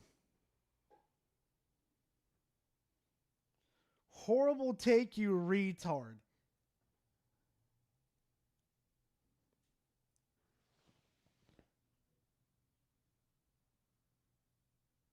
Why did he mention Splinter Cell? I don't know, but we'll find out in a second. Kitty Quarter now, child. We really not going to talk about Nixies? Yeah, hey, ooh.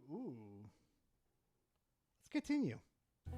Because to me, it doesn't sound like they're IP makers. And if they're not IP makers, they don't really make long-term value. Holy shit. He doesn't get it.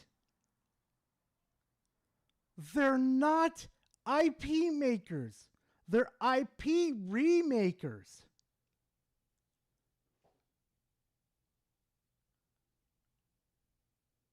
If I ever get this bad, take me out to the fucking yard and cock the shotgun.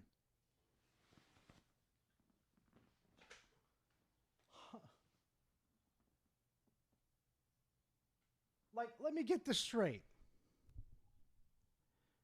They have full control over IPs like Jak and Daxter, Resistance, Sly Cooper. What was the other ones again, guys? Come on, guys. No, come on, guys. Give me some PlayStation games that deserve a remake. Even from the old catalog, right around like Jak and Daxter, Sly Cooper, Resistance. Come on, give me some ideas that Blue Point could have been working on right now and could have been pumping out to the masses right now. Go ahead. Oh, we're going to end this. SOCOM, MotorStorm, Dark Cloud, Twisted Metal. That could have worked too. Fuck yeah. Siphon Filter, Dark Cloud 1 and 2, Wild Arms. Ooh, not bad choice. Legends of Dragoon, Ellen Extinction, Legend of Dragoon, Ape Escape. Oh my god, I completely forgot about Ape Escape. That would have been an easy one. Rogue Galaxy, Legacy. Yeah, I know, Silent. Don't worry. Killzone. Yeah, Killzone would have been a great one. Pop the Rappa. Yeah, that could have worked too. I don't know about you, but I want what is it? Drive Club 2. I don't think they own that, Raymond. Patapon 3, please. Not bad. Infamous. Oh my god, how I forgot about Infamous. Oh, the God of War trilogy has already been being remade, so that's pretty much out of the fucking system. White Knight Chronicles. I'm gonna have to play that. Yeah, as long as it's like owned by PlayStation, it's fair game.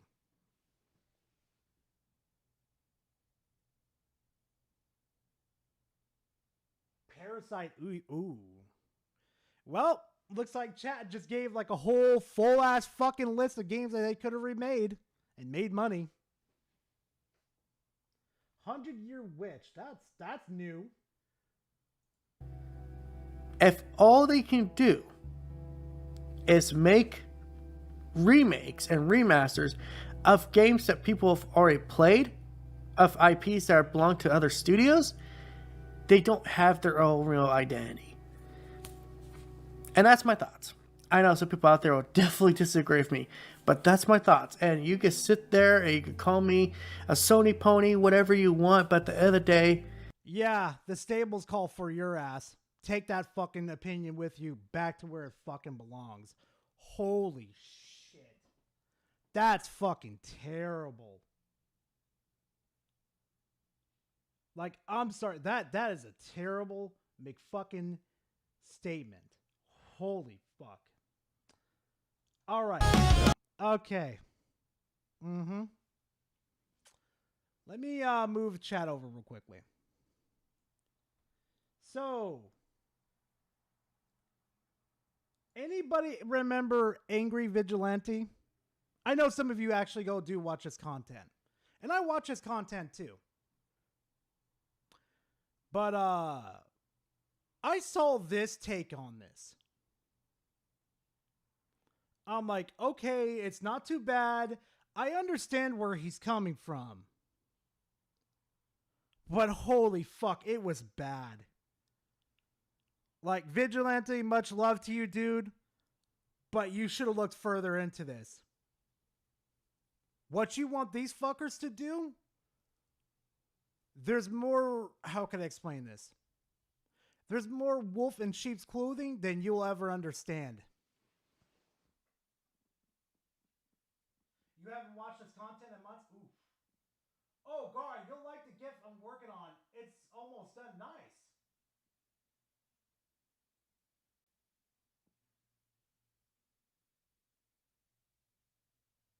Yeah, exactly, Banana. They could have easily done that. Easily. So, to make a long story very fucking short, let me show y'all real quickly. And I'm pretty sure you guys seen Alex's video on this. Steam being sued. Let's see. This one is the New York case. Right here. New York sues video game developer Valve. Says its loot boxes are gambling. Right? Right. But it also says further within the discussion. Let me see it.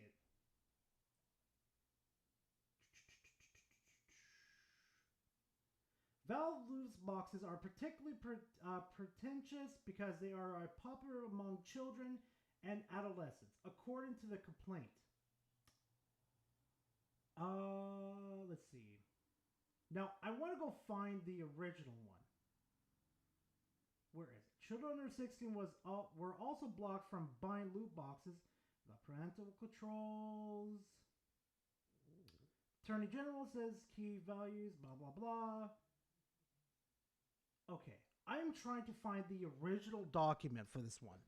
Because in the original document, it says that they're also pushing to, because, you know, they're playing like a shooter game, and then they're also pushing for age verification. There should be a key complaint within there that it says age verification is that age verification is a huge fucking problem right there. Right? So, since you know, like, the basics of this whole conversation that's going on, right? Yeah. Yeah. Also, too, not to get political or anything, but this lady right here, too, is known for bank fraud. And somehow she's still in fucking control of New York. Somehow. FYI. Actually, better yet, let me show you. New York Attorney General speak Latina James. Right here. Watch this. Nope, not that one. So right here. What is a grand jury? What if what can serve on? No, this is not where I wanted to see. Over here, then here. Let's see. Bank fraud charges. Right here. She was indicted on the alleged she violated 18 U.S.C. Section 1344, bank fraud, and Section 1014, false statements, potentially facing significant prison time and fines. Court case is still going on as we speak, but I'm going to be completely honest. I would not trust a person like this. That's all I'm going to... What the fuck? The 20 plus notifications are back. Holy fuck. And trust, and all this is that they're trying to inject more age verification into everything. I wish I could find the original statement where it has everything on it. I can't fucking find it anymore. But if anybody can find it to me, send it to my Discord, because then I'll show everybody.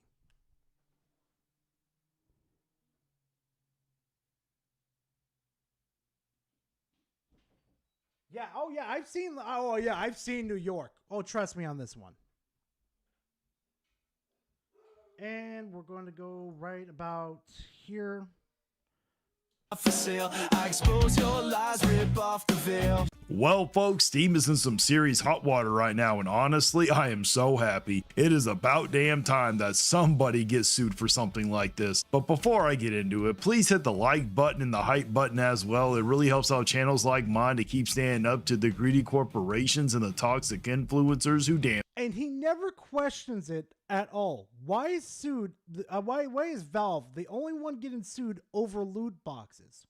Not EA, not Nintendo, not Xbox, not PlayStation, not Square Enix. TPG, you are a plague. Since you believe Sony was right to close Blue Point, then screw yourself and lay off replying to random 18+ ladies account on X. Oof, thank you for the 17-month spread. Oof. But yeah, no, they're only going after Valve when Valve is the only company pushing against the fucking Rothschilds and the fucking age verification. Something's a little fishy about that. Damage control for them. Like I said, it's about damn time, because these are one of those moments where the gaming industry is finally getting hit with a reality check. New York just filed a lawsuit. Wait. The gaming industry is finally getting hit with a realization. Then why are they not going after the gaming industry? Why are they not going after Ubisoft? Why are they not going after EA? Why are they going after the whole fucking industry? But I'm going to make a really good fucking point that proves that they don't give a shit about us. And this is about age verification. Suit against Valve over its loot box system. And just like I said, this is amazing. This is a pro-consumer move. This is what accountability looks like. No, it's not. Vigilante, I'm a little disappointed in you, dude. You should have done more research into this. For years, we've watched companies dance around the word gambling while building entire ecosystems around chance-based monetization. And now the state is stepping in and saying, no, we're not pretending anymore. And that's great. Oh, really? Because if that was the case, then let me throw this one at you then. Instead of suing these companies, right? This is what they should have done. Let's do this. Video game California license.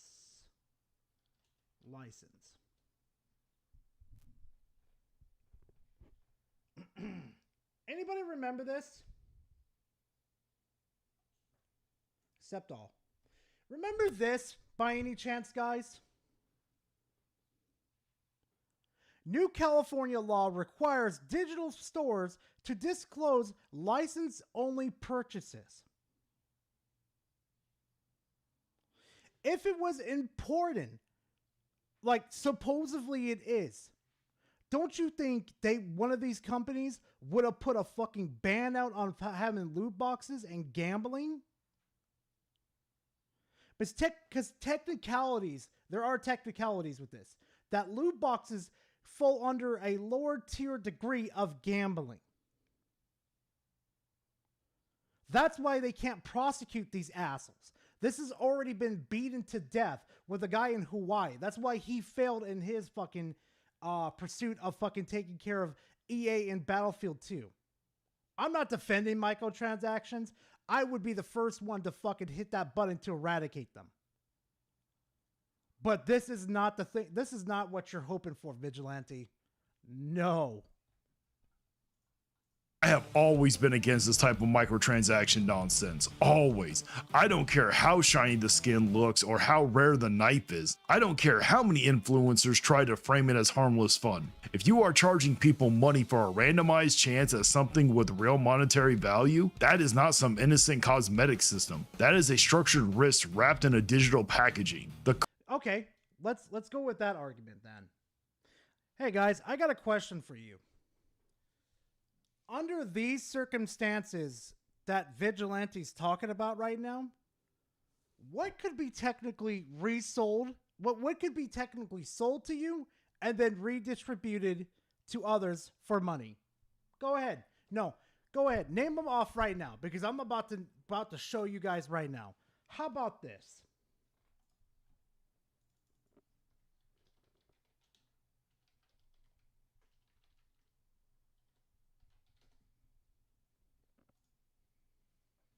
How about this? What about the TCG? You get a pack filled with random fucking cards in them, and you get a chance to get a holo card, a full art card, all that. What about that? Should that be banned too? Because let's be honest, it's a random chance, and if you pull like a full art card, right? With like a beautiful design on it. It's highly requested. Let me show y'all something. Hold on. Let's see.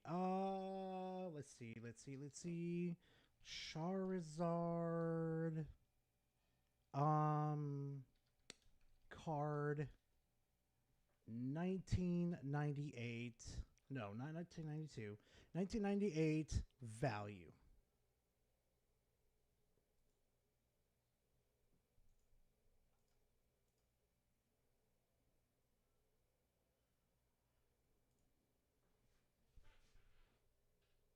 Should we ban this too? Because it's got real value to it.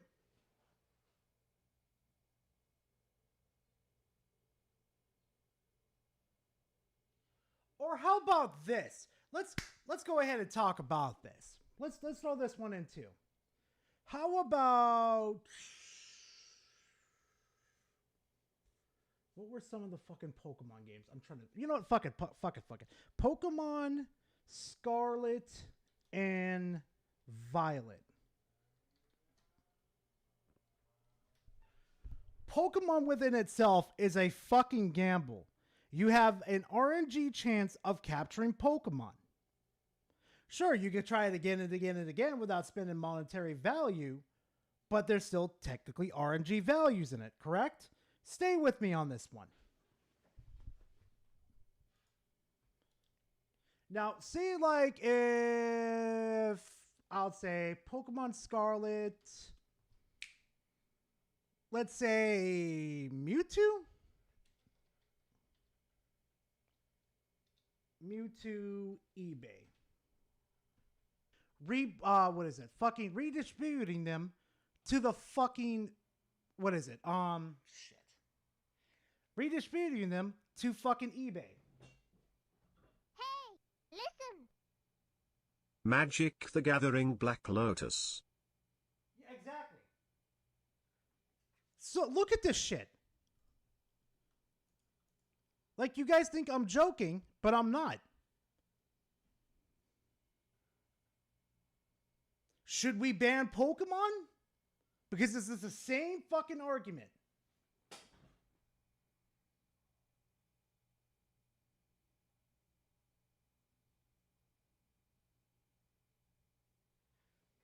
That hasn't been figured out yet, Mario. I'm going to find that out soon enough. Trust me. Oh, you never knew that? Dude, it's been around for years. And I do mean years.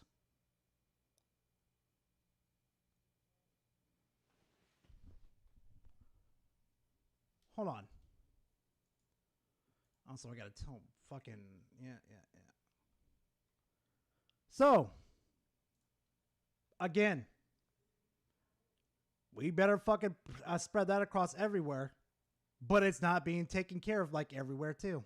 Core of New York's argument is actually very simple. When you open a loot crate in games like Counter-Strike 2, Team Hey, when you open a pack of cards, Fortress 2, or Dota 2, you are paying for a chance, not a you're paying for a chance to get a fucking full art card. Guarantee and not a fixed purchase. It's not guaranteed to get a full art or a holo card. It's a chance. And that chance can result in something that has real world value because Valve. And it can result in a real life fucking value.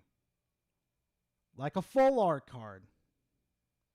Allows those items to be resold. That's the key difference here. A lot of defenders of loot boxes try to hide behind the idea that it's just cosmetic. But when those cosmetics can be flipped on Steam Community Market, when they can be sold through third-party sites, when rare skins can reach values of tens of thousands of dollars, that's just not cosmetic flair. That's Hey, when I take my Charizard card from 1998 and then I go to eBay to fucking upsell its charge from its original value, should we ban that too, chat?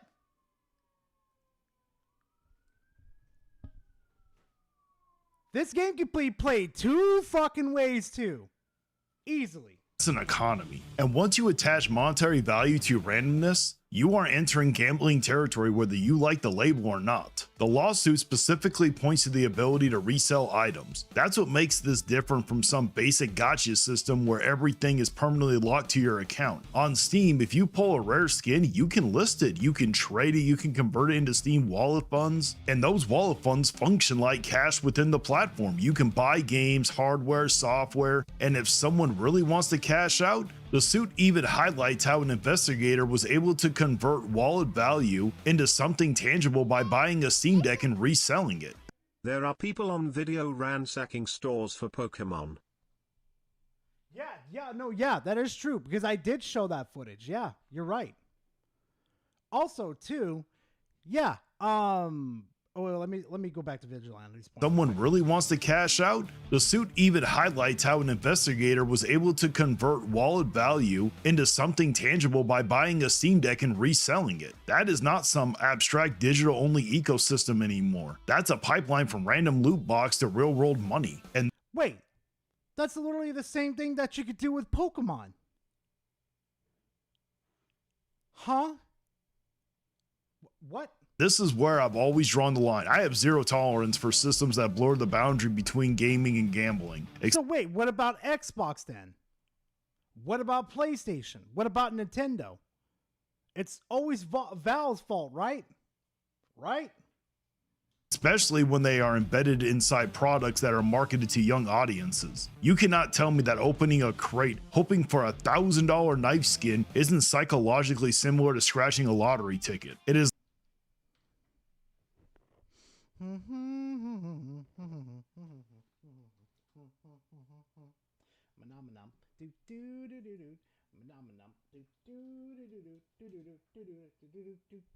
Give me a hot second, Chad. Pokemon, what was it? Card Scalpers.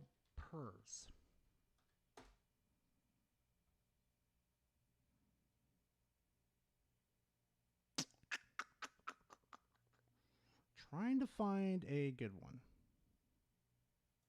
Snatched the whole shelf while a little boy watched in tears. There should be jail time for this. Snatched the whole shelf while a little boy watched in tears. There should be jail time for this. I can make an argument for fucking loot boxes. At least you have a greater chance of getting that shit. This right here? Oh no, kiss your chances goodbye. Yeah, there you go. Thank you, Power. League of Legends, Withering Waves.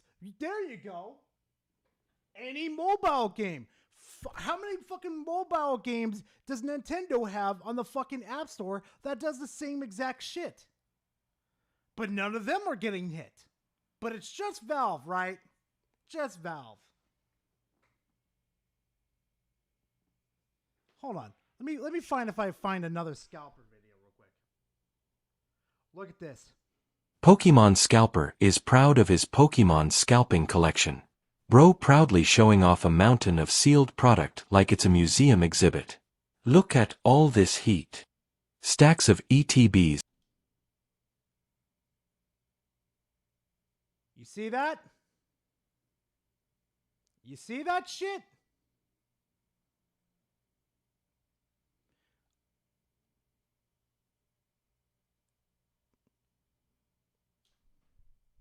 That's all I gotta say.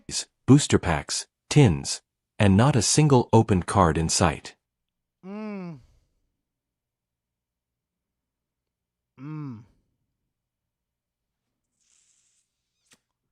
Yeah. Is literally the same dopamine loop. Pay a small amount, watch an animation, anticipate the reveal, and then you celebrate your big win. But when you don't, you rationalize it. You repeat it. That is the loop design. It's engineered and it's not accidental. The lawsuit also calls out Valve for allowing... Yeah, Fire Emblem Fates is actually pretty fair with theirs, but with Yu-Gi-Oh! And what was the other one? Go? Not so much. Sites that facilitate Fire Emblem Heroes, Mario Kart Tour, Animal Crossing, Pocket Pair Camp, Dragalia, and Lost all the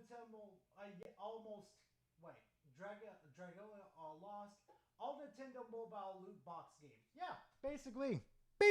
the sale of skins for cash. Now, Valve has taken action against explicit gambling sites in the past, especially the ones that use skins as chips for roulette-style games, but according to the allegations, they were far less aggressive when it came to platforms that simply allowed people to sell those items for money, and that distinction matters legally. If you crack down on platform gambling but quietly tolerate cash-out services, it suggests you understand there's a line, but you're comfortable operating right up against it. And that's one of the things we've been complaining about the loot boxes for years. Companies pushing right up on the edge of what regulators will tolerate. As long as there isn't explicit language saying this is gambling, they operate as it's just innovation monetization. But innovation doesn't excuse harm. When rare digital items can sell for thousands of dollars, and when kids are watching streamers open hundreds of crates chasing that one jackpot skin, and when the marketplace fluctuates like a speculative assist exchange, you don't get to shrug and say it's harmless. I give New York credit for taking this step. Oh, wait a minute. So wait. So what about the streamers that did physical pack openings of the Pokemon cards, and then they show off the Pokemon cards? Woo! I get a Charizard, I get a fucking Venusaur, I get a Blastoise. How is that any fucking different, Vigilante? You're not thinking at all. It would have been easier to ignore it, and it would have been easier to issue a warning letter and move on, but instead, they're arguing that this system meets the statutory definition of gambling because it involves paying for a chance to win something of value based on luck alone. And that's not hyperbolic, that's the legal framing. Even though I'm going to give a disclaimer, I am not a lawyer of any kind, I am just going off of the article that I am reading about this case, and I will link it down below and you can decide. Should have looked so much deeper, Vigilante. You should have looked so much deeper into this for yourself. But once you apply that definition, it forces the industry to answer uncomfortable questions. For years, gamers have been split on this. Some defend loot boxes because they profit from them, and some will say I only open a few so it's fine. And others have watched friends spiral into unhealthy spending habits chasing rare drops. The problem is that personal moderation doesn't erase systematic risk. Just because some players can handle it doesn't mean the structure isn't predatory for others. So let's do this real quickly then. When did the first video game have its loot boxes?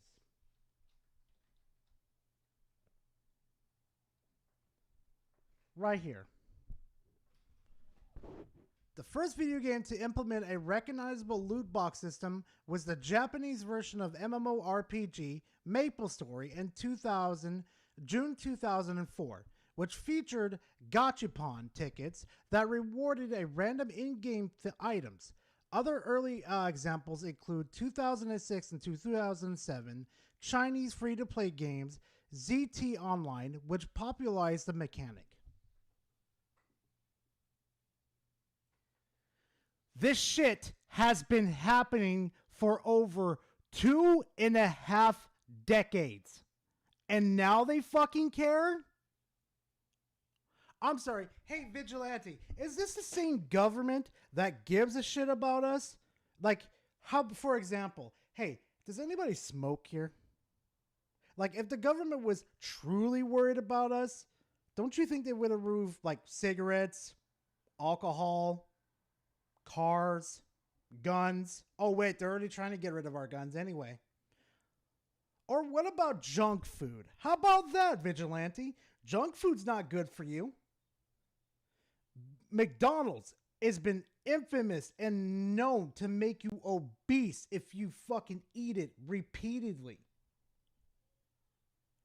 What about that? What about Subway over here? What about their Eat Fresh fucking logo? Do you really think you're eating fresh every single time that you go to Subway? Do you really think it's fresh?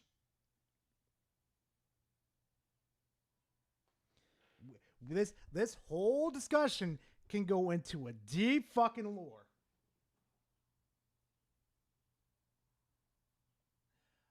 Marlboro Red 100 Cowboys Killers mostly dragon. Oh God. Smoking the good shit. Oh my lord. No comment. No comment, chat.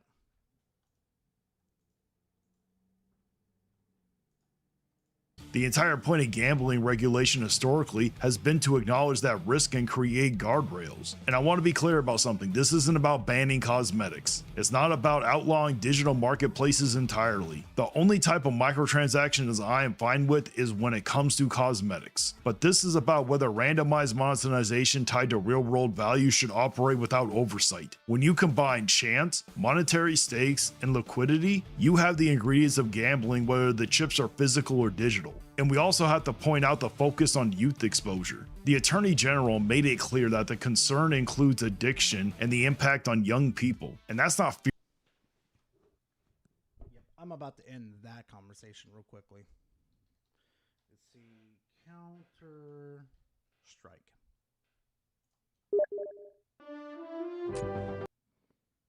Where is the rating?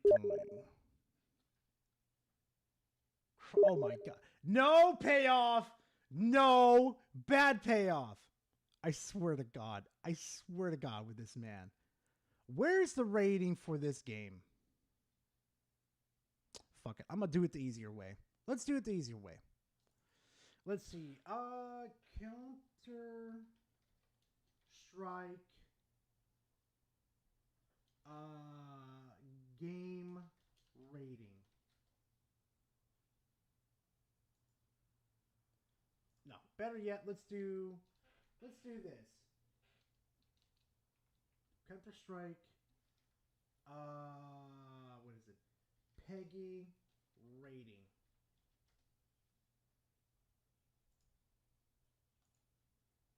Counter Strike 18, including CS:GO and CS2, is generally rated Peggy 18 due to intense, realistic violence, including blood splatters, shooting human characters. The rating reflects the nature of combat, and which often involves shooting, explosions, and in some contexts, interactions with hostages. Let's do this.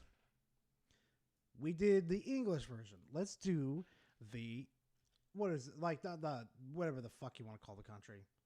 ESRB rating. The ESRB rating for Counter-Strike 2 is for mature, 17 plus, meaning it's not something that's easily accessible, meaning that they're fucking lying through their fucking teeth, Vigilante.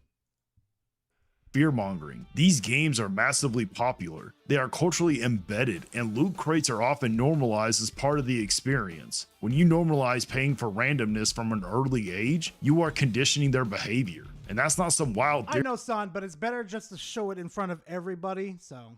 theory. It's behavioral psychology. And again, disclaimer, I'm not a psychologist. I've always argued that microtransactions cross the line when they stop being transparent transactions. If you want to sell me a skin for $10 flat, fine. I can evaluate that. I can decide if it's worth it. But when you hide that skin behind a slot machine mechanic, you are deliberately obscuring the value. You are monetizing uncertainty, and that is fundamentally different. But unfortunately, some people are going to react to this lawsuit like it's an attack on PC gaming or It's not just an attack on PC gaming.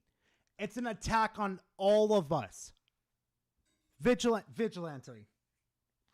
This is not a no. I'm an enthusiast for fucking Steam and PC gaming.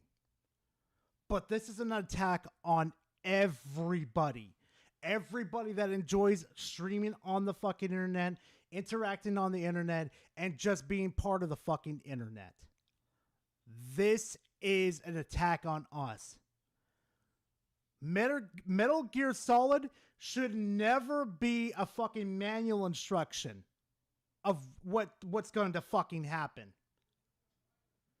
Fuck.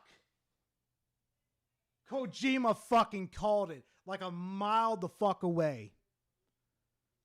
Before we know it, we're going to be in, like, before we're going to know it, because I'm going to fucking say this right now, and this is what scares the shit out of me. We're all going to be in, like, fucking concentration camps. Then we're going to have, like, Metal Gears going, like, across from us, just fucking watching us, monitoring us, while we got soldiers armed to the fucking teeth, fucking making sure that we're behaving ourselves. That's the future that we're heading to.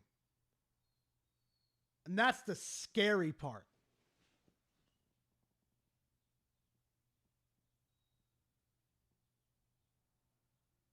Oh yeah, we could have schizo talks all day, Mario.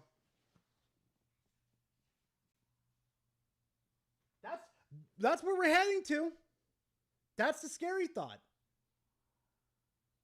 Because that's the way I think we're going to probably head if we don't get these government bodies under control. Like, if we don't tell the UK to go fuck off and knock your shit off, then we're going to have problems. Huge problems. on the Steam as a platform, but it's not. Steam as a storefront does a lot of things right. It supports developers, it provides infrastructure, it's been Oh, Dystopian will be a fucking short version of that fucking power. You would pray to God you would have a whatever the fuck you want to call it. Jesus fuck, Aura. You're gonna wish. a huge force in digital distribution, but none of that Actually, somebody do me a favor. Somebody send me that Metal Gear Solid clip for me real quickly. Send it to me. I'm gonna show chat.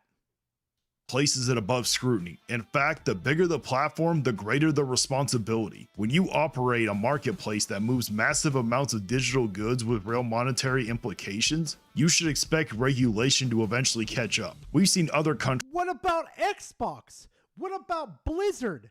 What about fucking Nintendo? What about all these corporations, Vigilante? Dude, look. Fucking look. If corporate, like the corporations, but if the law started to ban loot boxes on their platform, Steam would comply immediately to it. They wouldn't fight it. They would comply immediately. Do you know who the only ugly little bastards that would only fucking fight against this?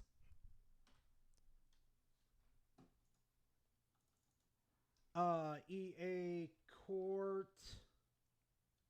Yeah, they were there. EA Court loot boxes.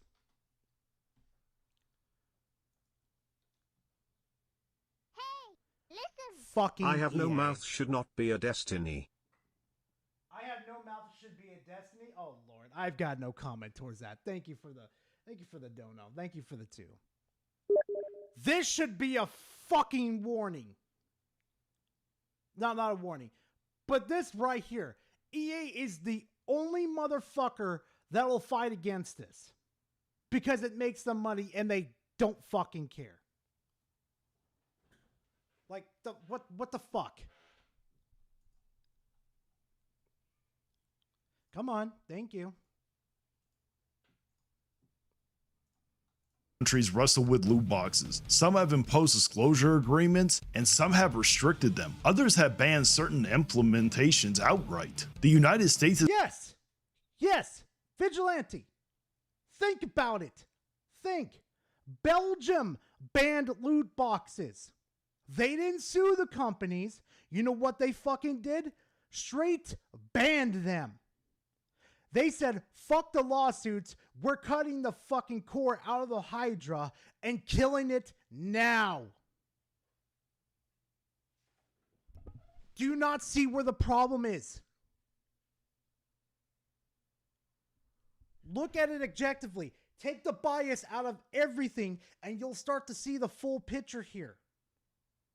I may seem like a PC type of dude, but I know there is a lot of things. There's some things that are wrong on PC. Like the Epic Game Store, that shit needs to fucking go. That is an absolute travesty. That should have been a platform to where it could have competed with Steam and we would have had better shit with Steam.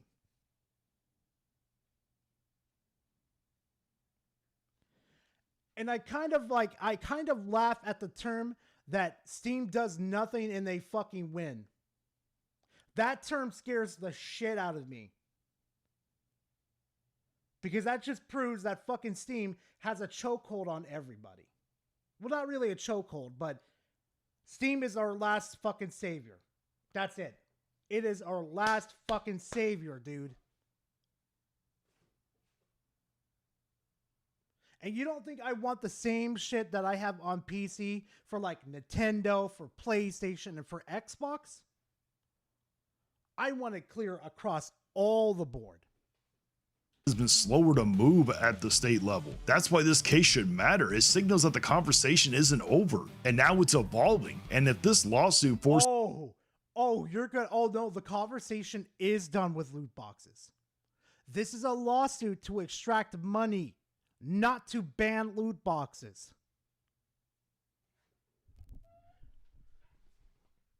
Vigilante, when did this become a conversation of banning versus getting sued? Holy fuck. Guys, please know your history of the gaming industry. Just, like, if you're going to do videos, like, this is nothing against Vigilante, but if you're going to do videos like these, take your time with research on things. Understand the history. Understand some legal terms that are going on here. Understand the political era not the era, but the, what was that? The talk around this stuff. Like, for God's sakes, Belgium straight out said, fuck you. This is getting banned now. Listen. It's election season for the AG. Who knows? Who knows? Is clearer boundaries, that's a win for consumers. If it pushes companies toward transparent, fixed-price cosmetic systems instead of chance-based monetization, that's healthier for the industry long-term. The game... Yes. No, actually, no, it's not. No. Straight ban out of this shit should be straight banned. I'm gonna sound like an old fart right now, but back in my day, we used to fucking unlock these skins through hard fucking work. All the OG players, you know, of Halo, you know what you did to get to Hayabusa. You know what you did to unlock certain armor. Hold on a second. Hold on.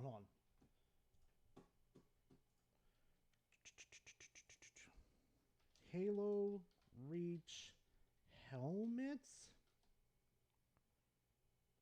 Where the fuck is it? Gotta find that fucking helmet. Gotta find that fucking helmet. Gotta find that fucking helmet. If you were a Halo Reach player and you saw a motherfucker walk around with this helmet, you knew exactly what it fucking meant. Shit. Let me look it up real quick. I'm so sorry, guys. No, I'm really sorry. I should know this like the back of my hand, but I haven't played this game in a very, very, very long time. PlayStation. What was it under again? I believe it was under. No. It was. There we go. Haunted. If you saw a motherfucker in your lobby with this fucking helmet,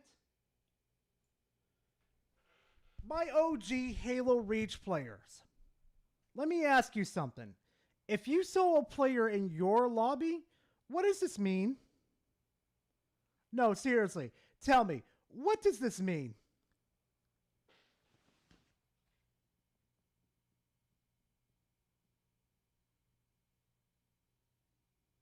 Yeah, oh yeah, Hayabusa was given to you from fucking Bungie. I forgot what the conditions with that was. But this helmet. When you saw an OG walk up in front of you and was on your team or the enemy team with this fucking helmet, you know there was problems. Oh, not only are you dead, but here's the thing.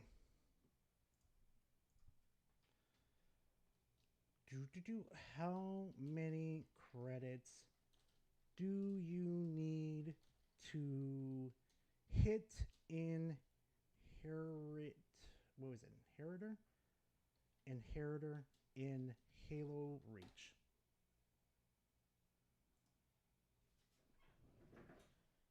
You needed 20 million credits. And the most that you could earn in a day was about,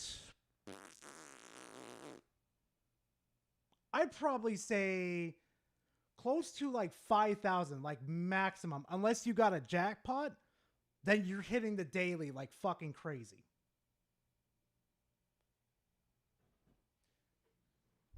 And let me tell you something. I hit Inheritor before the fucking Reach servers went down. Like a year and a half after like Halo Reach released to the public. A year and a half in, I got to Inheritor.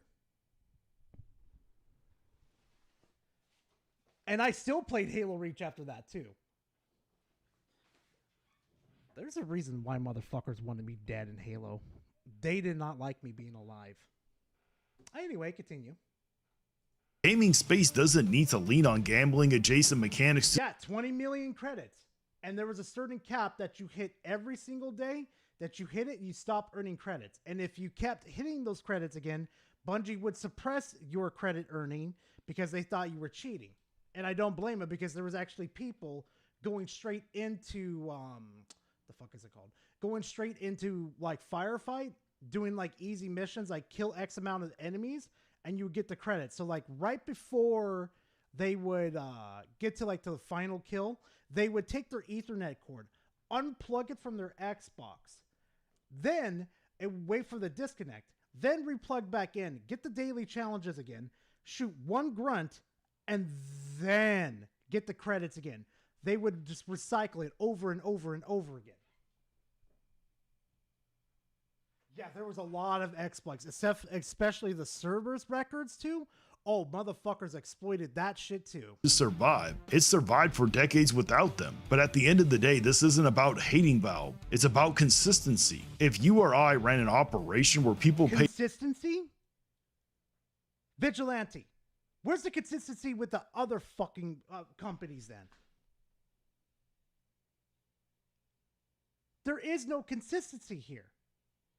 Where does it say in the lawsuit that they want to pull EA, Ubisoft, and the other companies that are responsible for this? Money for a randomized shot at something that could be flipped for thousands, regulators would have questions. The fact that it's digital doesn't magically exempt it from the same scrutiny. I've been against the loot boxes from the start because I saw where it was heading. We saw how easy it was for them to turn it into elaborate economics with speculative pricing and a jackpot narrative. We saw how normalized it became to watch crate opening streams like they were casino sessions, and now finally a legal system is stepping in to evaluate whether that normalization crossed the line. Whether Valve wins or loses in court is a separate matter, but the fact that this issue is being tested under gambling statutes is significant. It forces transparency, it forces documentation, and it forces internal communication into the light, and that Vigilante, as soon as the fucking court sees this and see what they're really fucking after, either A, they're going to accept it under different circumstances, or B, they're going to throw out the fucking lawsuit. alone can reshape the behavior. For consumers, this is about drawing a line. Games should be games. If companies want to run casinos, then they should call them casinos and comply with gambling Hey, Golden Sun, thank you for subscribing to the channel. I appreciate it. Thank you very much. regulations. Luring the two for profit while hiding behind digital semantics is not consumer friendly, and it never was. So when I see New York stepping up and saying this system may be illegal because it charges for chance at items with real monetary value, I see a government actually engaging with how modern digital economics function. That's not anti-game. That's not engaging them with digital markets. I forgot who sent me this one article of where they said that the fucking what was it? The people that brought the lawsuit against Valve used a fake used a YouTuber's video of a fake what is it? A fake what the fuck was it? A fake example of opening loot boxes. I wish I could show that video right now because y'all would shit yourselves. And at that least, a healthier monetization models and fewer exploitive systems baked into our entertainment, that's a positive shift for us. I've always been against these mechanics because they exploit psychology under the guise of entertainment. And if this lawsuit pushes the industry towards a cleaner, more honest transaction, then it's long overdue. And I hope this does. Oh, a cleaner and an more understanding transaction. Vigilante, you did no research. You are not ready for the monster. Doesn't stop with Valve. They need to be consistent across the board. If charging people for randomized digital items that can hold real world value deserves scrutiny, then what about the rest of the industry that's been pushing different flavors of the same psychology for years? I hope this opens the floodgates. I hope regulators start looking at companies like EA and 2K with the same intensity. No, they're not. They haven't named other people in the lawsuit too. They don't even show other examples. Vigilante, did you even read the lawsuit? Did you even bother? I hope they start asking questions about card picks, about ultimate team modes, about systems built entirely around chasing rare pulls with real money inputs. You can dress it up however you want. Call it player engagement, call it live service support, call it optional content. But when the entire progression loop is designed around probability and repeat spending, that's not some accident add-on. That's a monetization engine built on compulsion. And don't even get me started on these so-called time savers. I hope they go after Ubisoft and Bandai next for that nonsense, because that's another mechanic that hides exploitation behind a friendly label. He doesn't get it. Vigilante doesn't really get it. You design a game with grind-heavy progression, you initially slow the player down just to pad out experience curves, and then you conveniently sell them the solution? Don't have time? Buy this booster. That's not a quality of life feature. That's a problem you created so you can sell the fix. Yeah, Vigilante, I hate to say this, but maybe they should go after Apple then too. They're notorious for but degrading their phones after a year of purchase. You do understand that, right? Do you understand the phones start to get slow and slower and slower, so they force you into a position to go buy more of their phones? But yet nothing's been done about that? How about the fucking controllers too? How about the gaming controllers that you buy too? Remember how our gaming controllers used to be really nice and sturdy? Like we never had like stick drift or anything like that? Well, it never used to be really that bad, but these days, yeah.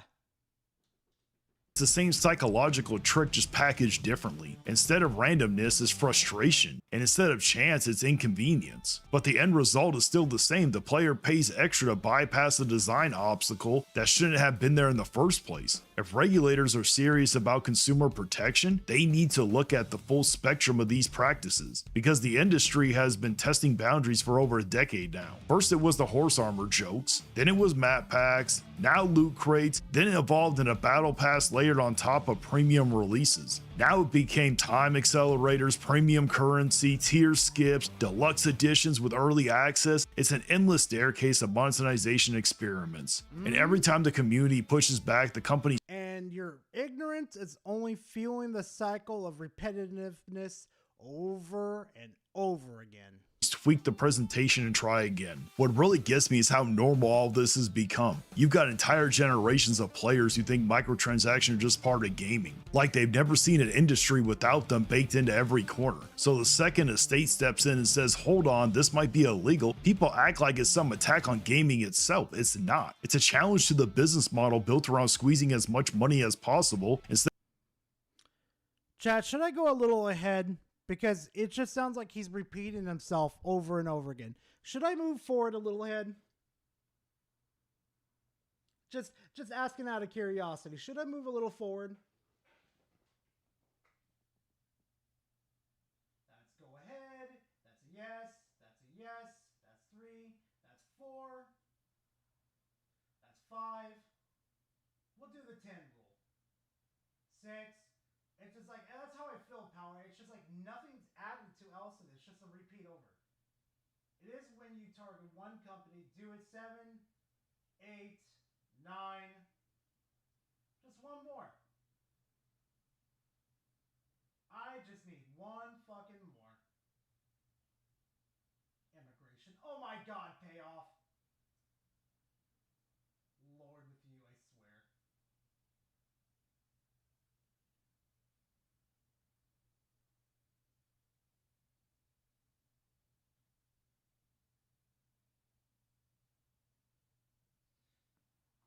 Yes, okay. Yeah, I do tend to repeat myself, but I try not to. But it's just the same thing over and over and again, just repackaged. It's just... Harm doesn't disappear just because the mechanic is dressed up differently. And whenever this comes up, someone says just don't buy it. That's the easy defense, sure. Personal responsibility matters, but that this lawsuit forces the industry to rethink how it monetizes players. That's a good thing. Revenue alone doesn't make something ethical. Profit doesn't automatically mean fair. I hope companies like EA, 2K, Ubisoft, Bandai Namco, and Activision start feeling pressure too. Not because I want this industry to fall apart, but because it needs to grow up. Games should focus on delivering great experiences, not constantly nudging you towards another purchase to fix function that was intentionally built in. If Valve has to defend its system in court, that could set a precedent. It could push for transparency. Yeah, it's again. It might be enter game specific time where I react to the saltiest fan. I'm good. Nope, we're good. It's just him repeating himself and promoting his stream. So, yep, that's pretty much it for right there. Let's go to... Let's do this. Hey there, gamer. Yep. It's Pizza Face. Yep. It's Pizza Face. It's Dreamcast guy. PlayStation hates PC gaming? Sony going back to full PS5 exclusive?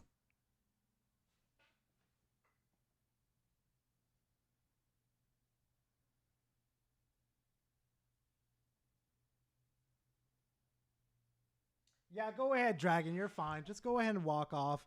Yeah, it's an L, but I mean, it's don't be hard on Vigilante. A lot of people have a lot of disagreements with everybody, but that one like it doesn't go into territory of disagreement. That goes into the territory of you didn't do your research. You didn't do your research. I know I've been guilty of it before, but god damn. All right, here we go, chat. It's Dreamcast guy. Dreamcast guy here. Today we're talking about a very strange leak that has just come out about PlayStation. Now, so it's a leak. And it's not true the way you're treating it right now. Much every major source, from Digital Foundry to Sneaker SO to Jason Schreier himself, is apparently claiming Sony is pulling out of the PC Probably. Keywords that you're fucking missing. business, meaning the fact that for the last couple of years, there's been a very interesting experiment going on over at PlayStation, where they've been putting PlayStation first-party games onto Steam. And not just multiplayer stuff, we're talking about God of War, Returnal, Spider-Man. These games have been coming to PC. And not only that, Sony bought an entire PC porting house, Nixxes, to help make these incredible versions of these games. Yeah, so if this was true, wouldn't Nixxes be talking about certain things right now? That's the whole purpose of Nixxes being bought, to port games over to PC. We'll find in the next 2 weeks. These are extremely good ports that clearly cost them a lot of money to make. They have... Oh my god. It cost them a lot to port over. Dreamcast, you're fucking stupid. No, you're really fucking stupid. It cost them money. Holy fuck.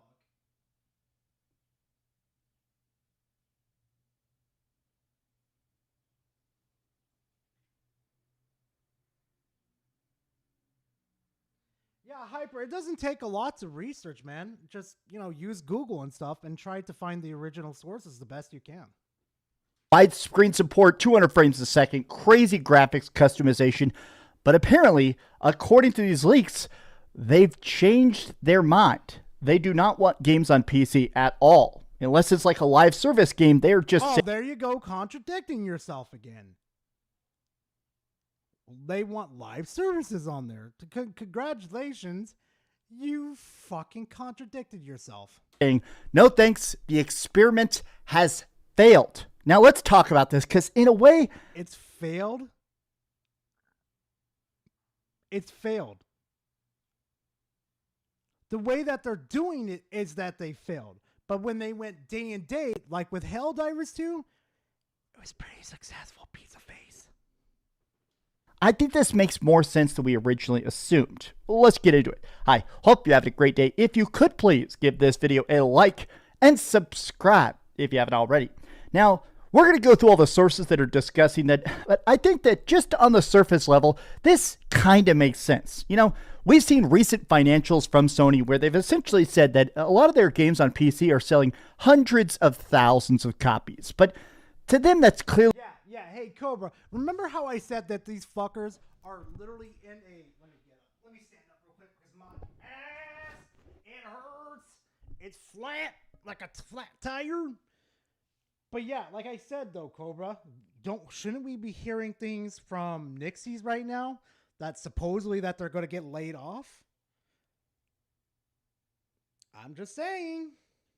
Just not enough. Just in general, the fact that PlayStation very much from the very start said the whole point of this PC experiment was to get you to buy a PlayStation 5. The whole idea... Guess what? It fucking failed. Was, all right, we'll put Spider-Man on there, and now you want to buy a PS5 so you can get Spider-Man 2. Here's God of War. Now you want to buy it to get God of War Ragnarok. But absolutely failed. It seems like that just didn't really work. PC gamers were... Oh, congratulations, dipshit. Maybe you should tell your friend Reforge that. Buying the games, they're loving the games, they're cheerleading the games, they're modding the games, but at the same time, they already have a really powerful PC. They're not going to buy a $600, $700 PlayStation 5 Pro, right? They don't have that same fire inside them because in a way they think, well, the games will come eventually. And it sounds like, according to new leadership, they're now ready to pull back towards this PC push, particularly when it comes to first-player, single-player titles. I guess... Hey, look at this. You see how he avoids the fucking wording here? Digital Foundry has also noted signs, not proof, not leaks, signs that PlayStation under its new leadership, which is...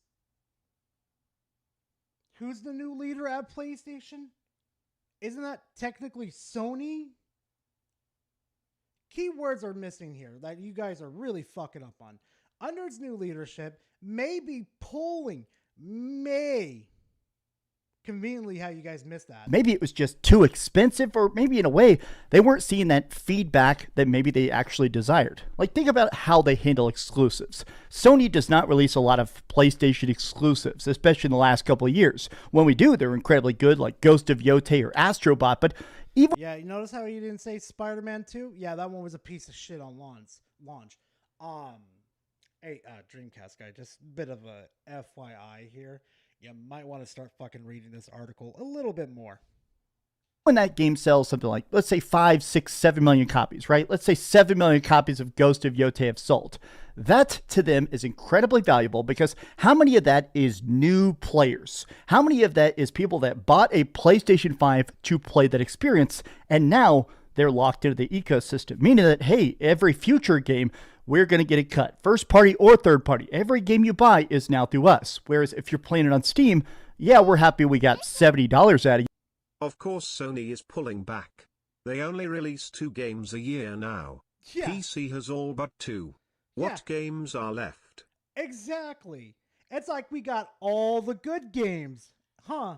Like we got the original Spider-Man, we got the original God of War, we could possibly get the God of War. Actually, we don't need that, because we have the original games being emulated on PC, so you can keep that remake if they're going to gut out like a lot of shit from it.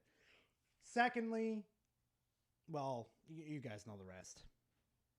But Valve got a cut, and now Valve's going to keep getting a cut. We want to make sure that you're contained in the PlayStation ecosystem.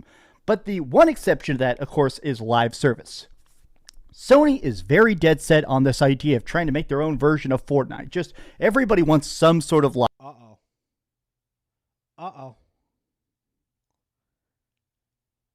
Hey, Dreamcast guy. Shouldn't that be a bit of a worry for you? That they're more dead set on making live service games than making like story-based games like they're known for. That's a red flag. Live service. So games like Marathon, I am actually going to be playing the Marathon beta. Starts here in 30 minutes. I'm going to be doing a video about the Marathon beta this afternoon. But stuff like Marathon, that new Horizon Zero Dawn like weird game, that like multiplayer stuff is still going to be on PC, and maybe some of that will even trickle over to Xbox. But clearly the main focus is, even if like there's little partnerships, some of this stuff may still be on third party, but anything that's made by Sony Studios like Sony Santa Monica, it now is only going to be exclusive.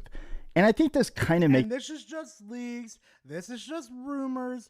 We have no idea what the fuck we're talking about, right? Of course. Of course. All right, I'm going to sit back the fuck down real quickly. I've been doing fucking... Well, I shouldn't say it, but I'm good enough to sit down. Okay. Here we go. Let's see. PS5 Pro is the only console with ray tracing, reflections, and RGTI. The only console. Keyword, only console. Sense, because I think it's just hard to deny the fact that PlayStation is now the default console. And honestly, I think Sony appreciates the fact that they just don't have to do that much work. Their system has sold so much that if you want a next-gen console with the best optimized games, they're all on PlayStation, or in this case, PlayStation 5 Pro. Like, pass. Your guys' exclusives are getting worse every single year. Right now, I do have a review going up tomorrow for Resident Evil Requiem. I have been playing it, but there's weird embargo stuff.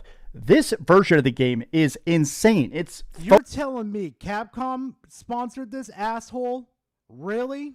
Photorealistic. I mean, the graphics literally practically defy the imagination. It just looks so good. And it's weird to think that it looks best on PlayStation 5 Pro.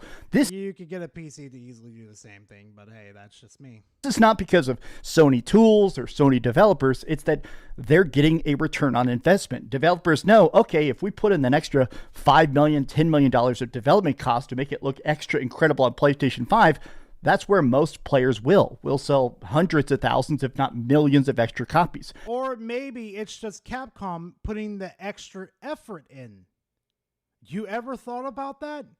You maybe think, maybe we learned our lesson from Monster Hunter Wilds, and we thought maybe we need to do a better job with our FPS and our graphics? No? No, because anybody remember when it ran like dog shit on the PS5 Pro?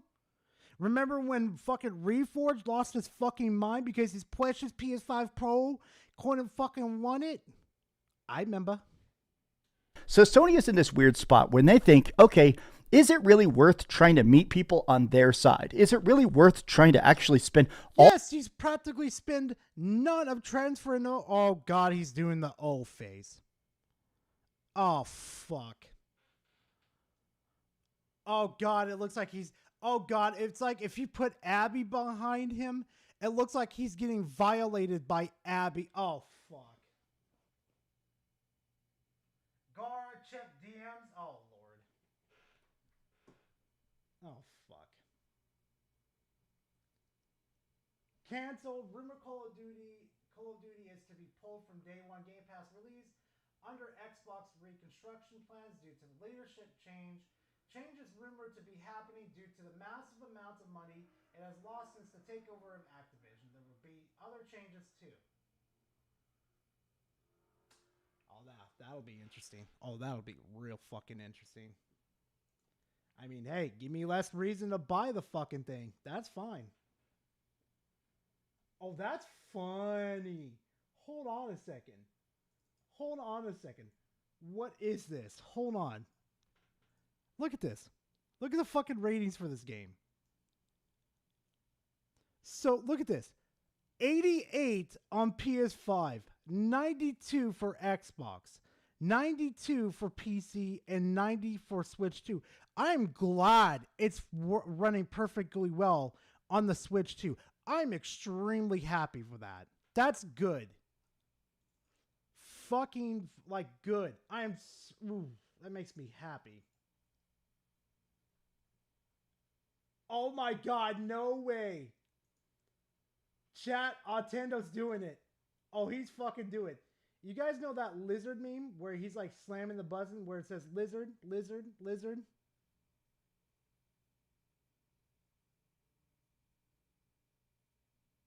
God, I wish I had animated emotes to where I could like buy this off of Attendo and put it onto the channel as like an emote. YouTube, get your shit together and get animated emotes. Do you know how many times I would see motherfuckers slam this in my fucking chat?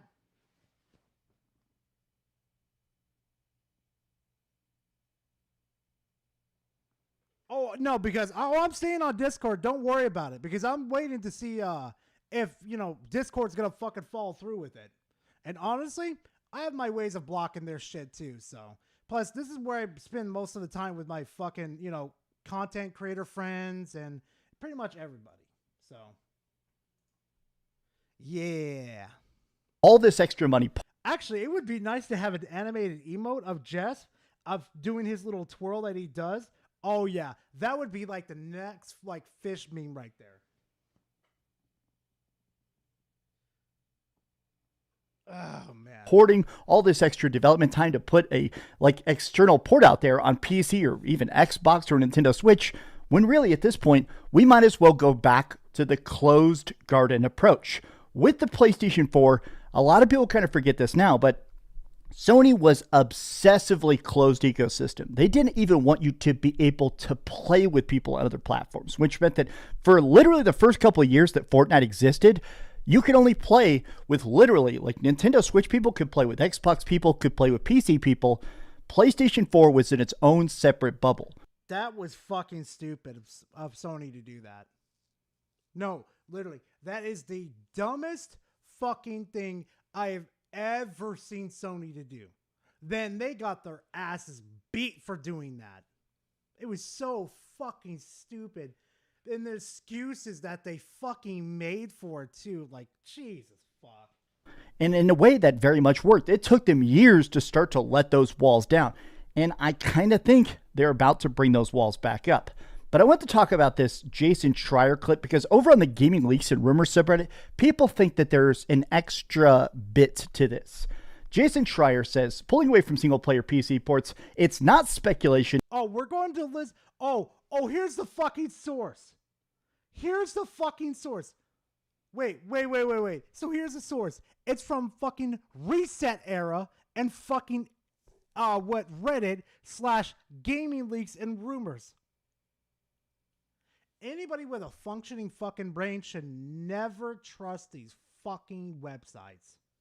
Especially reset area. But sometimes topics come up on the show, and I'm quite ready to publish a story about them. More to come soon. So basically, it sounds like he's already writing it, but Jason Schreier is very obsessive in his wording. He's very meticulous about framing like business. No, he's not, because he had to reconstruct his whole fucking sentences 3 fucking times, Dreamcast. Mergers and motivations. He doesn't want to just, tweet it out. He'd rather make a clear, concise, here's the story and why you should care. So it sounds like he's still cooking that up. But people are pointing out the fact that this is probably part of another thing. Can we get his entire speech in the podcast now? I was looking for it, but it kept getting removed. At least somebody has a fucking brain. See, Sneeko SO also chimed in. Sneeko SO has done a lot of very good leaks about hardware stuff, and basically he's saying, yep, they're pulling back. And here, I think, completely nails the other part of the discussion that sort of changes how this was probably discussed when Sony first had the meetings about going to PC. PC was this separate ecosystem. And I want to just bring this up as an FYI for the PlayStation fanboys that are cheering for this shit. Do you realize what this means, right? You do understand that the profit margins have to keep going up and up and up. So having their games on PC alleviates some of that pressure from the console market, right? So you guys can, I don't know, enjoy your games at a decent price. I hope you're ready for that. If they do this, I hope you guys are ready for the $80 price tag. I hope you're ready for $120 price tag fucking controllers. I hope you're ready for $1,000 plus fucking video game consoles. I hope you're ready, because you're going to get exactly what you fucking deserve.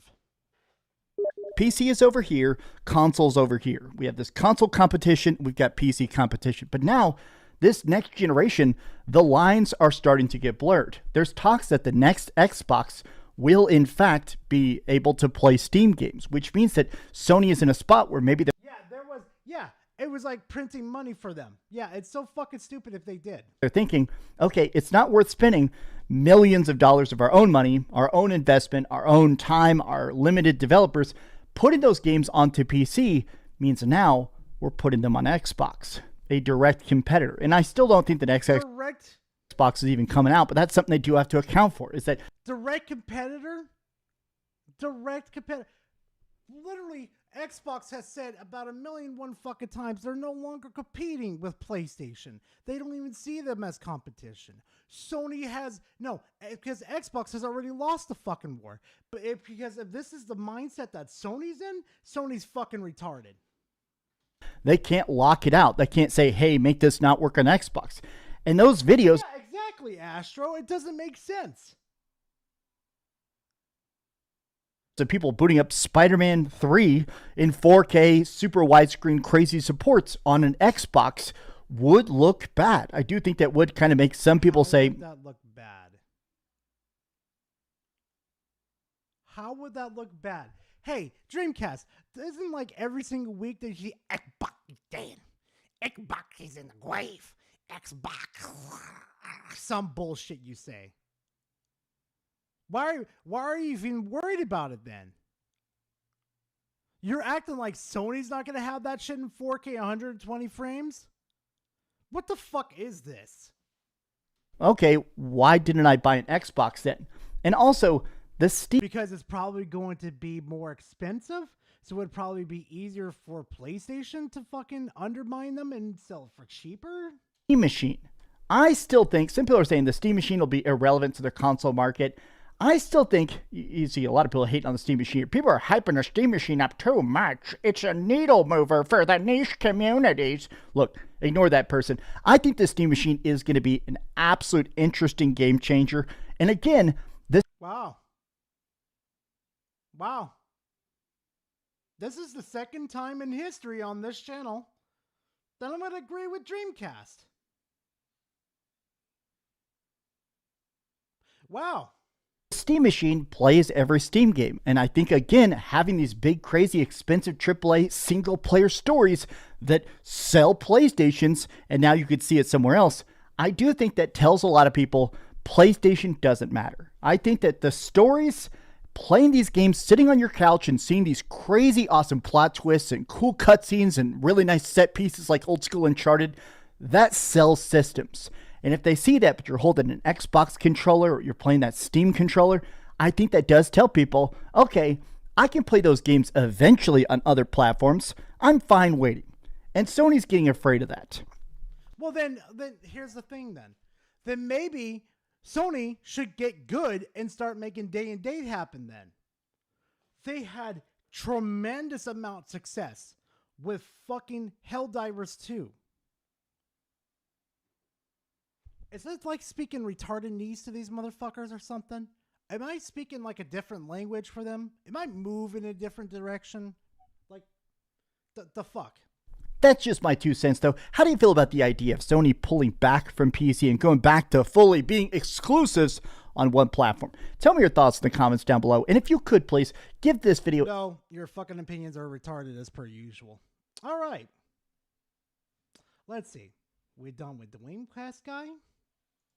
We're done with Reforged. Let's see. Who else are we done? We're done with Angry Vigilante. We're done with that PlayStation game.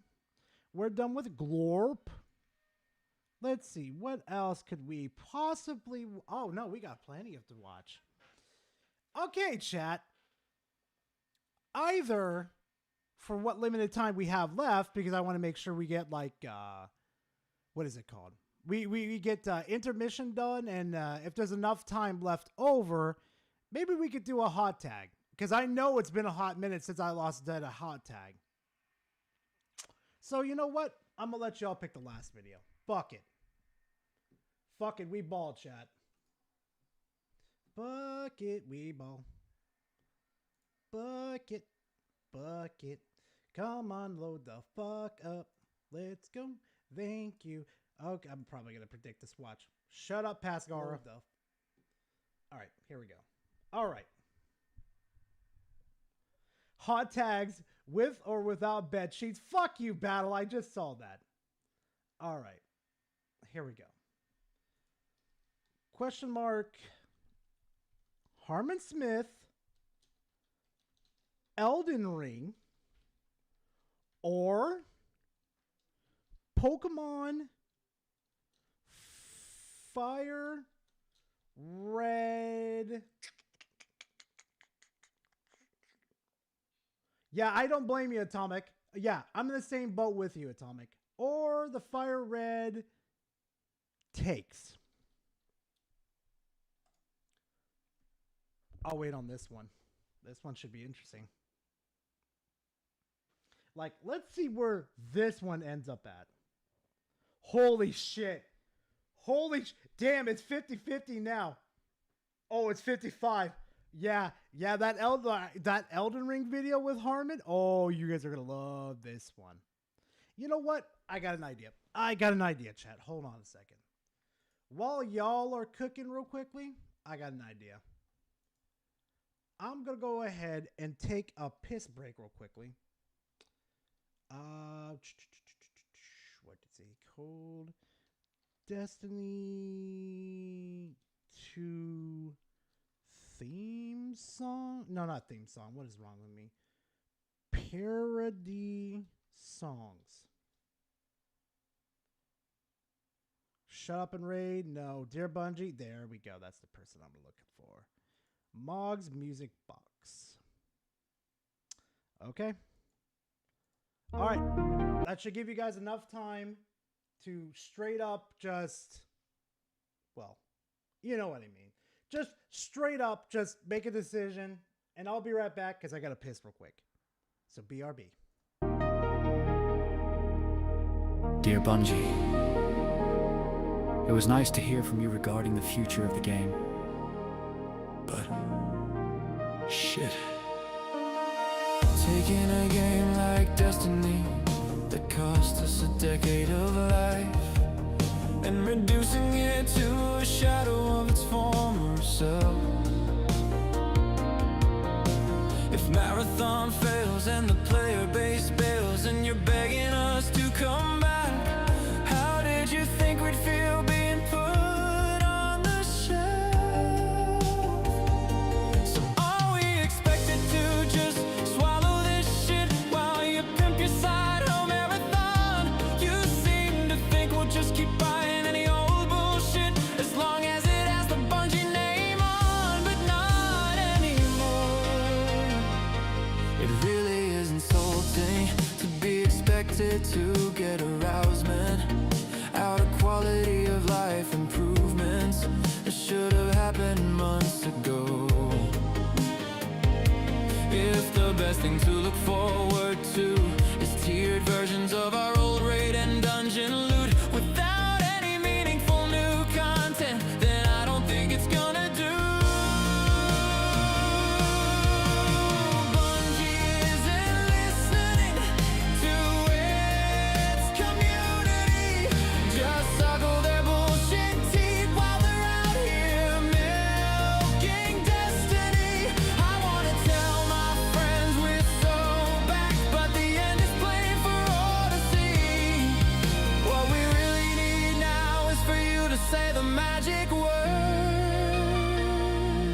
Destiny 3.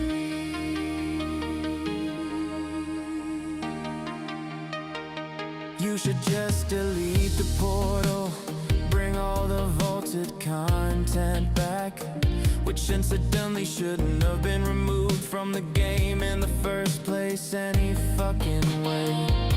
And why do I now need a tier 5 exotic? My build will be the same with or without it. You already reworked the raid weapon loot pools and roles once before, and now I've got to farm a tier 5 Apex Predator just to have a shitty shader on.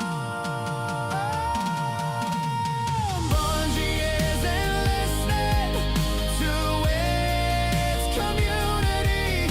Just suckle their bullshit teeth while they're out here milking destiny. I wanna tell my friends we're so back, but the end is plain for all to see. What we really need now is for you to say the magic words, Destiny 3.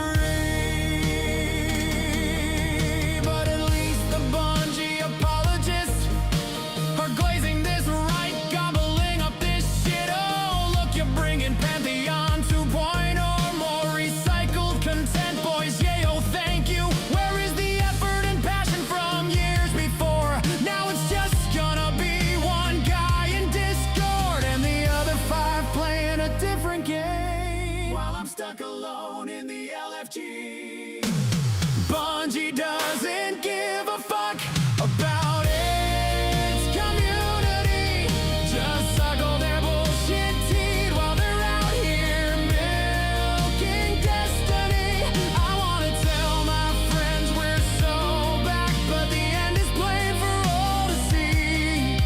What we really need now is for you to sell the rights to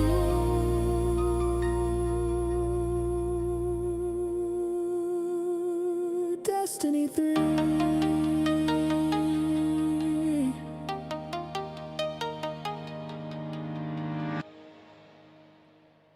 All right. I am fucking back already. And now I just shut down the fucking poll. And let's see who has won. Shall we see who won? If it's gonna fucking show. Like, at all. I swear to God, this fucking shit. I swear to God, chat. I swear to God. Never. Half the time it wants to fucking work.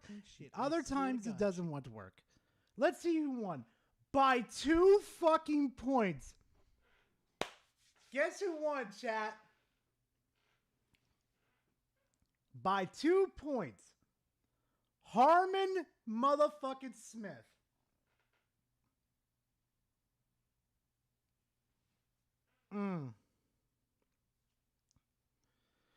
I adopt a Destiny player after they pay the sports cars tax. Oh my God. Okay. So we're gonna do the Harmon shit. I'm down for it. But I need y'all to realize something real quickly. Y'all need to know something. :_shock check memes :_gold ship. What the fuck did you fuckers do in there now? The fuck? Oh, I see the lizard.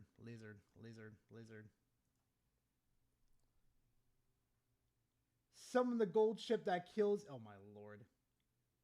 What the fuck is this? What the fuck is what? Alpha, what? Oh no. Listen. Elden Ring still living rent-free in Harmon's head. Oh yeah. But I'm about to show you how long it's been though. You're gonna fucking lose it. Oh my god. Of course pay off with a fucking gold ship. Of course.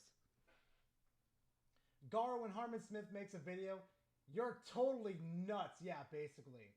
Oh my god, they've got Dreamcast. Oh, they got him. They didn't even need my fucking help. These fucking savages got him. They didn't even need my help. Oh my god.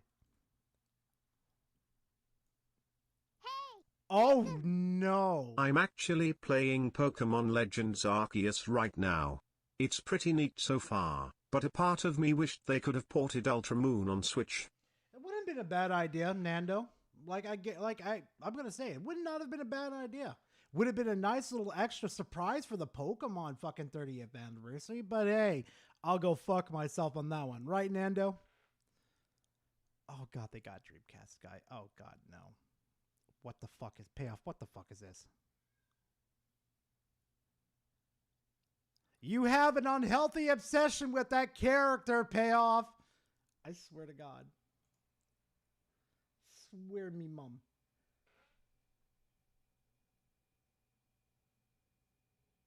Okay. No, side tangent real quickly. Nah, this needs to be a side fucking tangent real quickly. As I'm sure you guys all know, I am so sick of these motherfuckers. Oh, are we gonna load the video? Arrow.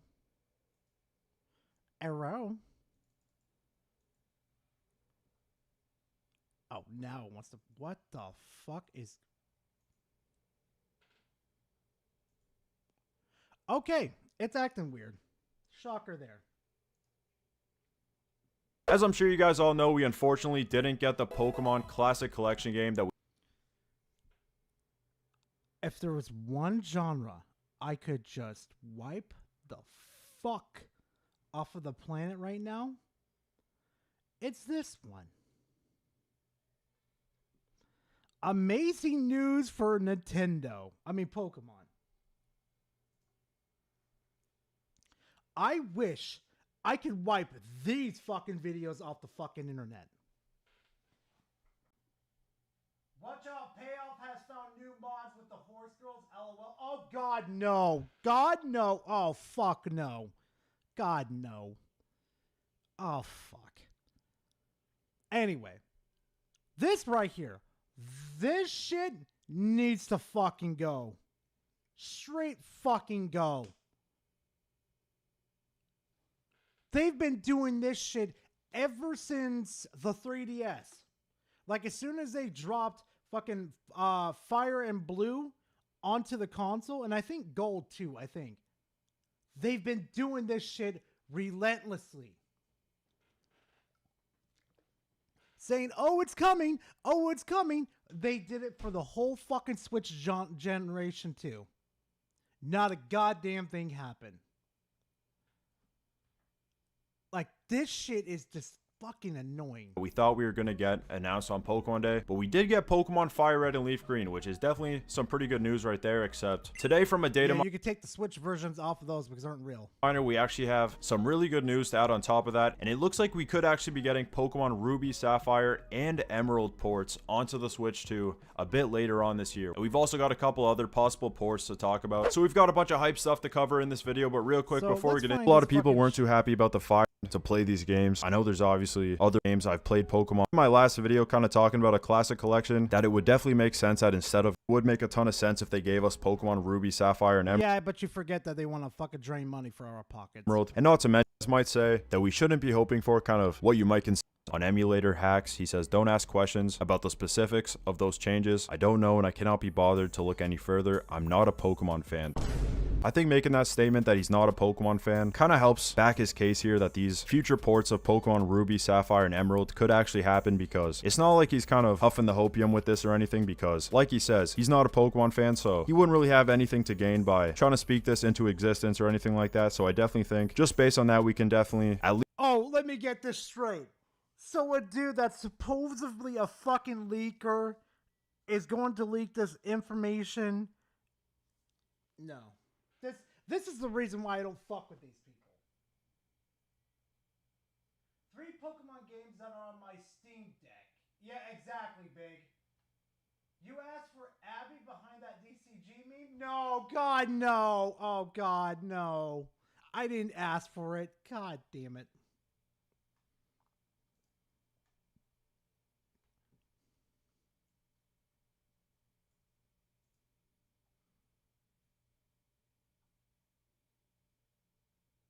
God damn it.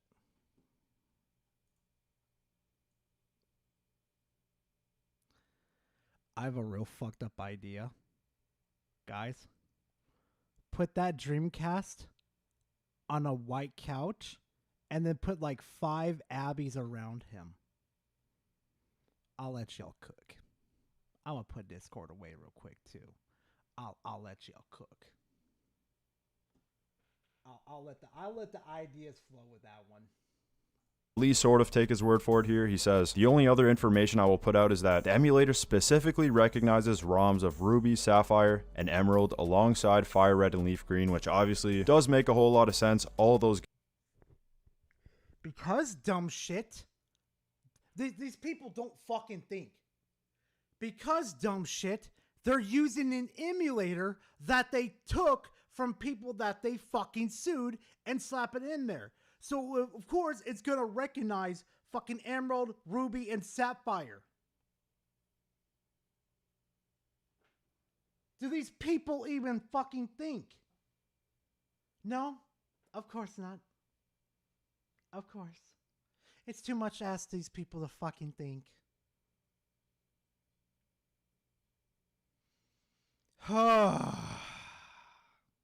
Fucking morons.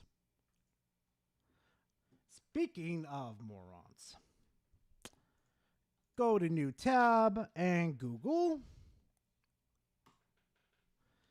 Elden Ring.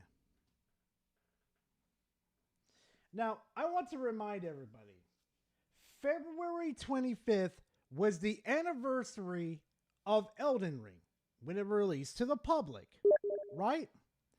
Gara the Horse Girl is here. No payoff. God damn it, I swear to God. So, anyway, it's been 4 fucking years. 4.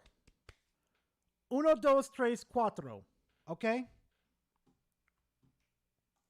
4 fucking years. The sacred cow has been slain. After Duskblood... Hold on. How the fuck has it been slain again? No.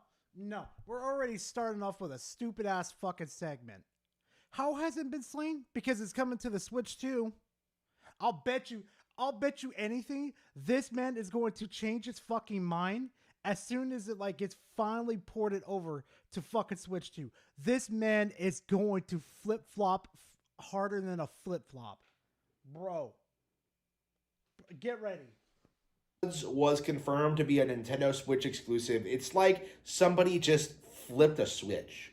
All of a sudden, people were beginning to notice the things that I had been saying for years, things that I... Name them. Go ahead. Name them. was bringing up, and the things that, like, you know, were very apparent to me. It feels like it's now kind of a mainstream thing, because traditionally the reason why FromSlop was hyped up the way it was because it was something that the industry thought they could gaslight people into believing was better than Mario, Zelda, and Metroid.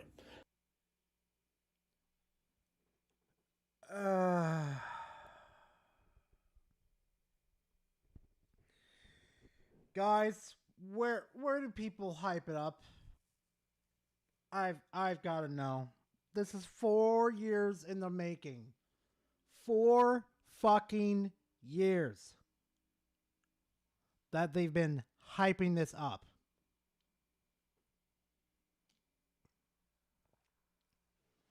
Somebody tell me. No.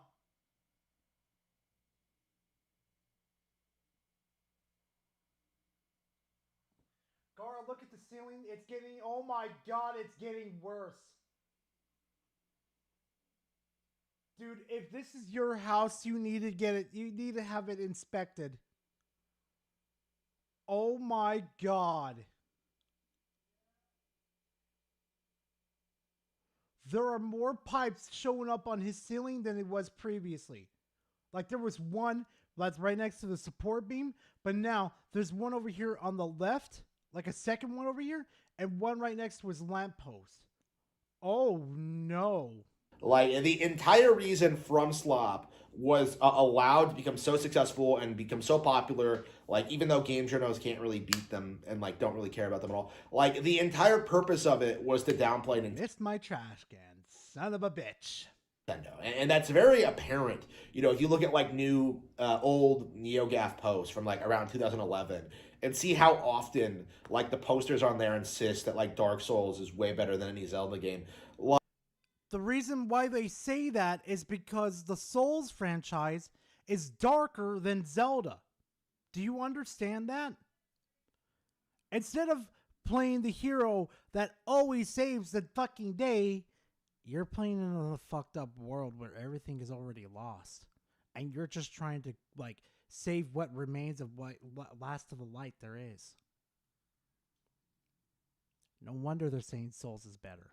Like, you really begin to notice, like, the patterns of just how obsessive and, like... That's because his fucking... the water damage is there. Silent. Oh, God, what is you fuckers doing memes?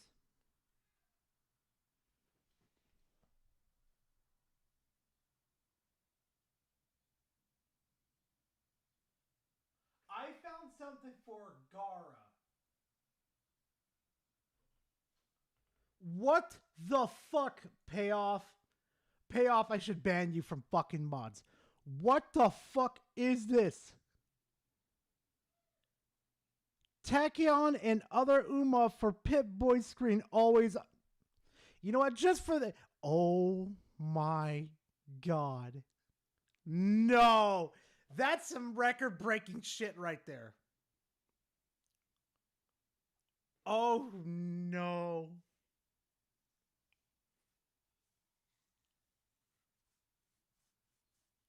I'm not sorry, Dreamcast. I'm not sorry. Not one fucking bit. Maybe I should add my O face in here. Like my own O face from fucking Dreamcast.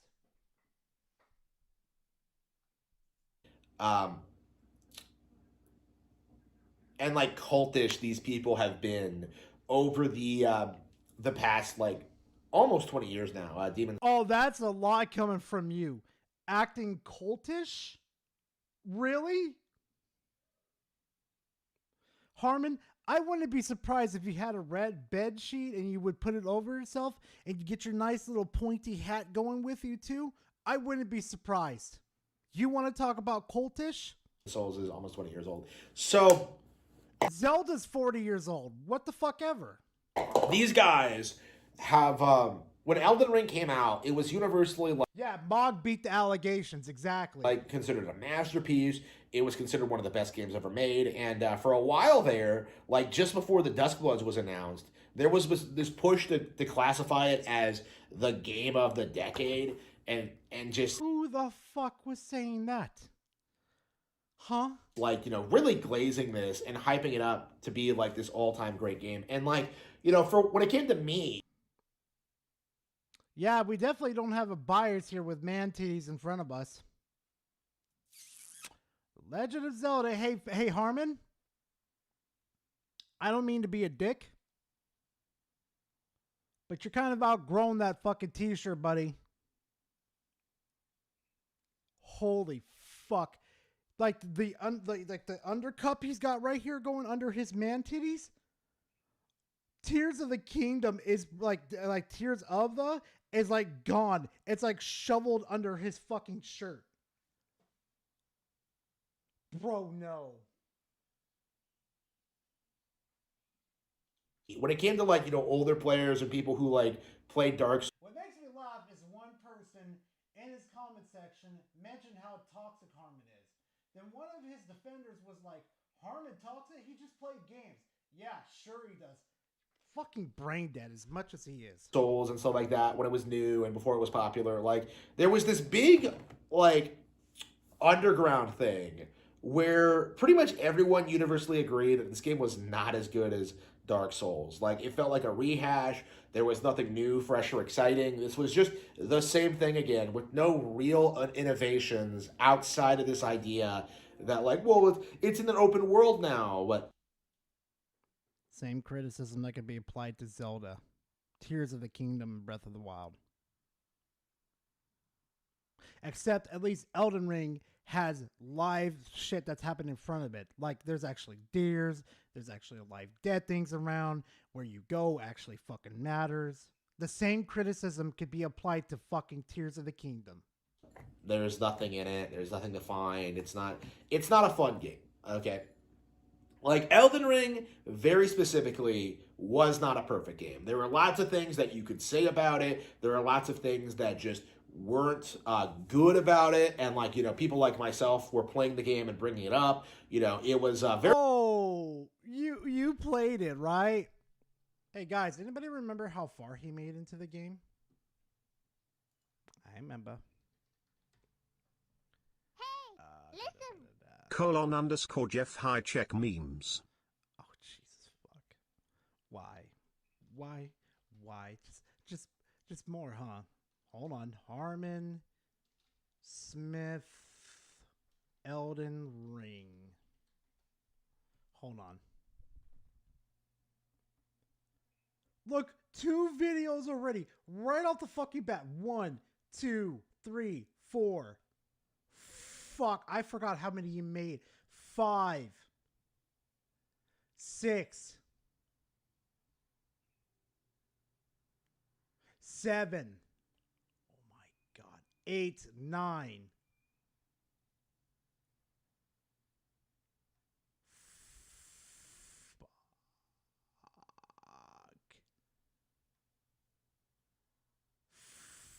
Fuck, I really forgot how much he made. Holy fuck.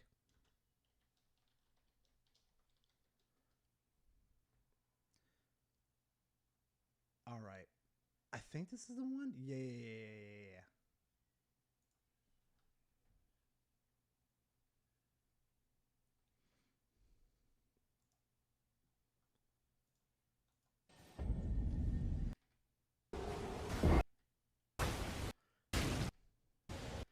From a boss. Let's remind everybody where Harmon Smith quits. Let's remind everybody. No idea where to go.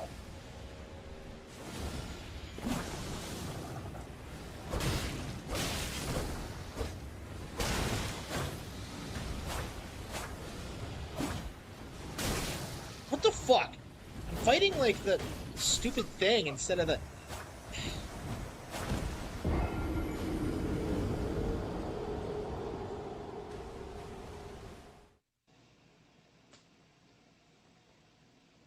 Yeah, I couldn't even focus on the invader because, like, yeah,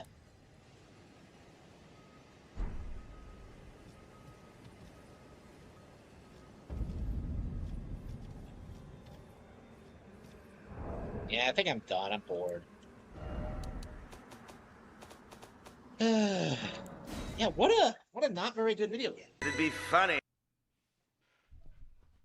Hold on. No. If it weren't so pathetic. No, what the heck? I'll laugh anyway. I just.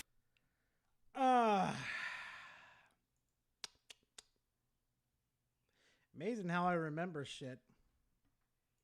Imagine getting filtered in Caelid and not fucking knowing. You just run over there to grab an item real quick and run out. Damn. Very, very apparent to pretty much everyone that, like, you know, Elden Ring was kind of a disappointment. You know, it wasn't what it was cracked up to be, essentially. This was not the best game of all time. It was... Yeah, Silent, he should have ran from that encounter in the first place. Like, why the fuck are you fighting the fucking... what is it? The fucking plague fucking witches there while you're fighting the invader. That was fucking stupid. Kind of limited and stale compared to the much more innovative Breath of the Wild, which came out... Innovation. You mean innovation that they stole from other fucking companies? Like they usually do? 5 years before, and Tears of the Kingdom, which came out the year afterward. Like, Elden Ring was just not on the same level as what Nintendo was doing at that time. Like, not even just with Zelda, but with, like, all their other franchises as well.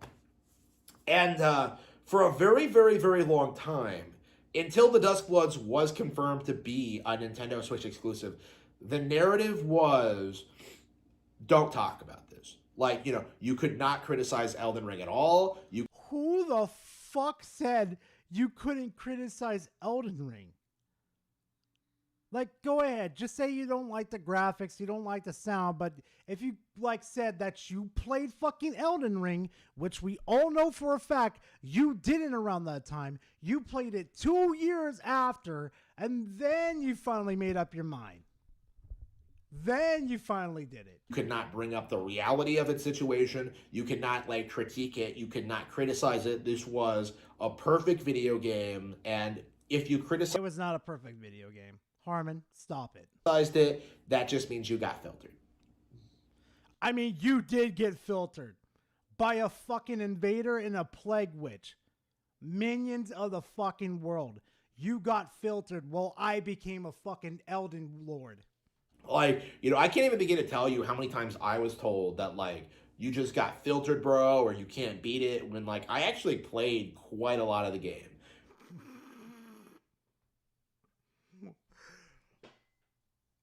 Played quite a lot of the... Okay. Hold on. I gotta show everybody. Map.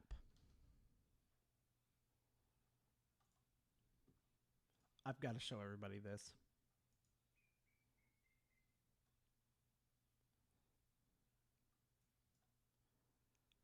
Let's see. So he went from here. Went from here towards kind of like he was heading towards... Where's the bonfire at?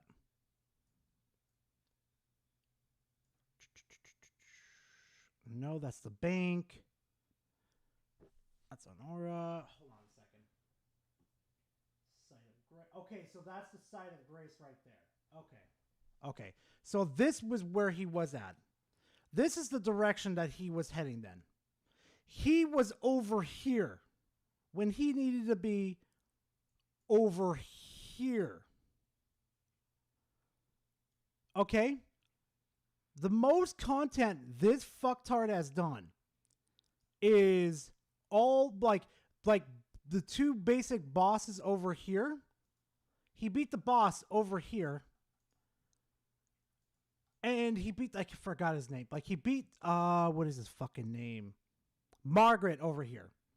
Or is that how you say his name? I forgot his name, how you say his name. But he beat the boss over here, right? Beat him. And then he comes over to Caelid for some odd weird reason. And then dies, and then gives up, right? He only completed 2 areas. He's forgetting about this whole ass fucking content.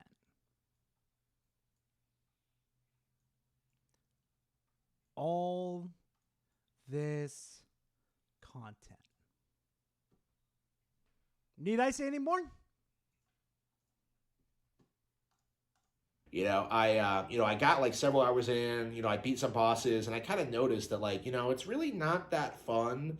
It's really not that challenging. It's really not that difficult. You just explore until you find things that you can use. Oh yeah, Flame Lord. No, I think you would be too fucking stupid to go out of the mines like that.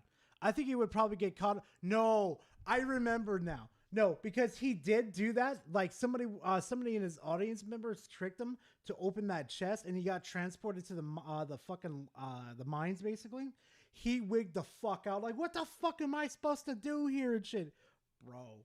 That arc was crazy. To kill other things. That's it. There's no depth when it comes to like the dungeon design. No, Silent. He didn't get to the fucking school at all.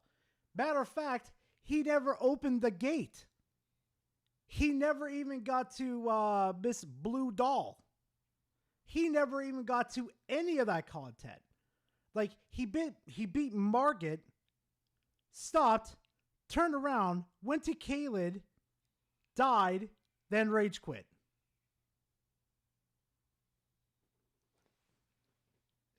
Oh, you gotta love it. Or the boss variety, or the combat mechanics.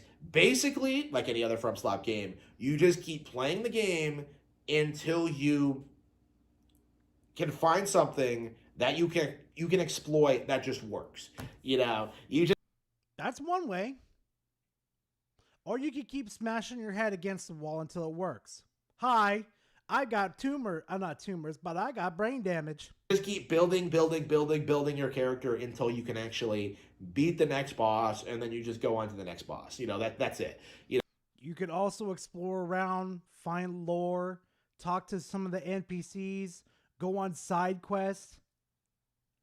Yeah, you could definitely tell by the way he's talking right now, he got filtered hard. Yeah, there's no real technical depth to Elden Ring. It's not really fun. Like, it's not even like well animated. It doesn't even look good. Anybody who well animated, you want to talk about the person that sent for Scarlet and Violet? You really want to talk shit about that? Because let's be honest, you sent for that. Who says this couldn't run on a Switch 1 is like delusional.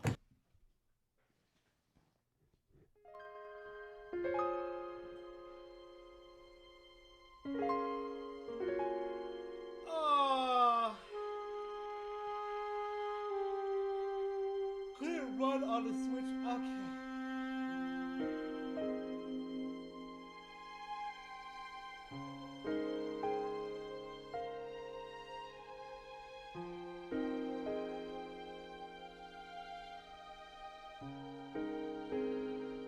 Okay.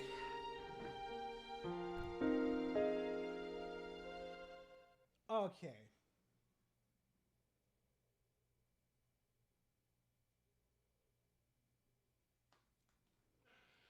I've been saying this for a long time, but it's so interesting how during the Wii era there was this narrative that Nintendo games don't look as good, they don't play as good, they're not realistic, the animations are sloppy, people spurred out about Nintendo visuals. And then now in 2025 we have Elden Ring, which looks and plays worse than games that came out in 2007.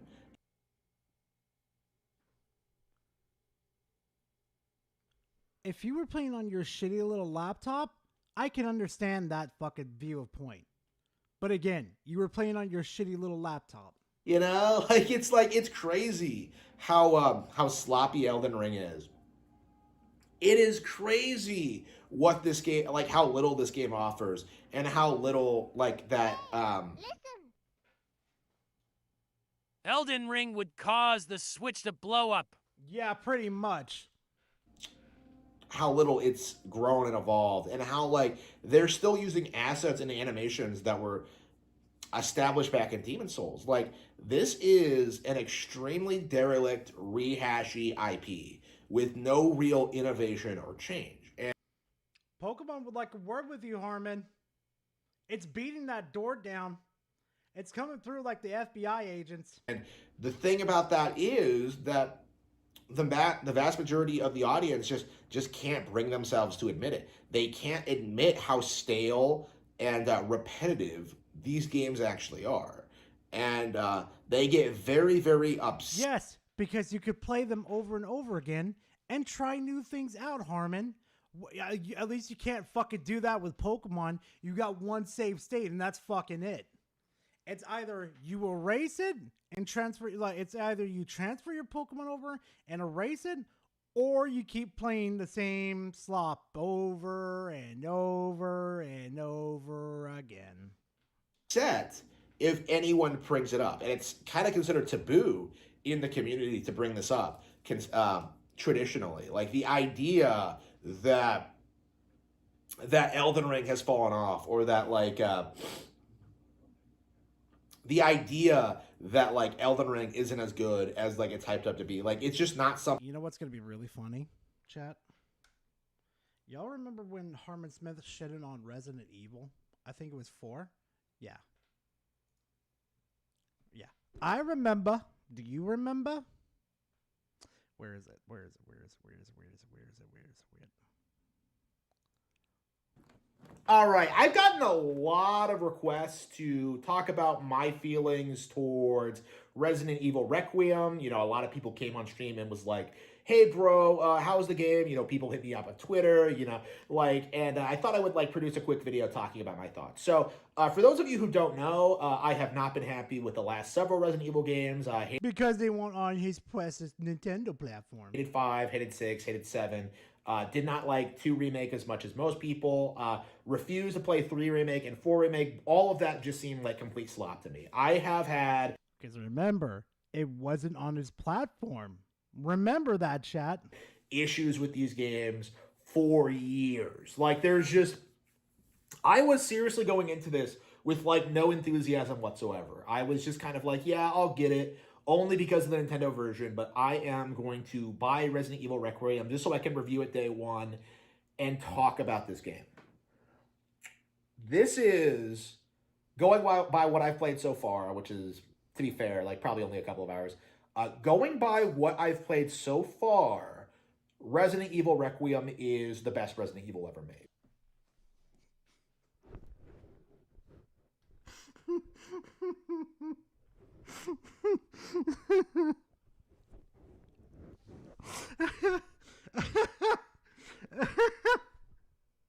And the jokes write themselves at this point.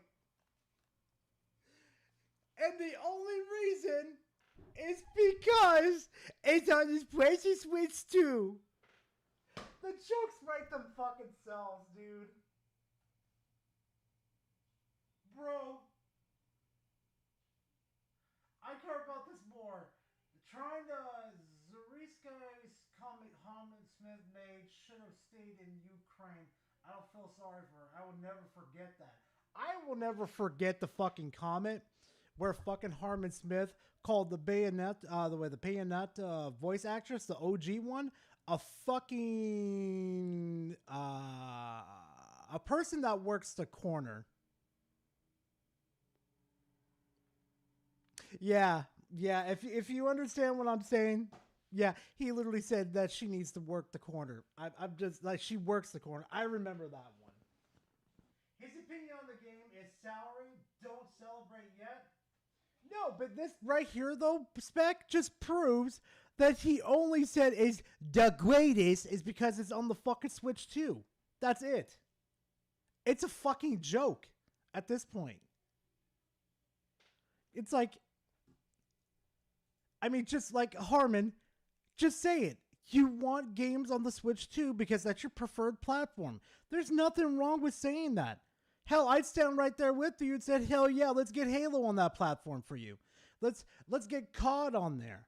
Let's fucking get The Last of Us. Let's get whatever you want on there for you so you can enjoy them. But hey, that's just me. I'm the bad guy, remember? I'm the devil. Something you're supposed to talk about. Like, that's just the reality of the situation, is that Elden Ring is a game with a ton of problems that clearly did not live up to the hype. And yet, like... No, I did not NSP. No, actually, I did NSP. We might look him after that. The narrative has always been this idea that, like, well, like, don't talk about that. It's better than what... Oh, you mean a hooker got it? Smirking face emoji. Smirking face emoji, smirking face Yes, emoji. hooker, Cobra. Yes. Nintendo's doing, it's better than anything you've ever done. Like, oh, Elden Ring. Like, Elden Ring is just the textbook example of, like, the random, That brain's on a fucking process over 1 megabyte per RAM. third-party game that was put on a pedestal because the industry thought they could weaponize it against Nintendo. No. Harmon, no. They made the game because Miyazaki wanted to fucking push the boundaries. And you know what? After making Elden Ring, you know what this motherfucker said? He says, I felt like this wasn't enough. I could definitely make more. This motherfucker said, I got one more in me. Right. And now that it no longer serves that purpose, now that it's getting a Switch 2 port, now that it's getting like a new entry exclusive to Nintendo Switch, like it's being taken out with the trash. Okay, like pretty much everyone universally agrees that the Dust Bloods is not going to be successful. It's not going to be as big of a deal as Elden Ring. Well, that's because it's going to be exclusive to one platform. Secondly, Elden Ring... Hold on. I give him a pass for RE3 cause it's not the proper remake, but he should never BS on the games he never played. Those games were great. Pansy. Yeah, this is what a lot of people don't understand why I call his ass a hypocrite, because he doesn't play these games. And then he'll finally play them when they come to his preferred platform. He is like, Harmon is one of these motherfuckers that'll say he's for exclusivity, but he's the same motherfucker that'll sit on his ass, fart on it, and wait for a game to come to his fucking platform. He's the same motherfucker. But like what people don't want to admit is to why. Because I keep seeing people see this thing that like it's because like Nintendo consoles are inferior or like the multiplayer or anything like that. Like the simple reality is like FromSlop was never popular. Never popular? You sure about that? The 30 million sold copies? Are you sure about that, Fatso? On top of that, too, your Nintendo's hardware was dog shit. You had a mobile, phone. Yeah, no, was it? Yeah, you have a Tigra X1 chip, a fucking mobile hardware, and your guys' Switch 1. And it was complete dog shit. Like, this was a game that was promoted and hyped for over a decade because the industry thought that this was going to be a Nintendo killer. They thought that this is something that they could use to finally be the elusive Zelda killer that they've been seeking out for the past 40 years. The elusive fucking Zelda killer? What are you smoking? Different genres, different storytelling. What the fuck are you talking about? Hydlide couldn't do it, Dark Cloud couldn't do it, Dark Souls couldn't do it. But they thought that Elden Ring was good enough to pull it off, and in the end it didn't, Like, in the end, I cannot wait for this man to fucking flip-flop. As soon as fucking Elden Ring comes to the fucking Switch 2 platform, and I catch him doing an impressions video, oh, fuck yeah, baby. I'm gonna have some fun. It fell flat on its face. It wasn't that successful. It was something that was like put on a pedestal and played by normies and sold to casuals who never beat it. Elden Ring is the very definition of a game that is all hype and no substance. And the simple fact of the matter is, after the failure of the DLC, failure of the DLC? No, it was pretty fucking good. It did its exact job in what it was supposed to do. Piss you off and make you want to continue to play. Guess what? The people that were bitching and complaining about it finally fucking got good and beat the DLC. Like I did. Everything FromSlop has done, all the flops after, Armor Core failed, Night Rain. Armor Core was fair. What the fuck? It was a success. The fuck you mean? Failed. Like, the simple fact of the matter is, Night Rain's perfectly fine, still alive. The company is on the way out. It is never again going to be able to coast off the open world hype of Elden Ring. Everything. Oh yeah, I can't wait for this dumb motherfucker to find out. Hey, look, a new fucking Souls game. Everything else they do is going to be negatively held against them, and they will never again be able to gaslight people into thinking that Nintendo is better. And I think he just misspoke right there. Hold on. Be able to gaslight people into thinking that Nintendo is better.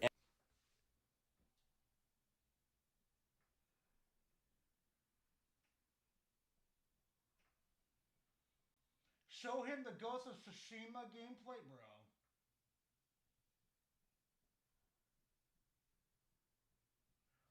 Oh wait, no, I did show that one time. It was fucking terrible.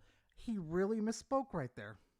And because they are now producing a Nintendo exclusive, inevitably what we're going to see is that more people are going to start realizing that, like, wow, FromSlop is not as good as what Nintendo does. Like, that's just... Yeah, because guess what? Because they're better, Harmon. Also, too, hey, Harmon, here's a bit of a warning. I catch you in Dust Bloods, it's on fucking sight. You're my fucking prey for the evening, okay? If I see the name Harmon Smith in Dust Bloods, I'm gunning for your ass, okay? Chunky boy, I'm gonna make you lose some fucking weight and make you squeal like a little pig. I'm gonna get you. I'm gonna get you good. The reality of it. You know, Nintendo fans have been saying that all the time, but, you know, people who are, like, picking up these consoles for the first time are going to slowly realize that, like, Elden Ring is not as good as it's hyped up to be. You know, Dust Bloods isn't going to be good. Like, it's going to be remarkable seeing that shift and seeing that, like, that change in consumer culture, because no matter what happens, you're not going to see Dust Bloods get the same amount of attention as Elden Ring did. And it is entirely... Gee, I wonder why, because it's a fucking exclusive that's going to be fucking useless. Entirely because it is a Nintendo exclusive. Well, yeah, you're about right about that one.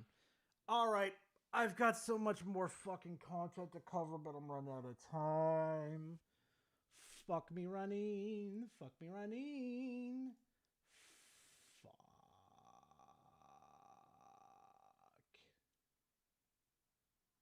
I'm gonna have to cut some of this shit later. Fuck. Calm down, Deliverance. He didn't realize what he said. Yeah, he doesn't have an idea, Devastator. By the way, I shared a video about the Metal Gear Solid on Discord from an hour ago. Here's the fucking disc. Here's the fucking disc. Shit right here. No, that's payoff. Oh, no. Mario. Okay, right here. All I've got to say is Metal Gear Solid So should will not we. be an instruction Cut the crap! manual. Really? If you're immortal, why... What the fuck is going... Yo, I'm about to switch fucking browsers. This shit happens every single fucking time. Swear me mum. So will we. Cut the crap!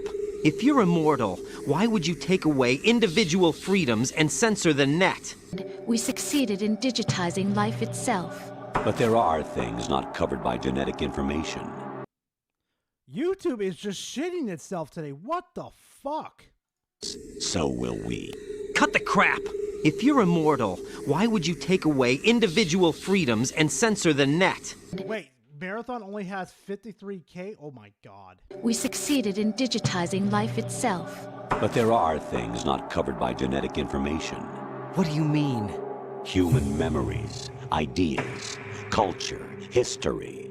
Genes don't contain any record of human history. Is it something that should not be passed on? Should that information be left at the mercy of nature? We've always kept records of our lives through words, pictures, symbols, from tablets to books. But not all the information was inherited by later generations.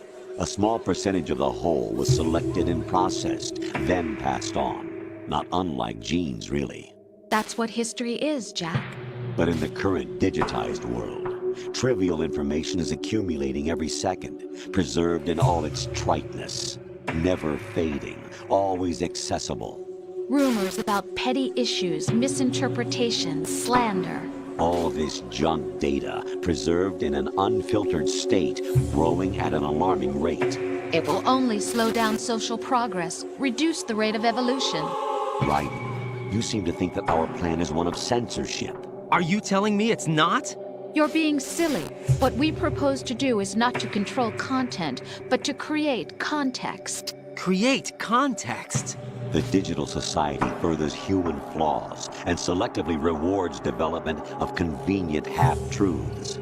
Just look at the strange juxtapositions of morality around you. Billions spent on new weapons in order to humanely murder other humans. Rights of criminals are given more respect than the privacy of their victims. Although there are people suffering in poverty, huge donations are made to protect endangered species. Everyone grows up being told the same thing. Be nice to other people. But beat out the competition. You're special.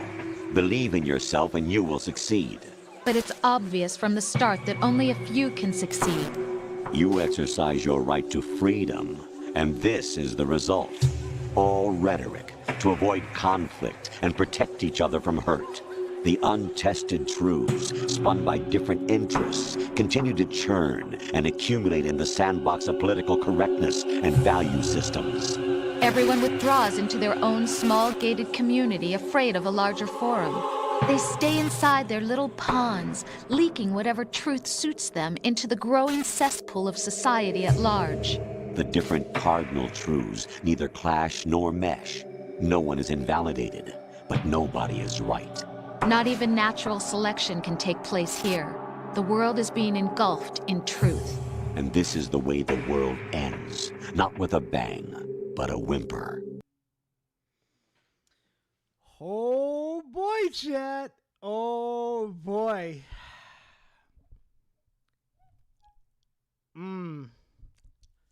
Oh, I gotta say, that's some scary shit.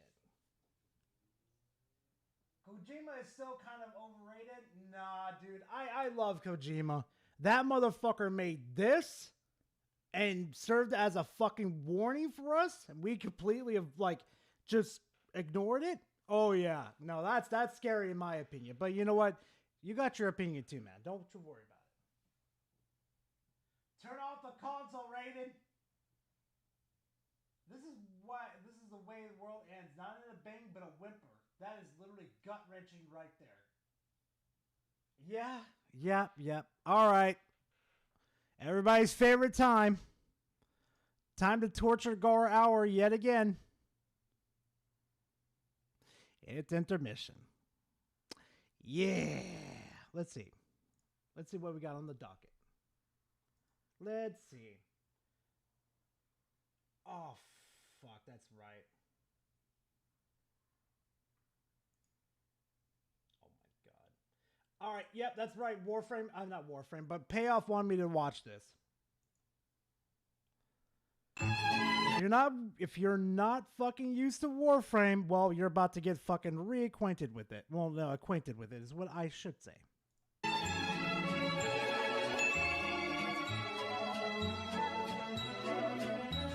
Welcome to DevStream 193. We're getting close to 200. So celebrating 13 years of Warframe this year. We're going to kick things off on March 13th, how aptly dated, until May 8th out.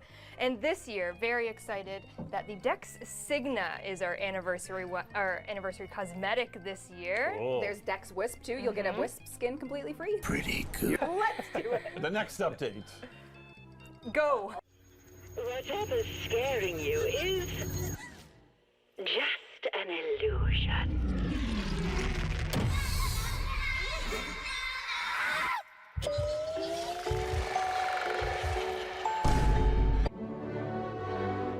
Here we go into the Shadowgrapher build to introduce you to Foley, our 64th Warframe. Ability to see abstract art. You need something a little more. Oh, now. Oh, there you go. Wow. There you go. You want some jelly rolls? Yeah. You got it. Oh, yeah, I did. Yeah. All right. All right, Pablo. Set the scene. The positive is all of her abilities applying All to I gotta say is Destiny never would. enemies, and that basically slows them down.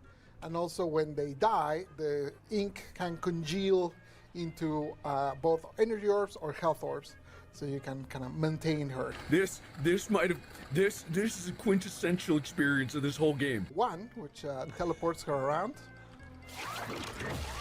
So the one kind of brings her in, and you can teleport wherever you want. Right now she's doing it up close, but you can get quite a bit of range with it. It also makes you invulnerable, removes all status. It's also like a cheap cast. Wow. Then for her second, that's where we go a little crazy. This is her sketchbook. You can basically make sketches and bring them to life. Let's make a little barrel there. You make a little explosive barrel that inks enemies around, and then blow it up, and they're gone. What the? No shot. That's fucking cool. The fuck? All the hazards have like scaling damage, so that's why you just saw that is extremely effective. Toss a death orb. Then a death orb, why not? Toss it there.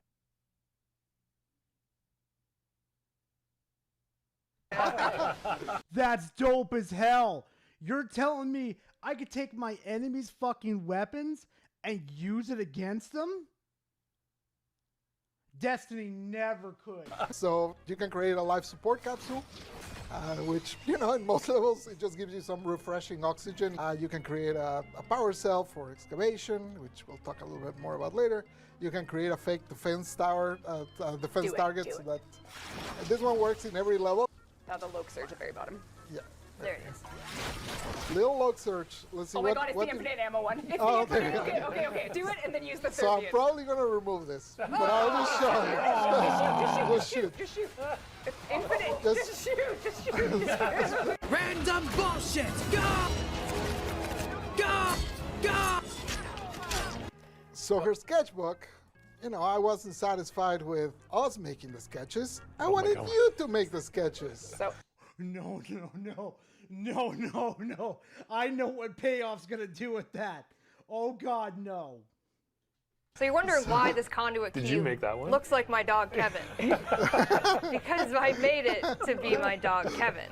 With that, you can make the drawings, and then you can change the color, the alpha, position, rotation, whatever you... Okay. Whatever to your heart's content.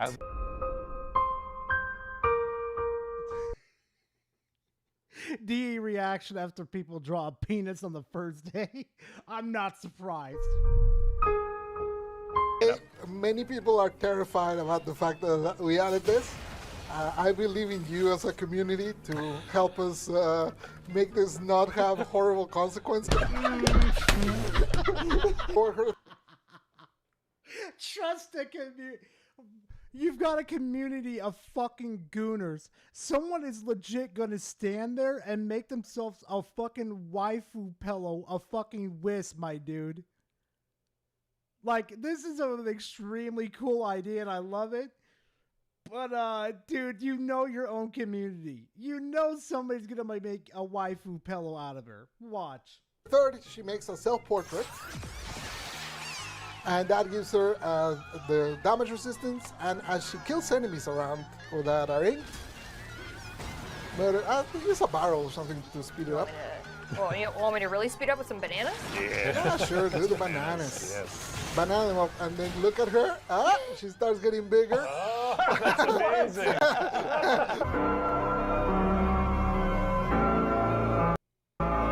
She a huge bitch. Fourth, we send them flying in balloons. Goodbye. And then you switch weapons. You want me to balloons, and then look at them when they fall. Wait, you want me to balloons, the damage? And then look at them when.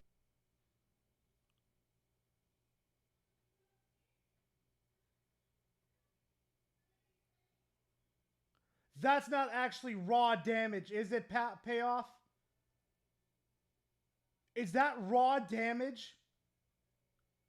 No. Payoff. Are you there, you fucker? Is this actual raw damage?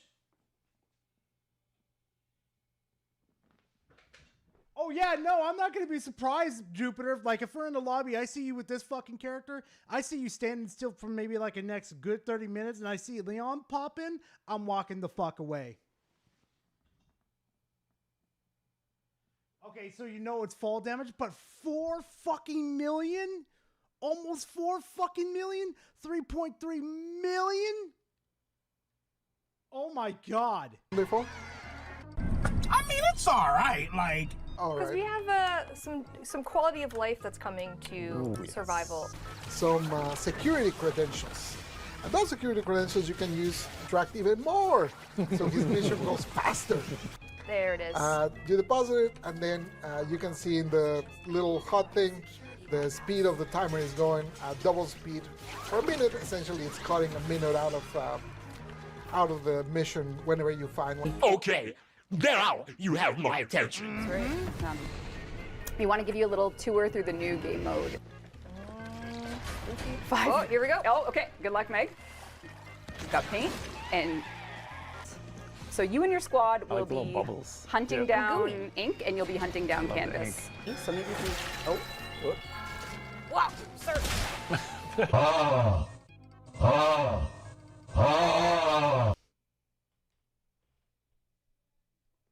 God damn it, I need to get back on Warframe and start grinding. Foley hunts. Uh-oh. See on the UI that she is not carrying it. Oh, here she comes! If you get stuck in her aura, it's... Should I? Head on out of here. So this is the game mode coming, and it's going to have its own... The camera is too close. Oh! Hey, Queen. Go. Oh! Is she going to kill me? Kill me. Oh, there. She's crying. Oh, she's crying. She's crying.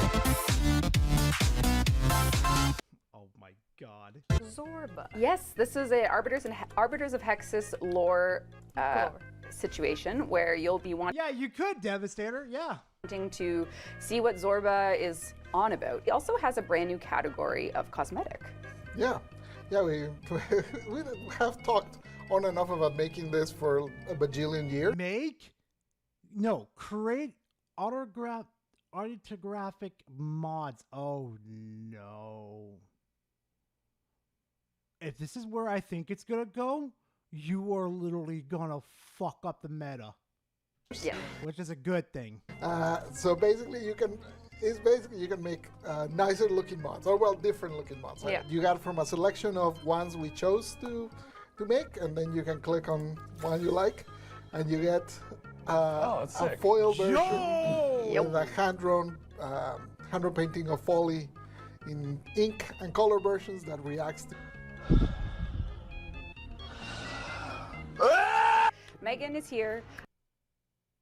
Okay, you just make him shiny. Okay, that looks pretty nice. At least I can pick the ones out that are the fuck are they? Like the shiny, just from looking at my fucking mod selection at the bottom, and I can easily pick out the ones that are just, the max of the ones out. She's going to go to the Parita Rebellion, and she's going to have something called the Guilty. And if you can figure it out, you can unlock the Guilty. Oh yeah, there's gonna be mods. Mods go burr. Which is a very difficult node with, I'm not going to say anything else about it, but it's a very hard node with its own matchmaking. So anyone who has found the Guilty are the only people that can play it. Ooh. Good luck. Can't wait to be the reward be 10k creds and 1 cosmetic. Yeah, pretty much. Yearning for it, it'll be here. Okay, we've reached the end. Let's recap really quickly, Holy shall shit. we? Okay. This is the greatest game of all time. Oh my god! God damn. Yo, let me go on a side tangent real quickly. March 25th, 64th Warframe is coming out. You get all the helmets all that time. A new game mode, a new operation, autographs where you can make foil mods, new fucking deluxe. You get Tenno Shadowgrapher, which is more content basically. New drifter and operation faces. 3 new adversary weapons. More Horanas, or whatever you fucking say that, and quality of life changes, and Nintendo Switch 2 version of Warframe. Guess what the Destiny community is getting? Bro, I know I drill this shit home, but it's a point that I'm gonna just stand on for fucking forever. Bungie. Bungie. Actually, no, I should type in Destiny. I think I got banned on fucking Bungie. Where is it? Here we go. This is what we're getting for March. This is what Destiny players are getting for March.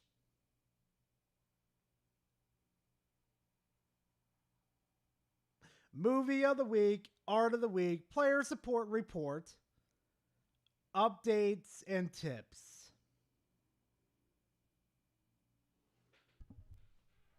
I wish I'd rather spend my life on fucking Warframe than Destiny. Yeah. Nah, Flame Lord, I'm gonna fucking just pop off real quickly. The Destiny fan base does not deserve better. They do not deserve better because people like me and Darkside Royalty, aka Joker, have been pushing for them to do better, to get better content, to have better things, to have the old content back. And we were literally just treated like fucking clowns. And we warned them this would happen. Look where we're at now, baby. Look where we're at right now. Get fucked. That's it. Yeah, that's it. That's all the Destiny players are getting from March. Actually, this is what they're getting for the next 6 months. Because Bungie wants to work on Marathon.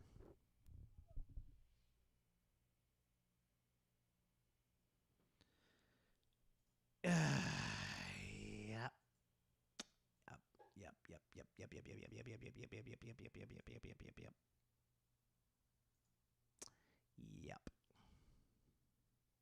Let's see. What else could we possibly play down? Oh, wait, that's right. Devastator. I gotta remember Devastator. What the fuck is this? Sprawl Zero. What the fuck?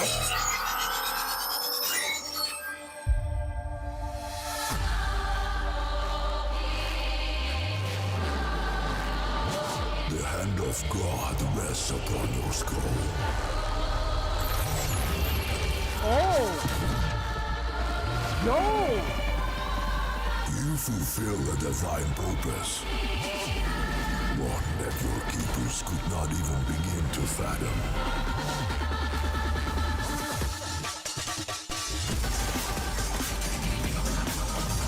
Okay! Okay!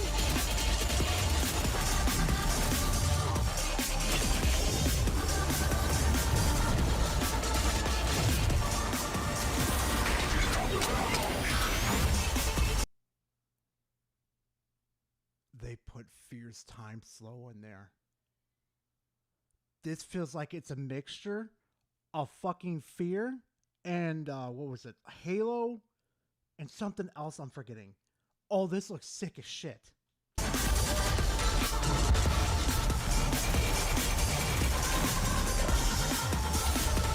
He can slide. You already know who I am.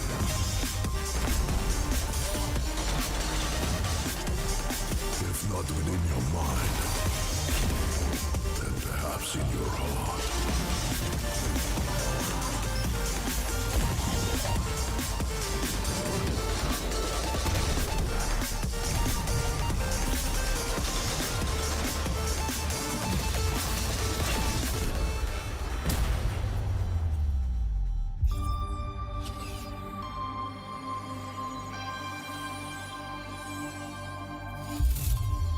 I must melt away the wax you cling to. Excuse me, chat. I need to do something real quickly. What's the name again? Sprawl Zero. Do they even have a release date for this thing yet? Probably not, no. Oh my god. Add to wish list. Nah, I'm sorry. That shit goes hard as fuck. That's immediately on my fucking wish list. Holy fuck. Whoo, that goes hard.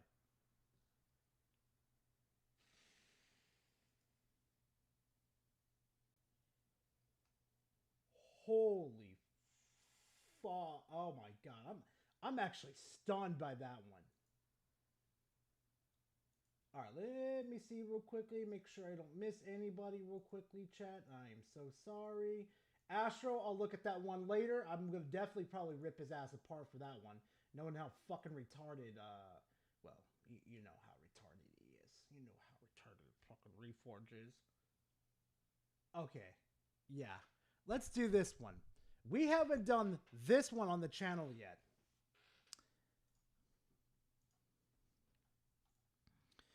It's Gooner Cat. It's time for Gooner Cat. Yep. Which anime has the best design overall for best dark-skinned girls? I'm gonna have to go with Bleach on that one. I'm sorry. I gotta go with Bleach on that one. Yeah, this will be enough. This will be enough. Bruh, I forgot it was Black History Month. You what? You a damn shame. Look, I'm sorry I don't think about my blackness 24/7, but I ain't got time for all that, okay? Oh, you ain't got time for the black community? Hell no, I ain't got time to think about racism, black on black violence, Martin Luther King's dream. I don't give a damn about that dream. I got my own dreams. And in my dreams, every up-age woman is thick. Women aren't as picky and loud and can bring you actual peace. Fat, ugly bitches don't exist. Karens never existed. And the price of everything has gone down significantly. Those are some real problems right there. I don't give a damn about no racism. If a man were to come up to me talking about some, I hate you because you're black, I'd be like, oh no, my fucks to give are all gone. And they just walk away. You can hate me from afar. I don't give a damn.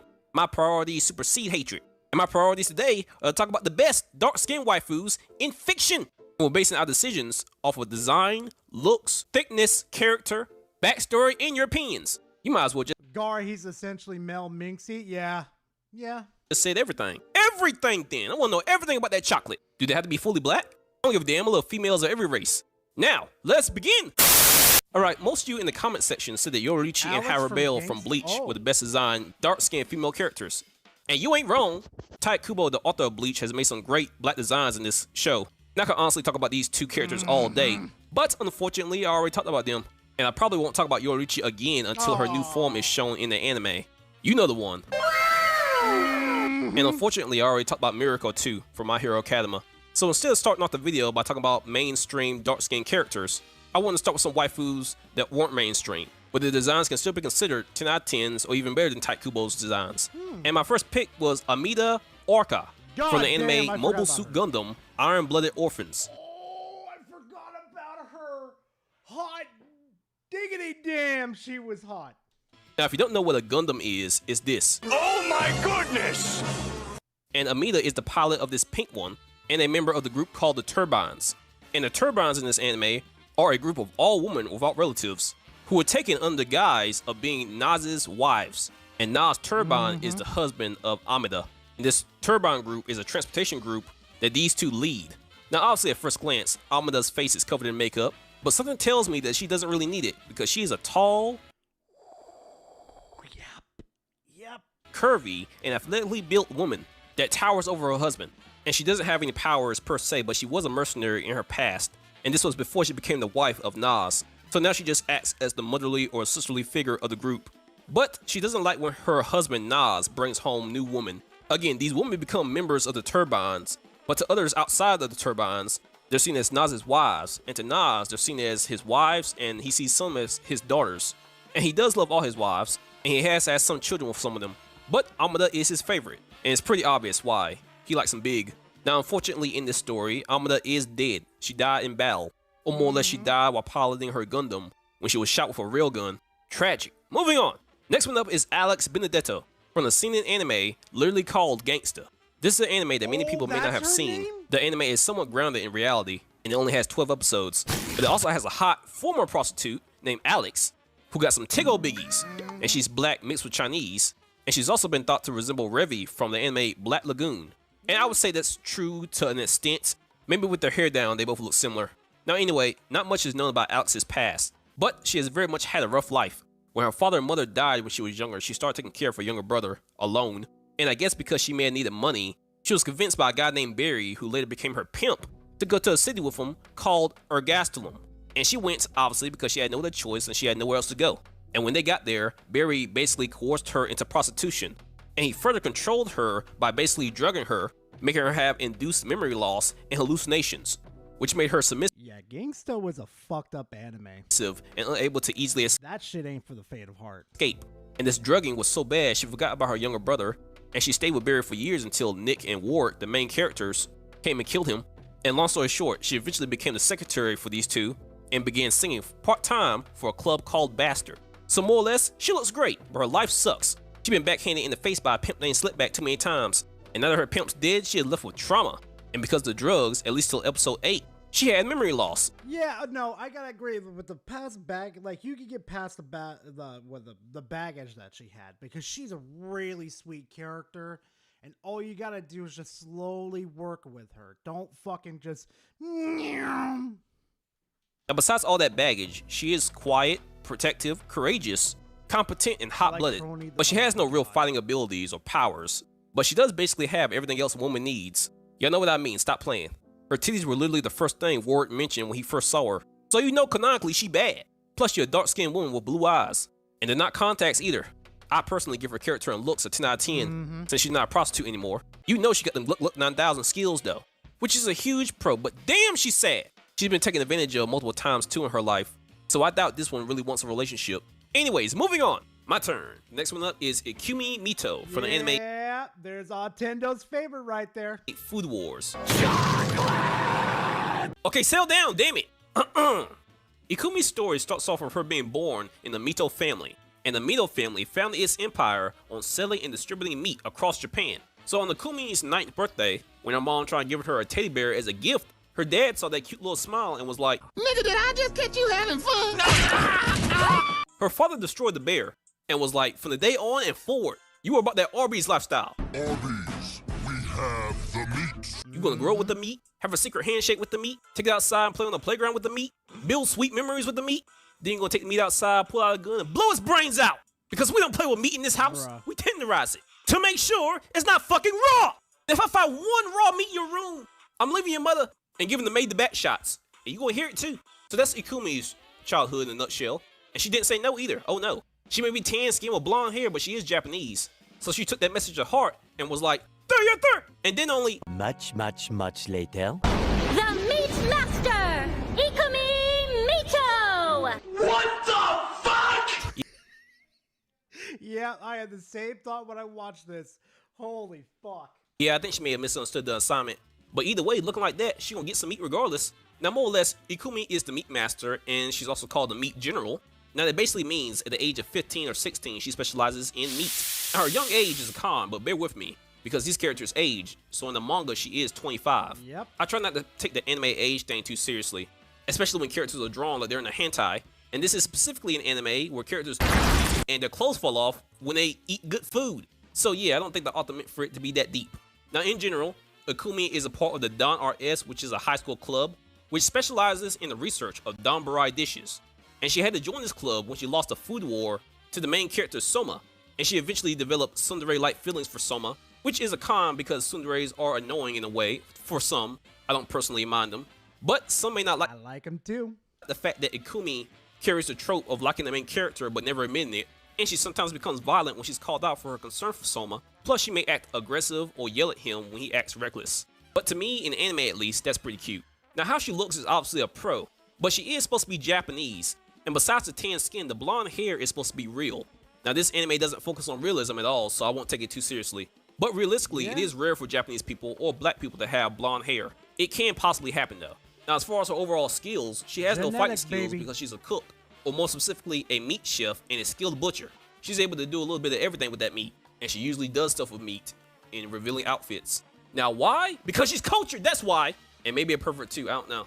But one of the most impressive things she can do, which is an absolute pro, is gauge temperatures of meat during her cooking process. And she does this not with a thermometer. Oh no. She uses her lips to gauge the temperatures of her protein. If you didn't know about that, my God! If she ever stopped cooking, she know where to go. Straight to McDonald's. Now, moving on.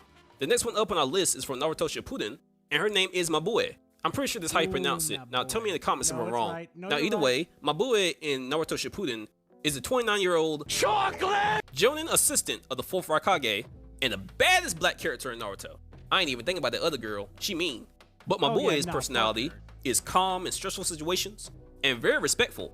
She has white hair like Storm and green eyes, body like a chocolate Tootsie Roll Pop. Chocolate! She even has a cool ability that got her the position of the Raikage's assistant in the first place, you know, besides other things. I did not have sexual relations with that woman. Liar!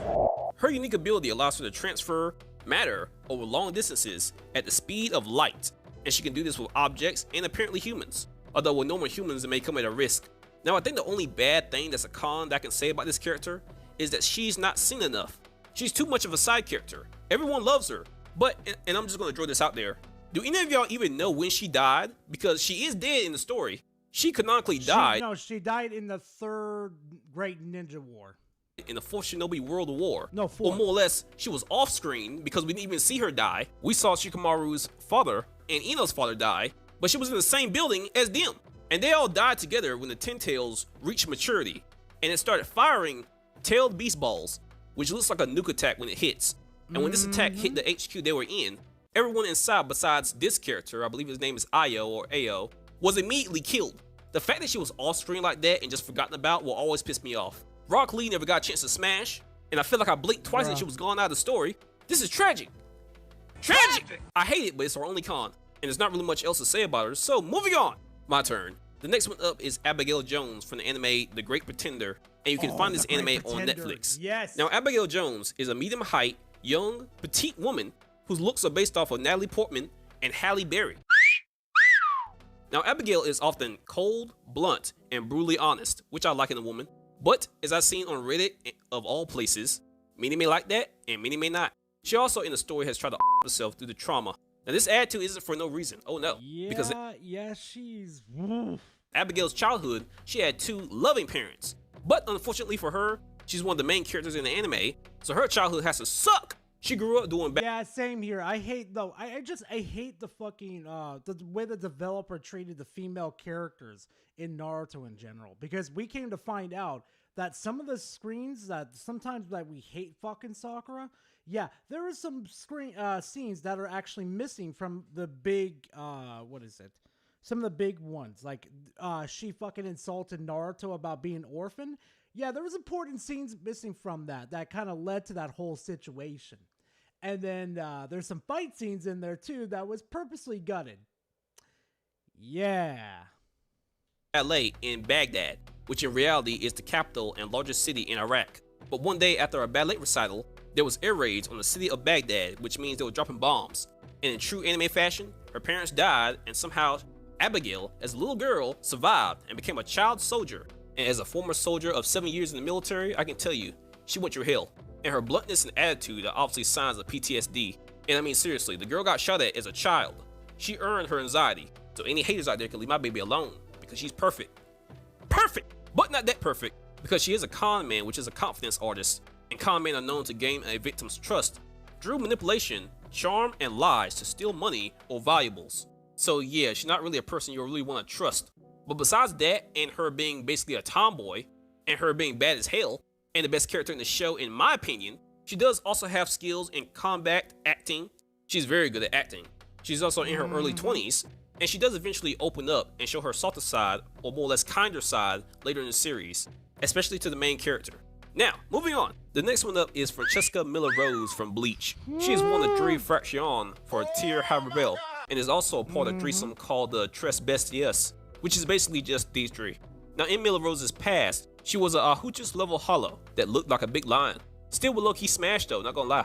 Now, she became an Arrancar, or more or less this current form you see here, through the help of Sosuke Aizen using something called a Hogyoku. And in this form, she's an expert swordsman. She can shoot zeros with her hands. She can use a Sonido, which is a high-speed movement technique utilized by hollows and Arrancars in this universe. And with the help of the other members of the Tres Bestias, she can summon a horrible, ugly kaiju monster that looks like it belongs in a different anime called Ion. Yeah, this is their pet, by the way. So yeah, that's a con. But two pros for her are her overall look, which to me, honestly, she just looks like a black Rangiku, which, if that was done on purpose, I would have to say that's acceptable. And yes, just to be clear, them Tigo Biggies are described as large. So yeah, giggity. Now her second pro for me is her Resurrection, and I think images here are better than words. So, god damn! Now, other than her obvious sexiness, her personality is described as, how do I say this? more rational than Apache, but would still easily be angered by insults. Now, just to defend her personality a little bit, if someone like Rangiku said this to me, I'd probably lash out a little bit too. You're hard to understand. You sound like a female gorilla. What did you say? I forgot she fucking did that to her. Oh my god. So yeah, understandable anger, because where'd that come from? I can almost swear to you that the author wanted Rangiku to say the N-word right here. Now I'm joking a little bit, and I can't prove it. But you can't tell me that calling a black person a gorilla isn't just as bad as calling a black person the N-word. Look at her, she knew what she was doing, sitting there getting yelled at like this. That's why they almost killed her later. Now before I get off topic, Miller Rose is not considered black, by the way. The whole of Arrancar's culture is supposed to be based off of Spanish culture and language. And Arrancars in general are just hollows that have removed their mask to gain powers similar to that of a Soul Reaper. So more or less, their culture is nothing like humans. In fact, most Arrancars view humans with indifference, contempt, or just as mere food. Yeah, these guys can eat souls, by the way. Now, Miller Rose has never been shown to do this, but she can. And just to add on to this, Miller Rose, along with the other two, has had at least 3 fights in the series so far. The first one was with Rangiku and Momo, which, as soon as they pulled out Ion, they won. And their second fight was with Captain Yamamoto. And this was a big mistake because he burned Ion and them to a crisp. Oh my god! Yep. Now, surprisingly, they did survive this fight. And the next time we see these 3 is in the 1,000-Year Blood War arc. And in this arc, they can be seen fighting someone who could be described as the Quincy Hitler. And I'm not joking either. Look at his face. You cannot tell me this guy likes Jews. And he definitely doesn't like a Arrancar, because he almost killed Miller Rose and the other 2. And he just straight up absorbed Ion, but he was eventually killed by Grimjaw. So right now in the story, Miller Rose, along with the Tres Bestias and Haribel, are still alive. Yes, rock and roll! Is it my turn yet, Knight? Yeah, I suppose so. Now, next one up and last one is Samu Greer from the anime Gacha Akuda. Now, from what I read, Samir's first name is primarily a Nigerian Yoruba name, and her last name, Greer, has Scottish origin. Now, I don't know officially if that has anything to do with her race, but it would seem from the way she looks and talks that she is more or less black. But either way, it doesn't really matter because she is bad, and her overall design is amazing, with short hair and with long hair. Now, her age is 26, and Samu likes coffee, erotic books, and for some reason punishments, but I'm not sure what type of punishments. Sound like a freak to me. Now, one con for her is that she does live in the pit, and it's also called the ground. And the pit is the surface of the world, and it's a lawless, polluted wasteland where the inhabitants of the floating city, called the Sphere, dump their trash, criminals, and unwanted waste. And then that unwanted waste is given life through the power of Anima. And Anima is just a mysterious power source in the pit that basically is the source of all powers, plus all the characters' vital instruments. Now, more or less, the pit sucks. From what I read, the pit doesn't really have modern plumbing or amenities, so things like showers may be non-existent. And many of the characters in the show are seen as unhygienic. And yes, some do stink, but not all of them. Samu's body odor is described as smelling good, or more or less like chocolate. When she takes a bath though, oh, I need that animated. Anyway, like I said before, vital instruments in this universe are objects powered by Anima, and her vital instrument is her pair of glasses. Upon activation, the glasses enhance Samu's kinetic visual acuity, and acuity means sharpness, keenness of thought, vision, or hearing. And when she really puts in effort, she can see a person's true essence to detect abnormalities. And just to make it more clear, the glasses give Samu the ability to change her perception of time, allowing her to see things at different speeds. This ability makes her a great hand-to-hand fighter, and basically gives her the ability to dodge or counter anything. And before I forget, Samu is the receptionist for the Cleaners. The Cleaners are a group made up of givers who use their powers to exterminate the trash beast, or more specifically, the beasts that are made from the trash that are drawn from the Sphere to the pit and brought to life by Anima. So yeah, they kill those. Good. And I've also read she's the leader of Team Front, which means more or less, just like you've seen, she's a head-to-head type fighter, while some others in the Cleaners are seen as supporters. Now, with that being said, my number one choice on this list has to be, I think most of our viewers and myself like Bleach's dark-skinned waifu's design the best. So I have to choose Miller Rose. But I kind of like Alex or Samu Greer better. Oh, do you now? You may have made the list, but the fans have spoken. And you guys tell us what you think in the comments. And you guys have a good Black History Month. Bye. Oh, God, you gotta love that. You gotta love the content, chat. Every single week, chat. Every single week without a single fucking fail. I always have the content every single fucking week.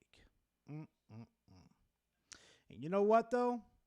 It's pretty much well got the time we got left to do all this, well, crazy shit that we usually fucking do on every single Salty Sunday. So you know what, fam? I just want to say thank you all very much for coming on by and checking out the content and just hanging out with me in general. So you know what, fam? I've got fucking content to make for you guys. I've got shit to go do, and I gotta go play video games and spend time with Scroll, of course, otherwise she's gonna fucking kill me. But you know how it goes, guys. And you know what, though? I'm going to redirect you guys to... You know what? Fuck it. Let's redirect you guys to motherfucking Sigs and Cereal. Because he'll definitely have more content for you guys. So, guys, I'll see you in the next one. Please be safe out there. And remember, play video games. Don't act like a fucking fanboy. Most of all, drink water, exercise, and, well, spend time with your loved ones. See y'all in the next one. And tell Sigs I said hi, chat. Later.